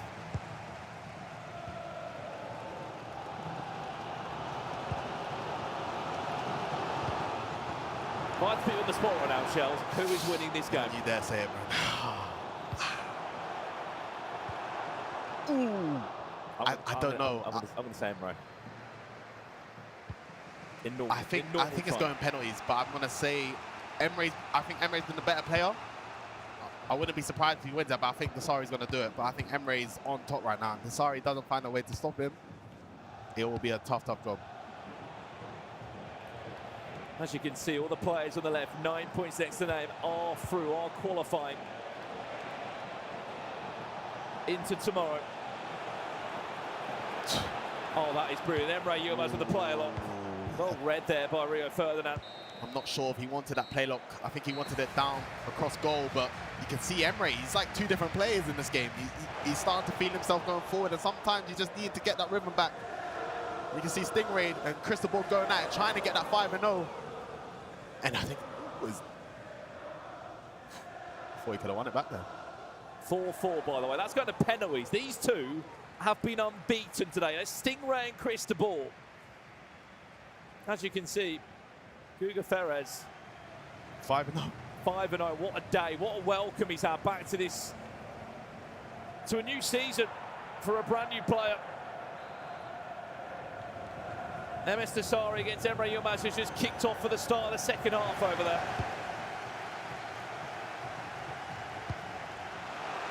We will let you know who wins that penalty shootout. As it stands, it is Cristobal who's looking the stronger of the two in the shootout. Over to this one now, though. Here's Emre Yilmaz with Casado. What a ball! Casillas. And again, it's Iker Casillas, who is the most popular goalkeeper of choice in the team selection. That far reach and footwork traits are so crucial as a goalkeeper, even being 6'1", which is quite small as a goalkeeper, but with that play style, extra pass, proving his worth every minute. Mbappe! Emre Yilmaz finds an eighth. Could that be the match winner? He is so composed on the ball. He takes, I think Emre's first touch is on point every single time. He carries the momentum well. That makes it really hard for Dosari to try and put a challenge in. But once again, Dosari using the team press. It has been working all game, but Emre's found a way to beat it every single time. Let's go sudden death pens if we can. There's a penalty shootout between Cristobal and Stingray. And they are still in sudden death as it stands right now. This is whoever wins will be 5-0 alongside Guga Ferrez. Cristobal finds the back of the net. Stingray has to score. Well, it will be Cristobal going 5-0. Up step Stingray. We're going again. This is perfect pen so far. I think we're around 7 or 8. Yeah, the Stingray could join his City teammate as he saves it here. Just score. He has the chance to join Guga as the two City boys 5-0. Stingray 5-0. We'll see you tomorrow, my friend. Well played indeed. Back to this one now. 10 minutes away from finding out who will be joining the rest of the group in the knockouts tomorrow. Casino! Moises Casino with just a bullet in the bottom corner. There was nothing too fancy about it, but he just took his time. And he made sure he had acres of space there. MS Nassari just sat back ever so slightly. And for the first time in the game, Emre Yilmaz has got a 2-goal cushion from 5-1 down. 9-7, he leads. There's a reason why he's won the ECL 2 times in a row. He just finds a way every single time. And if he finds his way into the Pro Open, listen, Emre Yilmaz will be the guy to watch. But the power shot, he's been baiting it all game, and I thought doing it there, it just gave him enough time to do what he wants, see what Nassari was going to do. And Emre Yilmaz has finally got the 2-goal cushion. And it's crazy to say that he's winning this game. Moises Casado, of all players.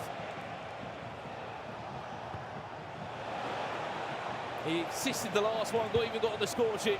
He might even get one more. Emre Yilmaz just having fun. His decision making on the ball is perfect. Choice of pass perfect every time. Time of pass perfect. It's just the finishing. But if that's the worst thing about your game, then it's not the worst thing every time. Casado. Again, he's here, there, and everywhere. It's just game management now. Emre Yilmaz, it's going to be tough to say. I think it's a bit too much for Nassari. He will be going home. But it's great to see him back in action, of course. But I just think it's a bit too much to climb. What a game. What a game. What a game. As we said, Emre's going through, MS Nassari's going out. Mbappe, he's not done yet. He wants number 10. He ain't going to get it, unfortunately. I've seen that once again. Emre Yilmaz, since going 5-1 down, his choice of passes, timing, everything about it going forward has been spot on. And it's been the Emre Yilmaz that we usually see. And if he heats up at the right time. MS Nassari eliminated from the FC Pro Open Global Qualifier in a game that gave us 16 goals. Emre Yilmaz, where on earth did he get that from?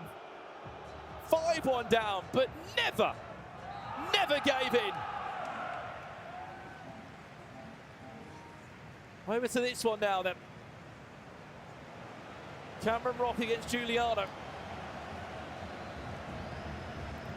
I think this is a big game for Cameron, of course, representing the UK. I think he's a top quality player, but he hasn't really put his name on the map alongside the best of the UK players. And I think qualifying for this, it now has, but to be going out here, he will be disappointed himself, but he still has a lot of time to come back. But Giuliano trying to get the 2-goal lead. But there's still another chance for Cameron. This one, yeah, is Cameron Rock.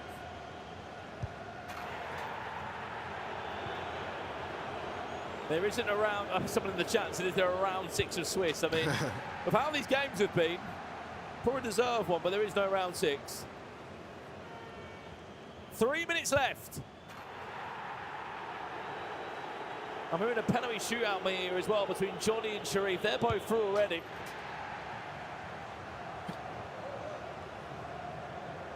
Cameron just equalised. Mine was somewhere else. I'm looking at the other results, and I just see Cameron equalise 180 minutes, keep his dreams alive of qualifying for the FC Pro Looks Open. like we might be going to penalties over here. Cameron Rock, what return? What did Cameron say? He doesn't know how he was 2-2. So if he, I mean, he says, I believe that And he says that he knows that he's playing well, but sometimes that's not enough to make it through. But he's given himself a chance. He's got the last attack as well. Well, he said to Richard, you might hear a roar from him in about 25 minutes' time. If he can win a penalty shootout here, or even grab a last-minute winner, he might just be on to do that. Mbappe now. Cameron Rock. Oh. Last chance of the game. Oh, wow. Cameron Rock might have just sent himself into the round of 32. It's heartbreak for the Argentine. How about that, Shells? Last kick, you had to be perfect. There's the player lock. Sophia Wilson. Game, set, match. You know what? Fair play to Cameron. He played 2 dangerous passes and it found his way through, but the play lock, Giuliano just got too aggressive with the CV, brought up position, but the play lock for Cameron to bring the defender out. And the first touch was spot on. Cameron booked himself free. He was just losing 2 minutes ago. Are you not entertained? Are you not entertained? The best part is 64 down to 32, Shells. What a game that was MS Desari against Emre Yilmaz. I wish they could both be through to tomorrow, but unfortunately, that's Swiss for you. Half the pack has to go. That is Swiss, and that's the beautiful thing about it. But everyone that's made it deserves to. But you got to take one round at a time, control the controllables, but Desari will be disappointed. But Emre Yilmaz, what a performance to turn it around. Wow. And sorry, Chelsea, somebody did take it round by round is Umit. He knocked out PAG, and I believe he's with Casey right now. Yes, I am joined by previous world champion Umit. Now, we need to talk about the timeline of your weekend because it is absolutely insane. Start off the weekend, you made it through the last chance qualifier. Talk to me about that one because that was very intense. Yeah, of course. Yesterday I played the last chance qualifier and today also. And I played really good and I also felt before the tournament really confident to qualify. And yeah, after I qualified today, I just had some rest. And afterwards I played also this tournament and I think I'm here from 9 a.m. or something, so I'm really tired. Yeah, I just want to go to bed and want to focus for tomorrow. Now talk to me about that, the exhaustion. You have had to play so many games this weekend. You started off today 0-2, then you somehow bring it back, and your last game to qualify is up against Piaget, the previous champion of this competition. How do you mentally stay in it? Yeah, of course, I just know I can win every game, and the first 2 matches I also didn't play really well. I played so many matches this weekend, and I also played so many matches today. Before, so yeah, I just knew, okay, I just need to keep up, and of course also my coach is helping me mental a lot. He's just saying that I will beat everyone, and yeah, I proved that I did in the end. Well, you will continue on till tomorrow, but I have to know, how important is it for your season to qualify for the FC Pro Open? Yeah, of course, it's I think the biggest tournament after the World Cup, and this tournament's also a tournament to qualify for the World Cup, so it's the aim for every player here to qualify for the group stages, and it's also the aim for everyone to win this trophy. So I think this tournament means everything for everyone. All right, well, Umit, massive congratulations. You made it through the roller coaster, but it does continue tomorrow. I'll let you relax for now. Back to you, Nicole. Thank you, Casey. Okay, 64 players down to the final 32. Boys, what a day it has been. Brandon, what did you just say to me? That your eyes are gone because you've just watched how many goals? Yeah, I've just been staring into space. I've just seen 16 goals going in a single game. I cannot believe what I just saw between MS Desari and Emre Yilmaz. I mean, I wish they could both go through, as I said, but what a game and what a way to end the Swiss round. It has been so good here in the pit. I mean, Richard Buckley, I know you enjoyed your time down here. Chaotic, right? Always enjoy it in and around the pit, but that game that you were just speaking of, Brandon, it didn't feel right that this was a 2-2 elimination game. I was watching this back in the green room for the majority of it, me and Shori alongside yourself, Nicole, and I said, even when it was 6-5, to MS Desari, I think Emre's going to win this game. He's just got too many tools at his disposal. Umit, what a performance. What a comeback. I'm sure he's got a smile on his face because he was proven correct. You said that Umit would turn his day around, and that's exactly what he did after losing in the first 2 rounds of Swiss. Yeah, it's just a mentality kind of player. And you saw it in his interview kind of there, like ice cold. As we saw Stingray before as well, getting to 5-0. He's had a fantastic day. And then Cameron Rock scoring 90th minute. Did you guys see that reaction? Yeah. That was like, he didn't even know what to do. Like, he was just screaming. Absolutely amazing stuff. Buzzing to see him get through, to be fair, because he said he had a really tough day. Yeah. Didn't know how he was 2-2, he was saying as well, right? So buzzing that he got through. Just an outpour of emotion, isn't it? That's what the pit does to you. It brings it out of you, doesn't it, Richard Buckley? It means, by the way, in that round, we said goodbye to PH Zin, Bonanno, Neat, and Dosari. Brandon, huge names that you would have thought were guarantees into tomorrow, right? I think it's ridiculous how we can stand here now and we're saying that the former FC Pro Open champion, PH Zin, who was a champion the first year of the FC Pro was created, and then he was group last year, and he doesn't even make it out of the qualifier this year. It just goes to show nobody is safe, no matter what you've won, no matter how many trophies you've won, you're not safe. Every year you've got to improve and get better. Who has really stood out for you in particular today then, Shori? I want to touch on Happy. Okay. I think he finished 4-1, I want to say, and he only lost the game on penalties, including like beating Tex in there in the run as well. I just want to give a shout out to him because, you know, we've got some like the big names at the top. Shout out Happy, he's a happy man. Okay, that's the last time I'll say that this broadcast. I was going to say, how many times have you said that throughout the past 5 hours, Shori? 2 minutes. I'll answer. 2 many. Richard Buckley, what about you? Who's really impressed you? I think it's hard not to look at a couple of those 5-0 players. I'm gonna go for the youngster, Guga Ferez. I think coming in, 17 years old, one of your first ever proper LAN events, and you've made it look easy. The big thing is, how often do we say you go 5-0 in Swiss and then you don't make it out? It means nothing tomorrow. So enjoy it. You've done really well tonight. You're used to this environment, but tomorrow is where it really matters. Shori, how impressive is it for someone that young to kind of cope with the pressure here in Atlanta at DreamHack in the pit that we've spoken about? But it's really intimidating playing in here, isn't it? It's been something we've spoken about for years in terms of some players can arrive at a tournament they've never played at before and treat it like they are just in their bedroom at home and they're just used to playing in it. They don't let the emotions get to them. I think we've seen it with loads of youngsters. Even Tex back in 18 when he played his first ever tournament in Barcelona and just swept the floor with everybody. But amazing to see that, and hopefully tomorrow he goes on to do really well. Can I ask one very quick question to you, Shori? Go for it. Do you think a player, is it important to have got a loss today? I always think 5-0 is really scary. 4-1, you know you're not unbelievable. You know there's room to improve. 5-0, for me, a lot of the time you see 5-0, then you don't make it through. Far too many times we see 5-0, and then it'll be there like, oh, he's on an absolute flyer today. Then that player might go in with more confidence than they should have. Maybe a bit of cockiness sometimes, potentially, like, oh, I was untouchable yesterday. So I know what you mean, but I still think 5-0 is the better record. It's how you deal with it mentally. We know FC is such a mental game as well as, you know, putting the hours in as well. And I wonder if you guys can guess the PlayStation player of the day. Oh, yeah, tough one. Who do you think it's going to be? Stingray? Yeah, I'll take it. What do you mean, yeah, I'll take Richard? it. I'll take it. What a day he's had. He's been absolutely unbelievable and seemed just so cool the whole evening. I think the big one, is the level of competition as well. Every single game, you look at Johnny, Jafonso, these are league winners. These are major championship winners, and he has dispatched each and every one of them. And to do on a penalty shootout at the end as well. What a way to round out against Chris de Boer. Because I was looking at the leaderboard on the side, and I thought Chris de Boer already had it done. I thought it was Guga Ferez and Chris de Boer that were 5-0. That wasn't to be the case, and fair play to Stingray. When you sign for a new team days before this tournament, Nicole, there's a lot of pressure on your shoulders, and fair play to him. He's 5-0 and he's looking really good for tomorrow. And speaking of Chris de Boer, he's had a really impressive day as well, Brandon. He has, and I think to go with what the boys say, I think we can sit here and yes, glamorise going 5-0. It is brilliant, but if you're in the 32, you're in.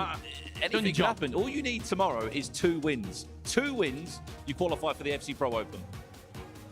Now, before we bring you the groups for tomorrow, let's have a look at the watch times, because I know that you guys at home will want to join us, because what an epic day it is going to be. We are back again tomorrow at 10 a.m. EDT, so set your alarms. We will bring you all the action to find out who will be competing in this year's FC Pro Open. So much excitement here in Atlanta. Richard Buckley, you're dancing. I mean, it's quite late. It's been a long day. I'm quite impressed that you still have that much energy. That's what FC does to me. It rejuvenates me. early morning as well, and I will have this energy. You best believe it. Who do you think then is going to have a big day tomorrow? Who are you expecting to have a really strong performance, Shori? I don't want to go with bias here, but I do want to touch on Tex, because him going 4-1 today, one thing I just spoke to him just then, he might have conceded the least goals of the day. I've not got the facts on that. It's not like my maths from earlier. But honestly, I think his defense is really good. And in FC 26, we've seen how hard it is to defend. Goals are absolutely flying. We saw a game that was 19-10 earlier or something like that. Yeah. So Brandon couldn't believe that, by the way. I thought it was a typo. But you're in a daze I still from that believe game. it is a typo. Daze. Oh, I'm hearing that we have Group A. Here we go. Tomorrow we can have a look. We are seeing this for the first time. Johnny Umut. Look at that. Oh, your faces. I wish we could see your faces right now. Okay, what are we thinking about I'm this thinking group, already, boys? if Umut beats Johnny, you've got, and Tex wins his game, you've got an all RB Leipzig game. One of those two would then qualify for the FC Pro Open. The other would drop down to lower bracket. Some great games. Johnny had a good day as well, Richard. Yeah, he did. I mean, I'm looking across the board here. As you said, potentially an all RB Leipzig qualifying match. Left side of the bracket, Guga Faraz, 5-0. He's taking on Yaskau. That's not an easy game whatsoever then. Cameron Rock, Tuga. I mean, Cameron Rock, I'd like to see a good day from him because I was very much here for his crazy reaction this evening. How will he be feeling facing Tuga? And when you know Tuga is a really defensive player, we've spoken about that quite a lot this tournament. I think for Cameron, mentally for him, winning that game in the last minute, scoring 2 goals that late on, you go into that game with some real confidence against Tuga. I mean, you can start scoring a couple goals against Tuga, you know you're playing extremely well. Brandon, what are you making of Group A? I'm really... my 4, I mean, we're doing predictions tomorrow morning, I heard, but I'll do them now if you want. My 4 from this group, you know what? I will go with... Let's go Cameron Rock, right. Guga Faraz, Johnny, and we'll get Tex in there as well. That's my 4. I love that you've just given your predictions. Fair play. It'll Didn't ask them. probably change tomorrow morning. We'll skip to tomorrow morning. All right, well, we're going to leave you hanging there and show you the other groups in the morning. I know you'll be joining us because it is going to be an incredible day. Boys, pleasure as always. Thanks for joining me. Thank you for watching. We'll see you tomorrow. Bye-bye.